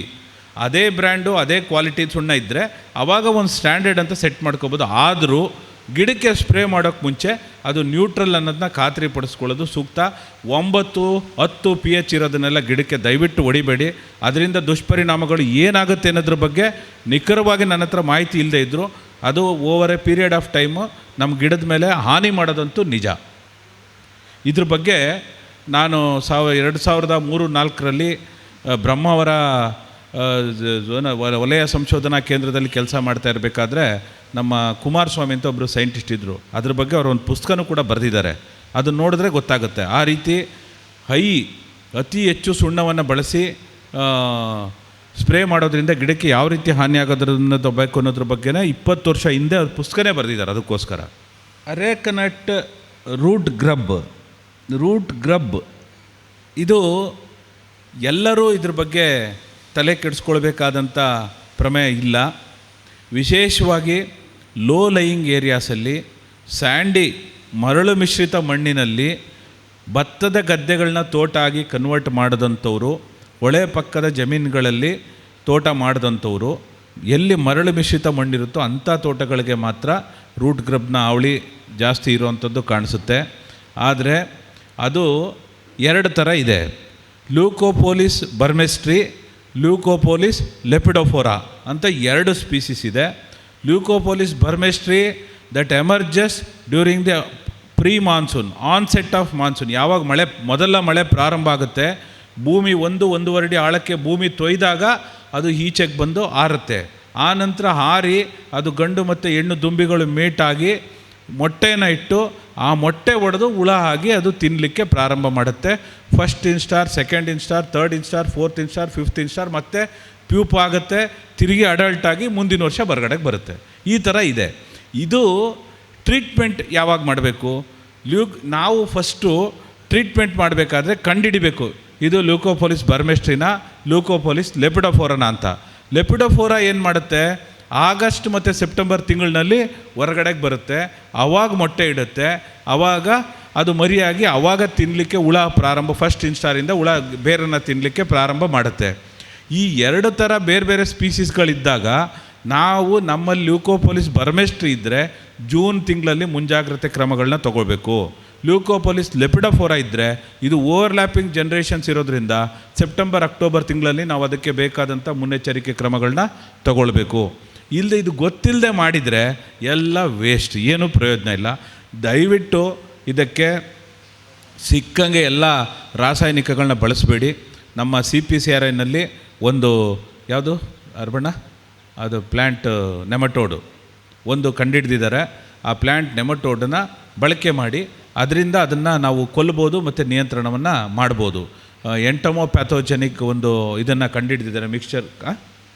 EPN, ಇದು ಎಂಟಮೋಪ್ಯಾಥೋಜೆನಿಕ್ ನೆಮಟೋಡ್ ಅಂತ ಒಂದು ಔಷಧಿನ ಕಂಡುಹಿಡಿದಿದ್ದಾರೆ. ಅದು ಇದು ಸಾವಯವ ಇದಾಗಿರೋದ್ರಿಂದ, ಅದರ ಜೀವಾಣು ಆಗೋ ಇದಾಗಿರೋದ್ರಿಂದ ಅದನ್ನು ನಾವು ಮಣ್ಣಲ್ಲಿ ಮಿಶ್ರಣ ಮಾಡಿದರೆ ಅದು ಡೆವಲಪ್ ಆಗಿ ರೂಟ್ ಗ್ರಬ್ನ ನಿಯಂತ್ರಣ ಮಾಡಲಿಕ್ಕೆ ಅವಕಾಶ ಮಾಡಿಕೊಡುತ್ತೆ. ಅದು ನಮ್ಮ ರಾಜ್ಕುಮಾರ್ ಅವ್ರಿಗೆ CPCRI ಕಾಸರಗೋಡಿನಲ್ಲಿ ಭೇಟಿ ಮಾಡಿದರೆ ಅವ್ರು ಅದ್ರ ಬಗ್ಗೆ ಅದನ್ನ ನೀವು ಯಾವ ರೀತಿ ಮನೆಯಲ್ಲೇ ಮಾಡ್ಕೊಳ್ಬೇಕು ಅನ್ನೋದ್ರ ಬಗ್ಗೆ ಕೂಡ ತರಬೇತಿನ ಅವ್ರು ಕೊಡ್ತಾರೆ. ಇದು ಬೇರು ಹುಳ ನಿಯಂತ್ರಣಕ್ಕೆ ಸಂಬಂಧಪಟ್ಟಂಗೆ. ಇದ್ರ ಜೊತೆಗೆ ಕೊಳೆ ರೋಗಕ್ಕೆ ಸಂಬಂಧಪಟ್ಟಂಗೆ ತಾವು ಕೇಳ್ತಾ ಇದ್ರಿ. ಬೋಡೋ ಮಿಕ್ಸ್ಚರ್ ಅಲ್ಲ ಅಂತಂದರೆ ಮ್ಯಾಂಡಿಪ್ರೋಪಮೈಡ್ ಅಂತ ಒಂದು ಔಷಧಿ ಬರುತ್ತೆ. ಅದು 1 ml per ಲೀಟ್ರು. ಮೊದಲು ಏನಾಗಿತ್ತು, ಸ್ವಲ್ಪ ಇದು 400 ರೂಪಾಯಿನೋ ಲೀಟ್ರ್. ಇದು ಮೊದಲು 5 ml per ಲೀಟ್ರು ಅಂತ ಬಿಗಿನಿಂಗಲ್ಲಿ ಸ್ಪ್ರೇ ಮಾಡಬೇಕು ಅಂತ ಹೇಳಿದ್ರಿಂದ ಕಾಸ್ಟ್ಲಿ ಆಗುತ್ತೆ ಅಂತ ನಾವು ಯಾರೂ ರೈತರಿಗೆ ಹೇಳ್ತಾ ಇರಲಿಲ್ಲ. ಈಗ ಅದನ್ನು ವಿಜ್ಞಾನಿಗಳು ಸಾಕಷ್ಟು ಪ್ರಯೋಗಗಳನ್ನ ನಡೆಸಿ 1 ml per ಲೀಟ್ರು ಸ್ಪ್ರೇ ಮಾಡಿದರೆ ನಿಯಂತ್ರಣಕ್ಕೆ ಬರುತ್ತೆ ಅಂತ ಹೇಳಿದ್ದಾರೆ. ಈಗ ಬೋಡೋ ಬಗ್ಗೆ ನಿಮಗೆಲ್ಲ ಏನೇನು ಗೊಂದಲಗಳಿದೆ ಅದನ್ನೆಲ್ಲ ನಿವಾರಣೆ ಮಾಡಬೇಕು, ನಾನು ಕಂಟ್ರೋಲ್ ಮಾಡಬೇಕು ಅಂದರೆ ಮ್ಯಾಂಡಿಪ್ರೋಪಮೈಡ್ 1 ml per ಲೀಟ್ರು ಸ್ಪ್ರೇ ಮಾಡಿದರೂ ಕೂಡ ಕೊಳೆ ರೋಗ ನಿಯಂತ್ರಣ ಆಗುತ್ತೆ ಅಂತೇಳಿ ವೈಜ್ಞಾನಿಗಳೀಗ ಅದನ್ನು ಸಂಶೋಧನೆ ಮಾಡಿ ದೃಢಪಡಿಸಿರೋದ್ರಿಂದ ನೀವು ಆಲ್ಟರ್ನೇಟಾಗಿ ಅದನ್ನು ಕೂಡ ನೀವು ಸ್ಪ್ರೇ ಮಾಡಿ ನಿಯಂತ್ರಣಕ್ಕೆ ತರ್ಬೋದು. ಮತ್ತು ಸ್ವಲ್ಪ ಹಾಟ್ ಟಾಪಿಕ್ ಇರ್ಬೋದು, ಅಡಿಕೆನಲ್ಲಿ ಅಥವಾ ಪರ್ಯಾಯವಾಗಿ ಅಂತರ ಬೆಳೆಯಾಗಿ ಅಡಿಕೆಯಲ್ಲಿ ಅಂತರ ಬೆಳೆಯಾಗಿ ಕಾಫಿ ಅಡಿಕೆಗೆ ಪರ್ಯಾಯವಾಗಿ ಕಾಫಿ, 2 ಸಬ್ಜೆಕ್ಟು ಇದೆ. ಇದು ನಾವು ಬೆಳ್ತಂಗಡಿ ತಾಲೂಕು ಎಳನೀರು ಆ ಭಾಗದಲ್ಲೆಲ್ಲ ರೈತರ ಜೊತೆ ನಾವು ಸಂಪರ್ಕ ಮಾಡಿದಾಗ ಅಲ್ಲಿ ಸ್ವಲ್ಪ ಎಲೆ ಚುಕ್ಕಿದು ಸ್ವಲ್ಪ ಜಾಸ್ತಿ ತೀವ್ರತೆ ಇದೆ. ಅವರು ಸ್ವಲ್ಪ ಆತಂಕಗೊಂಡು ನಮಗೆ ಅಟ್ಲೀಸ್ಟ್ ಕಾಫಿನಾದರೂ ಬೆಳೆಯೋದಕ್ಕೆ ಕಾಫಿ ಬೋರ್ಡ್ನಿಂದ ಅಸಿಸ್ಟೆನ್ಸ್ ಕೊಡಿಸಿ ಅಂತ ಹೇಳಿ ಒಂದು ಮನವಿ ಕೊಟ್ಟಿದ್ದರು. ಆ ಮನವಿ ಕೊಟ್ಟ ಮೇಲೆ ನಾವು ಕಾಫಿ ಬೋರ್ಡ್ನವ್ರಿಗೆ ಪತ್ರ ವ್ಯವಹಾರ ನಡೆಸಿದ್ವಿ ನಮ್ಮ ಡೈರೆಕ್ಟ್ರ್ ಮೂಲಕ. ಅವರು ಕಾಫಿ ರಿಸರ್ಚ್ ಇನ್ಸ್ಟಿಟ್ಯೂಟಿಂದ ವಿಜ್ಞಾನಿಗಳ ತಂಡ ಡಿಸೆಂಬರ್ ತಿಂಗಳಿನಲ್ಲಿ ಬಂದು ಬೆಳ್ತಂಗಡಿ, ಪುತ್ತೂರು ಮತ್ತು ಸುಳ್ಯ ಭಾಗದಲ್ಲಿ ಸರ್ವೆ ಮಾಡ್ಕೊಂಡು ಹೋಗಿದ್ದಾರೆ. ಸರ್ವೆ ಮಾಡ್ಕೊಂಡು ಹೋಗಿ ಈಗ ಕಾಫಿ ಸೂಟಬಿಲಿಟಿ ಇನ್ ದಕ್ಷಿಣ ಕನ್ನಡ ಅಂದರೆ ಅದ್ರ ಬಗ್ಗೆ ಇದು ಮಾಡ್ತಾಯಿದ್ದಾರೆ. ಇದ್ರ ಮಧ್ಯದಲ್ಲಿ ನಾನು ಅವರು ಡೈರೆಕ್ಟ್ರು ಜೀನಾ ದೇವಸ್ಯ ಅಂತ ಏನೋ ಡೈರೆಕ್ಟ್ರ್ ಇದ್ದಾರೆ, ಡೈರೆಕ್ಟ್ರು ಸೆಂಟ್ರಲ್ ಕಾಫಿ ರಿಸರ್ಚ್ ಇನ್ಸ್ಟಿಟ್ಯೂಟ್ನ ಡೈರೆಕ್ಟ್ರ್ ಜೊತೆ ಮಾತಾಡಿದೆ. ಆ ಮಾತಾಡಿರೋದನ್ನ ಮಾತ್ರ ಹೇಳ್ತೀನಿ, ಅಲ್ಲಿಂದ ಮುಂದಕ್ಕೆ ಹೋಗೋದು ಬೇಡ. ಏನಾಗಿದೆ, ನಮಗೊಂದು ಕಳಕಳಿ ಇದೆ. ಎಷ್ಟುವರೆಗೆ ನಿಮಗೆ ದುಡ್ಡು ಮಾಡಲಿಕ್ಕೆ ಅವಕಾಶಗಳಿದೆ ಅದನ್ನೆಲ್ಲ ಎಕ್ಸ್ಪ್ಲೋರ್ ಮಾಡಿ. ಬಟ್ ಯಾರು ನಾವು ಸಜೆಸ್ಟ್ ಮಾಡೋದು ಅಂತ ಬೆಳೆದು ಸಮಸ್ಯೆಗೆ ಸಿಕ್ಕಾಕೊಂಡೆ ಅಂತ ನೀವು ಹೇಳ್ಬಾರ್ದು. ಅವರು ಹೇಳಿದ ಪ್ರಕಾರ 500 MSL ಅಂದರೆ 500 meters ಅಬೋವ್ ಮೀನ್ ಸಿ ಲೆವೆಲ್ ಇದ್ದರೆ ಆ ಆಲ್ಟಿಟ್ಯೂಡ್ನ ಪ್ರದೇಶಗಳಲ್ಲಿ ಕಾಫಿನ ಸೂಕ್ತವಾಗಿ ಬೆಳಿಬೋದು, ಗುಣಮಟ್ಟದ ಕಾಫಿನ ಉತ್ಪಾದನೆ ಮಾಡ್ಬೋದು ಅನ್ನೋದು ಅವರ ಕಳಕಳಿ. ಅದಕ್ಕೋಸ್ಕರ ಅವರ ವರದಿ ಬರೋದು ವಿಳಂಬ ಆಗಿದೆ. ಅದ್ರ ಬಗ್ಗೆ ಏನು ನಮ್ಮ DCR ಡೈರೆಕ್ಟ್ರೇಟ್ ಆಫ್ ಕ್ಯಾಶ್ಯೂ ರಿಸರ್ಚಿಂದ ವೆದರ್ ಡೇಟಾ ಲಾಸ್ಟ್ ಒಂದು 5-10 ಇಯರ್ಸ್ದು ವೆದರ್ ಡೇಟಾ ಎಲ್ಲ ತರಿಸ್ಕೊಂಡಿದ್ದಾರೆ. ಅದ್ರ ಬಗ್ಗೆ ಅನಾಲಿಸಿಸ್ ನಡೀತಾ ಇದೆ. ಬಟ್ ಇಲ್ಲಿ ನಾವು ನಿನ್ನೆ ಕೂಡ ನಾನು ಮತ್ತು ನಮ್ಮ ಅರ್ಬಣ್ಣವರು ಚೆಕ್ ಮಾಡ್ತಾಯಿದ್ವಿ. 500 ಮೀಟ್ರ್ MSL ಇರುವಂಥದ್ದು ಎಳ್ನೀರು ಭಾಗದ ಒಂದು ಪ್ರದೇಶ ಬಿಟ್ಟರೆ ಇಲ್ಲೆಲ್ಲ ಎಷ್ಟು 153 ಮೀಟ್ರ್ ಇದೆಯಾ? ಇದು ಇನ್ನು 100 ಮೀಟ್ರ್ ಇದೆ. ಈಗ ಅಲ್ಲಿ ಅವ್ರಿಗೆ ಏನಿದೆ, ಇಲ್ಲಿ ನಾವು ಗುಣಮಟ್ಟದ ಕಾಫಿನ ಉತ್ಪಾದನೆ ಮಾಡಲಿಕ್ಕೆ ಕಷ್ಟ ಇದೆ ಅನ್ನೋದು ಅವರ ವೈಜ್ಞಾನಿಕ ಅಭಿಪ್ರಾಯ. ಎರಡನೇ ಅಂಶ ನನಗಿರೋವಂಥದ್ದು ಏನಂತಂದರೆ, ಇದು ಹ್ಯುಮಿಡಿಟಿ ಇರುವಂಥ ಪ್ರದೇಶ. ವರ್ಷ ಪೂರ್ತಿ 80ಕ್ಕಿಂತ ಹೆಚ್ಚು ರಿಲೇಟಿವ್ ಹ್ಯುಮಿಡಿಟಿ ಇರುತ್ತೆ. ಅಂದರೆ ಆರ್ದ್ರತೆ, ವಾತಾವರಣದಲ್ಲಿನ ಆರ್ದ್ರತೆ, ತೇವಾಂಶ 80-85% ತೇವಾಂಶ ಇರುವಂಥ ಪ್ರದೇಶ. ಇಲ್ಲಿ ಏನಾದರೂ ನೀವು ಕಾಫಿ ಹಾಕಿ ಬೆಳಿಲಿಕ್ಕೆ ಪ್ರಾರಂಭ ಮಾಡಿದ ಮೇಲೆ ಹೆಮಿಲಿಯಾ ವ್ಯಾಸ್ಟಾಟ್ರಿಕ್ಸ್ ಕಾಫಿ ಲೀಫ್ ರಸ್ಟ್ ಏನಾದರೂ ಬಂದರೆ ಈ ಹ್ಯುಮಿಡಿಟಿಗೆ ಲೀಫ್ ರಸ್ಟು ಔಟ್ ಬ್ರೇಕ್ ಆದರೆ ಕಾಫಿ ಪ್ಲ್ಯಾಂಟೇಷನ್ನ ಸ್ಥಿತಿ ಏನು? ನಾನು ಈ ಪ್ರಶ್ನೆ ಅವ್ರಿಗೆ ಕೇಳಿದ್ದೀನಿ. ಅವರು ನೀವು ಪತ್ರ ಬರೀರಿ, ಯಾವ್ಯಾವ ಸೂಟಬಲ್ ಪ್ರದೇಶ ಇದ್ದಾವೆ ಅಂತ ಐಡೆಂಟಿಫೈ ನೀವು ಒಂದು ರೆಕಮೆಂಡ್ ಮಾಡಿ ಕಳಿಸಿ, ನಾವು ಅದನ್ನ ಅನಲೈಸ್ ಮಾಡಿ ರಿಪೋರ್ಟ್ ಕೊಡ್ತೀವಿ ಅಂತ ಹೇಳಿದರೆ, ಅಲ್ಲಿವರೆಗೂ ಈ ವಿಚಾರನ ಮುಂದಕ್ಕೆ ಚರ್ಚೆ ಮಾಡದೇ ಇರೋದು ಒಳ್ಳೆಯದಂತ ನಾನು ತಿಳಿಸ್ಲಿಕ್ಕೆ ಬಯಸ್ತೀನಿ. ಅವರಿಂದ ಸರಿಯಾದ ಬರಲಿ ಅದು. ಮತ್ತು ಇನ್ನೊಂದು ಏನಾಗಿದೆ ಅಂತಂದರೆ, ಇದು ಮತ್ತೆ ನಮ್ಮ ಅಡ್ಜಾಯ್ನಿಂಗ್ ಮಡಿಕೇರಿ ಪ್ರದೇಶ ಏನಿದೆ ಅಲ್ಲಿ ಬೆಳೀತಾ ಇರೋಂಥ ಕಾಫಿಗೆ ಈ ಕಾಫಿಗೆ ಗುಣಮಟ್ಟದಲ್ಲಿ ವ್ಯತ್ಯಾಸ ಇರುತ್ತೆ. ಅದು ಅದನ್ನು ಮಾರ್ಕೆಟಿಂಗು ಈ ಕಾಫಿಗೆ ಏನು ಮಾರ್ಕೆಟ್ ಫಿಕ್ಸ್ ಮಾಡಬೇಕು, ಆ ಕಾಫಿಗೆ ಏನು ಮಾರ್ಕೆಟ್ ಫಿಕ್ಸ್ ಮಾಡಬೇಕು ಅನ್ನೋ ಎಲ್ಲ ಕೆಲವು ಅಂಶಗಳು ಇದರಲ್ಲಿ ಇದೆ. ಹಂಗಾಗಿ ಅದು ಮಿನಿಸ್ಟ್ರಿ ಆಫ್ ಕಾಮರ್ಸು ನಮ್ಮ ಮಾನ್ಯ ಸಂಸದರ ಜೊತೆ ಇದ್ರ ಬಗ್ಗೆ ಭಾಳಷ್ಟು ಅವ್ರಿಗೆ ಆಗಲೇ 6 ತಿಂಗಳಿಂದ ನನಗೆ ಇದ್ರ ಬಗ್ಗೆ ಒತ್ತಡ ತರ್ತಾ ಇದ್ದಾರೆ. ಪಾಪ ಅವರು ಇದೇ ಸಲುವಾಗಿ ಪಿಯೂಷ್ ಚಾವ್ಲಾ ಅವ್ರನ್ನ 2-3 ಸರಿ ಭೇಟಿ ಮಾಡಿದ್ದಾರೆ. ಅವ್ರಿಗೆ ಕೂಡ ಮನವಿ ಕೊಟ್ಟಿದ್ದಾರೆ. ಕಾಫಿ ಬೋರ್ಡ್ನ CEO ಮತ್ತು ಅವರು ಸೆಕ್ರೆಟ್ರಿ ಅವ್ರಿಗೆ, ಅವರು ಗೌರ್ಮೆಂಟ್ ಆಫ್ ಇಂಡಿಯಾ ಲೆವೆಲಲ್ಲಿ ಒಬ್ಬರು ಅವ್ರಿಗೆಲ್ಲ ಮಾತಾಡಿದ್ದಾರೆ. ಅವರು ನನಗೆ ಹೇಳಿದರು, ಗೌರ್ಮೆಂಟಿಂದ ನಮಗೂ ಸಾಕಷ್ಟು ಒತ್ತಡ ಇದೆ, ಇದ್ರ ಬಗ್ಗೆ ನಾವು ಡಿಸಿಷನ್ ತೊಗೋಬೇಕಾಗಿದೆ.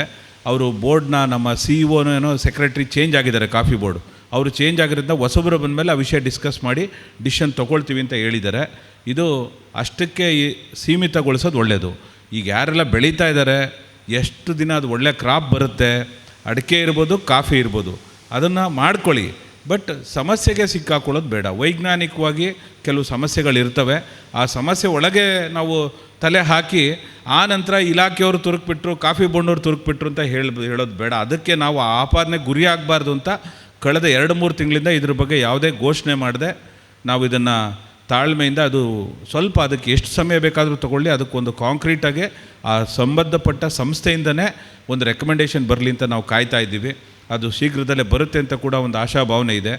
ಅದು ಬಂದ ನಂತರ ಅದಕ್ಕೆ ಸಂಬಂಧಪಟ್ಟಂತೆ ಕ್ರಮವನ್ನು ತಗೊಳ್ಳೋಣ. ಬೋಡೋ ದ್ರಾವಣದಲ್ಲಿ ಸುಣ್ಣ ಜಾಸ್ತಿ ಹಾಕಿದಾಗ ಏನಾಗುತ್ತೆ ಅನ್ನೋದು ಒಂದು ಚರ್ಚೆ ನಡೀತು. ಅದು ಏನು ಇಷ್ಟೇ, ಕಾಪರ್ ಮತ್ತು ಕ್ಯಾಲ್ಶಿಯಂ ಇದೆರಡೂ ಸೇರಿದಾಗ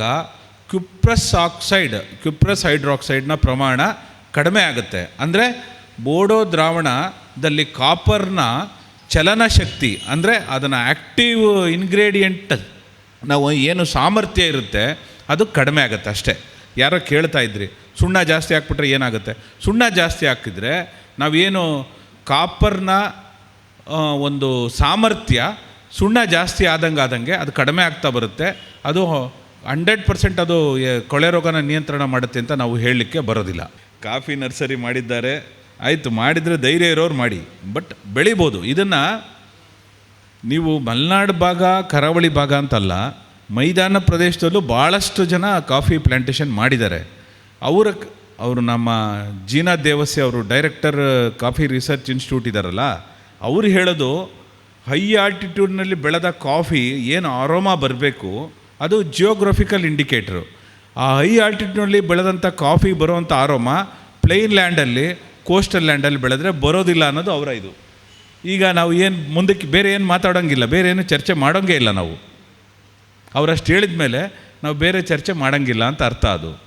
ಆದರೆ ಇವೆಲ್ಲ ಅಂಶಗಳಿರೋದ್ರಿಂದ ಅದನ್ನು ನಾನು ಅವರಿಂದನೇ ರೈಟಿಂಗಲ್ಲಿ ಬರೋವರೆಗೂ ನಾವು we don't give much publicity to it. ಏನಾದರೂ ಬೇರೆ ಏನಾದರೂ ಪ್ರಶ್ನೆಗಳಿದ್ದರೆ ಕೇಳಿ.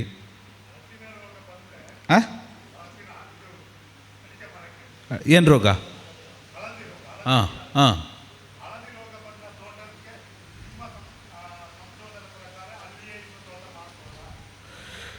ಈಗ ಅವರು ಅದಕ್ಕೆ ಸಂಬಂಧಪಟ್ಟಂಗೆ ರಿಸರ್ಚ್ ಯಾವ ಹಂತದಲ್ಲಿದೆ ಅಂತ ಹೇಳ್ತೇನೆ.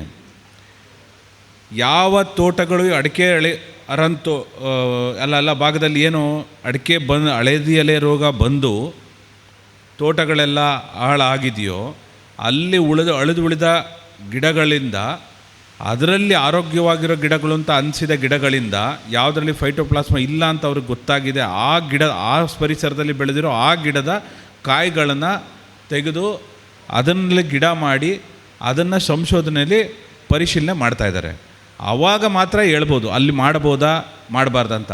ಅದು ಎಗೈನ್ ಅದು ಸಂಶೋಧನೆ ಪ್ರಗತಿಲಿರೋದ್ರಿಂದ ಅದ್ರ ಬಗ್ಗೆ ಏನು ಹೇಳಲಿಕ್ಕಾಗೋದಿಲ್ಲ. ತುಂಬ ವರ್ಷ ಅಲ್ಲ, 1905ರಲ್ಲಿ ಈ ಡಿಸೀಸು ಫಸ್ಟ್ ರಿಪೋರ್ಟ್ ಆಗಿರೋದು. ನಮಗೆ ಕರ್ನಾಟಕದಲ್ಲಿ ಫಸ್ಟ್ ರಿಪೋರ್ಟ್ ಆಗಿರೋದು 1965ರಲ್ಲಿ. 65ರಿಂದ ಹೆಚ್ಚು ಕಡಿಮೆ ಈಗ 50 ವರ್ಷ ಆಯಿತು, ಹೆಚ್ಚು ಕಡಿಮೆ 50-60 ವರ್ಷ ಆಯ್ತೇನೋ. ಈಗ 60 ವರ್ಷ ಆಗಿದೆ, ನಿಜ ಒಪ್ಕೊಳ್ತೀನಿ. ಬಟ್ ವೈಜ್ಞಾನಿಕವಾದ ವಿಚಾರ ಇದ್ದಾಗ ಅದಕ್ಕೆ ಅವರು ವೈಜ್ಞಾನಿಕವಾಗಿ ಪರಿಹಾರ ಹೇಳ್ದೇನೆ ನಾನು ನೀವು ಏನು ಡಿಸಿಷನ್ ತೊಗೊಳಕ್ಕಾಗಲ್ಲ. ನಾನು ಒಂದು ವಿಚಾರ ಹೇಳ್ತೀನಿ. ಈಗ ರಫ್ಲಿ ನಮಗೆ ಗೊತ್ತಿರೋ ಮಾಹಿತಿ ಪ್ರಕಾರ ಒಂದು 2,000 ಹೆಕ್ಟೇರ್ ಪ್ರದೇಶದ ಒಂದು 10 ಗ್ರಾಮಗಳಲ್ಲಿ ಮಾತ್ರ ಅದು ಇದೆ. ಅದು ಅಷ್ಟೇ ಇದ್ದರೆ ಸಾಕು, ಅದು ಸ್ಪ್ರೆಡ್ ಆಗಬಾರ್ದು ಅಂತ ಬೇಡ್ಕೊಳ್ಳಿ ಅಷ್ಟೇ. ಬೇರೆ ಬಾಕಿ ಏನು ವಿಚಾರ ಮಾಡೋದು ಬೇಡ. ಅದು ಅಲ್ಲಿಂದ ಮುಂದಕ್ಕೆ ಹೊರಗಡೆಗೆ ಸ್ಪ್ರೆಡ್ ಆಗದೆ ಇರೋ ಥರ ಇದ್ದರೆ ಅದೇ ನಮ್ಮ ಪುಣ್ಯ ಅಂದ್ಕೊಳ್ಳಿ. ಇದು ಏನಾದರೂ ಅದು ಹೇಳಿದ್ನಲ್ಲ, ಆ ಸ್ಪ್ರೆಡ್ಡು ಇದೇ ರೇಟಲ್ಲಿ ಇದು ಇನ್ನೂ ಫಾಸ್ಟಾಗಿ ಸ್ಪ್ರೆಡ್ ಆದರೆ ಏನು ಮಾಡ್ತೀರಿ? ಅದನ್ನೇ ನೋಡ್ತಾ ಇರೋದು. ಈಗ ಅದಕ್ಕೆ ಪ್ರಯತ್ನಗಳು ನಡೀತಾ ಇದೆ. ಒಂದು ಟಿಶ್ಯೂ ಕಲ್ಚರ್ ಗಿಡ ಮಾಡುವಂಥದ್ದು, ಅಲ್ಲಿ ಯಾವುದು ಉಳಿದಂಥ ಗಿಡಗಳಿಂದ ನಟ್ಟು ತೆಗೆದು ಅದರಲ್ಲಿ ಗಿಡನ ಪ್ರೊಡ್ಯೂಸ್ ಮಾಡಿ ಅದನ್ನ ಟಿಶ್ಯೂ ಕಲ್ಚರ್ ಮಾಡಿ ಮಾಡೋಂಥ ಪ್ರಯತ್ನಗಳು ನಡೀತಾ ಇದೆ. ಇದೇನಿಲ್ಲ ಅಂದರೂ ಕನಿಷ್ಠ ಪಕ್ಷ ಇವಾಗ ಸ್ವಲ್ಪ ಮಾಲಿಕ್ಯುಲರ್ ಲೆವೆಲಲ್ಲಿ ಅದನ್ನ ಅನಾಲಿಸಿಸ್ ಮಾಡೋಂಥ ತಂತ್ರಜ್ಞಾನ ಬಂದಿರೋದು ಈಗ 8-10 ವರ್ಷಗಳಿಂದ ಈಚೆಗೆ ಬಂದಿರೋದೆ. ಆ ತಂತ್ರಜ್ಞಾನ ಬೆಳ್ಕೊಂಡು ಸ್ವಲ್ಪ ಫಾಸ್ಟಾಗಿ ಆಗ್ತಾಯಿದೆ. ಸ್ಕ್ರೀನಿಂಗ್ ಮಾಡೋವಂಥದ್ದು ಇದೆಲ್ಲ ಮಾಡ್ತಾಯಿದ್ದಾರೆ. ಅಂದರೆ ಥ್ರೂ ಸ್ಯಾಟಿಲೈಟ್ ಏನು ನಾವು ಡ್ರೋನ್ ಮೂಲಕ ಮಾಡಿದರೆ ಆ ಪ್ಲ್ಯಾಂಟ್ ಪಿಕ್ಚರ್ನ ಕ್ಯಾಪ್ಚರ್ ಮಾಡಿದ್ರೆ whether it's wilt affected or not ಅಂತ ಮಾಡೋವರೆಗೆ ಬಂದು ಮುಟ್ಟಿದ್ದಾರೆ. ಅಂದರೆ ನಡೀತಾ ಇದೆ. ಅದು ಒಂದು ಸಾರಿ ಆ ಗಿಡನ ಹಾಕಿ ಅದು 8-10 ವರ್ಷ ಅದು ಬರೋಲ್ಲ ಅಂತ ಪ್ರೂವ್ ಆಗೋವರೆಗೂ ಹೇಳಕ್ಕೆ ಬರಲ್ಲ.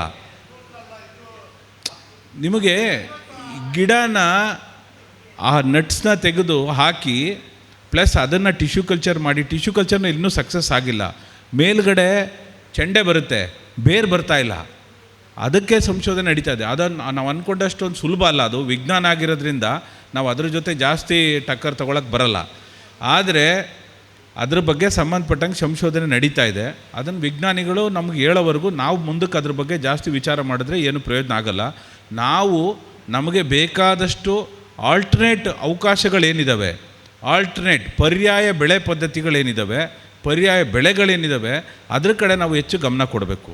ಕಾಳುಮೆಣಸು ಇರ್ಬೋದು, ಕೋಕೋ ಇರ್ಬೋದು, ಕ್ಯಾಶು ಇರ್ಬೋದು, ತೆಂಗಿರ್ಬೋದು, ಆಯಿಲ್ ಪಾಮ್ ಇರ್ಬೋದು, ಇಂಥ ಬೆಳೆಗಳ ಬಗ್ಗೆ ಪರ್ಯಾಯವಾಗಿ ಮಾಡೋದ್ರ ಬಗ್ಗೆ ನಾವು ವಿಚಾರ ಮಾಡಬೇಕು. ಬಿಟ್ಟರೆ ಅದನ್ನೇ ಈ ಸಮಸ್ಯೆಗೆ ಜೊತೆ ಬಿದ್ದು ನಾವು ನಿರಾಶರಾಗಬೇಕಾದ ಅವಶ್ಯಕತೆ ಇಲ್ಲ. ಅಡಿಕೆ ಎಷ್ಟು ಲಾಭದಾಯಕನೋ ಅಷ್ಟೇ ಬೇರೆ ಬೆಳೆನೂ ಕೂಡ ವೈಜ್ಞಾನಿಕವಾಗಿ ಬೆಳೆದ್ರೆ ಆ ಬೆಳೆಗಳು ಕೂಡ ಅಷ್ಟೇ ಲಾಭದಾಯಕ. ನಾವು ಅಡಿಕೆ ಲಾಭದಾಯಕ ಅಂತ ತಿಳ್ಕೊಂಡಿರೋದು ತಪ್ಪು. ಅಡಿಕೆ ಅಷ್ಟೇ ಲಾಭದಾಯಕವಾಗಿರೋಂಥ ಬೇರೆ ಬೆಳೆಗಳು ಇದೆ, ಅವುಗಳನ್ನೂ ಕೂಡ ನಾವು ವೈಜ್ಞಾನಿಕವಾಗಿ ಬೆಳೆಯೋ ನಿಟ್ಟಿನಲ್ಲಿ ಪ್ರಯತ್ನ ಮಾಡಬೇಕು. ಮಲ್ಟಿ ಸ್ಟೋರಿಡ್ ಕ್ರಾಪಿಂಗ್ ಸಿಸ್ಟಮ್ ಅಂತ ಇದೆ. ಮಲ್ಟಿ ಸ್ಟೋರಿಡ್ ಕ್ರಾಪಿಂಗ್ ಸಿಸ್ಟಮ್ ಅಂತಂದರೆ ನಾವು ಏನು ಮಾಡಬೇಕು? ತೆಂಗು ಮಾಡಬೇಕು, ಕಾಳುಮೆಣಸು ಮಾಡಬೇಕು, ಅದ್ರ ಜೊತೆ ಕೋಕೋ ಮಾಡಬೇಕು. ಪ್ರಯತ್ನ ಇದೆಯಾ? ಇಲ್ಲ. ಇದೆಯಾ ಹೇಳಿ? ನಿಮ್ಗೆ ಅಡಿಕೆನೇ ಯಾಕೆ ಬೇಕು? ನಾನು ಹೇಳೋದು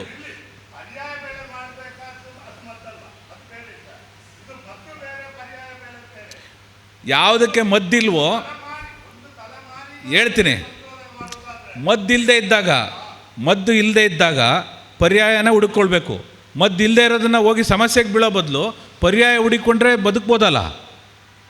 ಮದ್ದು ಇಲ್ಲದೆ ಇರೋದನ್ನು ಹುಡುಕೊಂಡು ಹೋಗಿ ಆ ಸಮಸ್ಯೆ ಒಳಗಡೆ ಬೀಳೋ ಬದಲು ಪರ್ಯಾಯ ಚಿಂತನೆ ಮಾಡಿದರೆ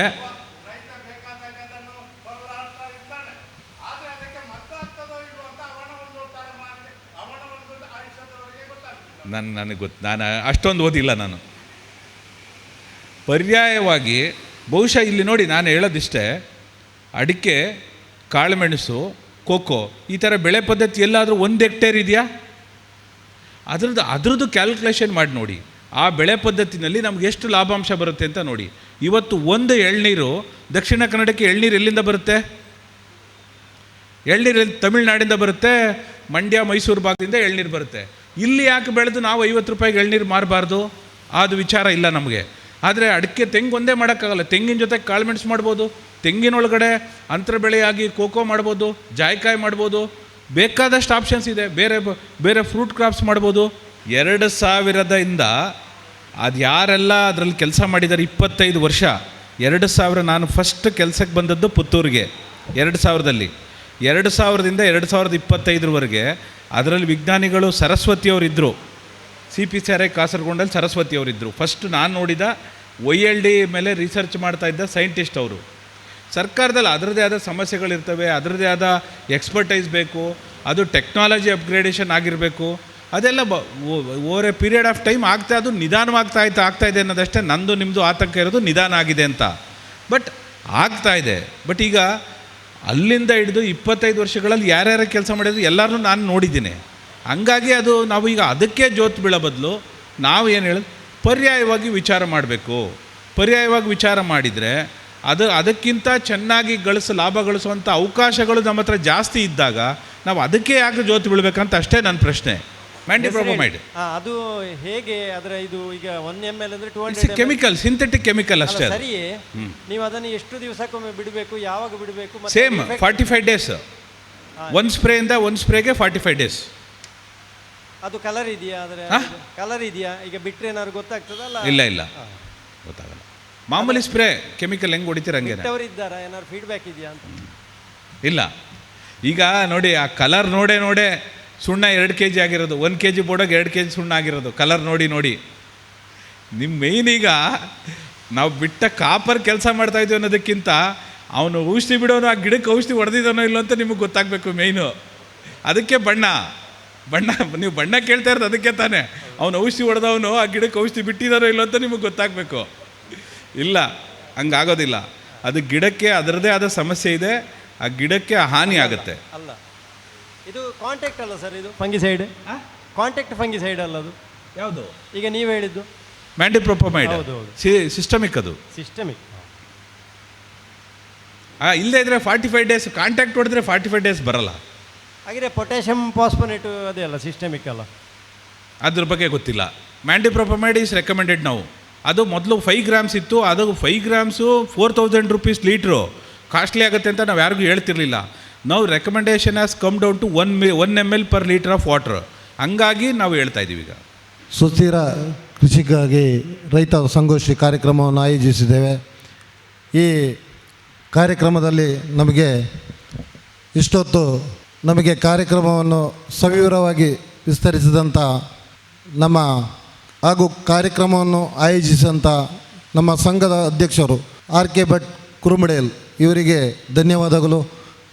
ಹಾಗೆ ನಮ್ಮ ಸಂಪನ್ಮೂಲ ವ್ಯಕ್ತಿಯಾಗಿ ಇಲ್ಲಿಗೆ ಆಗಮಿಸಿದಂಥ ಪೆರುವೋಡಿ ನಾರಾಯಣ್ ಭಟ್, ಸಿದ್ದಿ ಅಗ್ರಿ ಗೋ ಪ್ರೈವೇಟ್ ಲಿಮಿಟೆಡ್ ಇಂದೋರ್ ಇವರಿಗೂ ಧನ್ಯವಾದಗಳು. ಹಾಗೆ ಮಂಜುನಾಥ್ ಡಿ ಉಪನಿರ್ದೇಶಕರು ಮಂಗಳೂರು ಇವರಿಗೂ ಧನ್ಯವಾದಗಳು. ಹಾಗೆ ನಮ್ಮ ಸಂಘದ ಬೆನ್ನೆಲುಬಾಗಿ ಆಗಮಿಸಿದಂಥ ನಮ್ಮ ಸಂಘದ ಸದಸ್ಯರಿಗೂ ಧನ್ಯವಾದಗಳು. ಸುಳ್ಯ ತೋಟಗಾರಿಕೆ ಇಲಾಖೆದ ಅರಬನ್ ಇವರು ಸಹ ನಮ್ಮೊಂದಿಗೆ ಇದ್ದಾರೆ, ಇವರಿಗೂ ಧನ್ಯವಾದಗಳು. ಹಾಗೆ ನಮ್ಮ ಸಂಘದ ನಿರ್ದೇಶಕರಿಗೂ ಎಲ್ಲರಿಗೂ ಧನ್ಯವಾದಗಳು, ಹಾಗೂ ಪತ್ರಿಕಾ ಮಾಧ್ಯಮದವರಿಗೂ ಧನ್ಯವಾದಗಳು. ಹಾಗೆ ನಮ್ಮ ಅಧ್ಯಕ್ಷರು ಈಗಾಗಲೇ ಕಾಫಿ ಬೋರ್ಡಿನಲ್ಲಿ ಮಾತುಕತೆ ನಡೆಸ್ತಾ ಇದ್ದಾರೆ. ನಾವೊಂದು ಕಾರ್ಯಕ್ರಮ ಕಾಫಿ ಬೆಲೆಯನ್ನು ಹೇಗೆ ಈ ಭಾಗದಲ್ಲಿ ಹೇಗೆ ಮಾಡಬಹುದು ಅನ್ನುವ ಮನೋಭಾವನೆಯೊಂದಿಗೆ, ಸಂಕಲ್ಪದೊಂದಿಗೆ ಆ ಕಾರ್ಯಕ್ರಮವನ್ನು ಹೇಗೆ ಆಯೋಜನೆ ಮಾಡಬೇಕು ಅಂತೇಳಿ ಮಾತುಕತೆ ಮಾಡ್ತಾ ಇದ್ದೇವೆ. ಹಾಗೆ ಅದಕ್ಕೆ ಇನ್ನು ಮುಂದೆ ಆ ಕಾರ್ಯಕ್ರಮವನ್ನು ಸಹ ನಾವು ಆಯೋಜನೆ ಮಾಡಲಿಕ್ಕೆ ಉಂಟು. ಇದರ ಸದುಪಯೋಗವನ್ನು ಎಲ್ಲರೂ ಪಡೆದುಕೊಳ್ಳಬೇಕಾಗಿ ನಮ್ಮ ಸದಸ್ಯರಲ್ಲಿ ವಿನಂತಿ.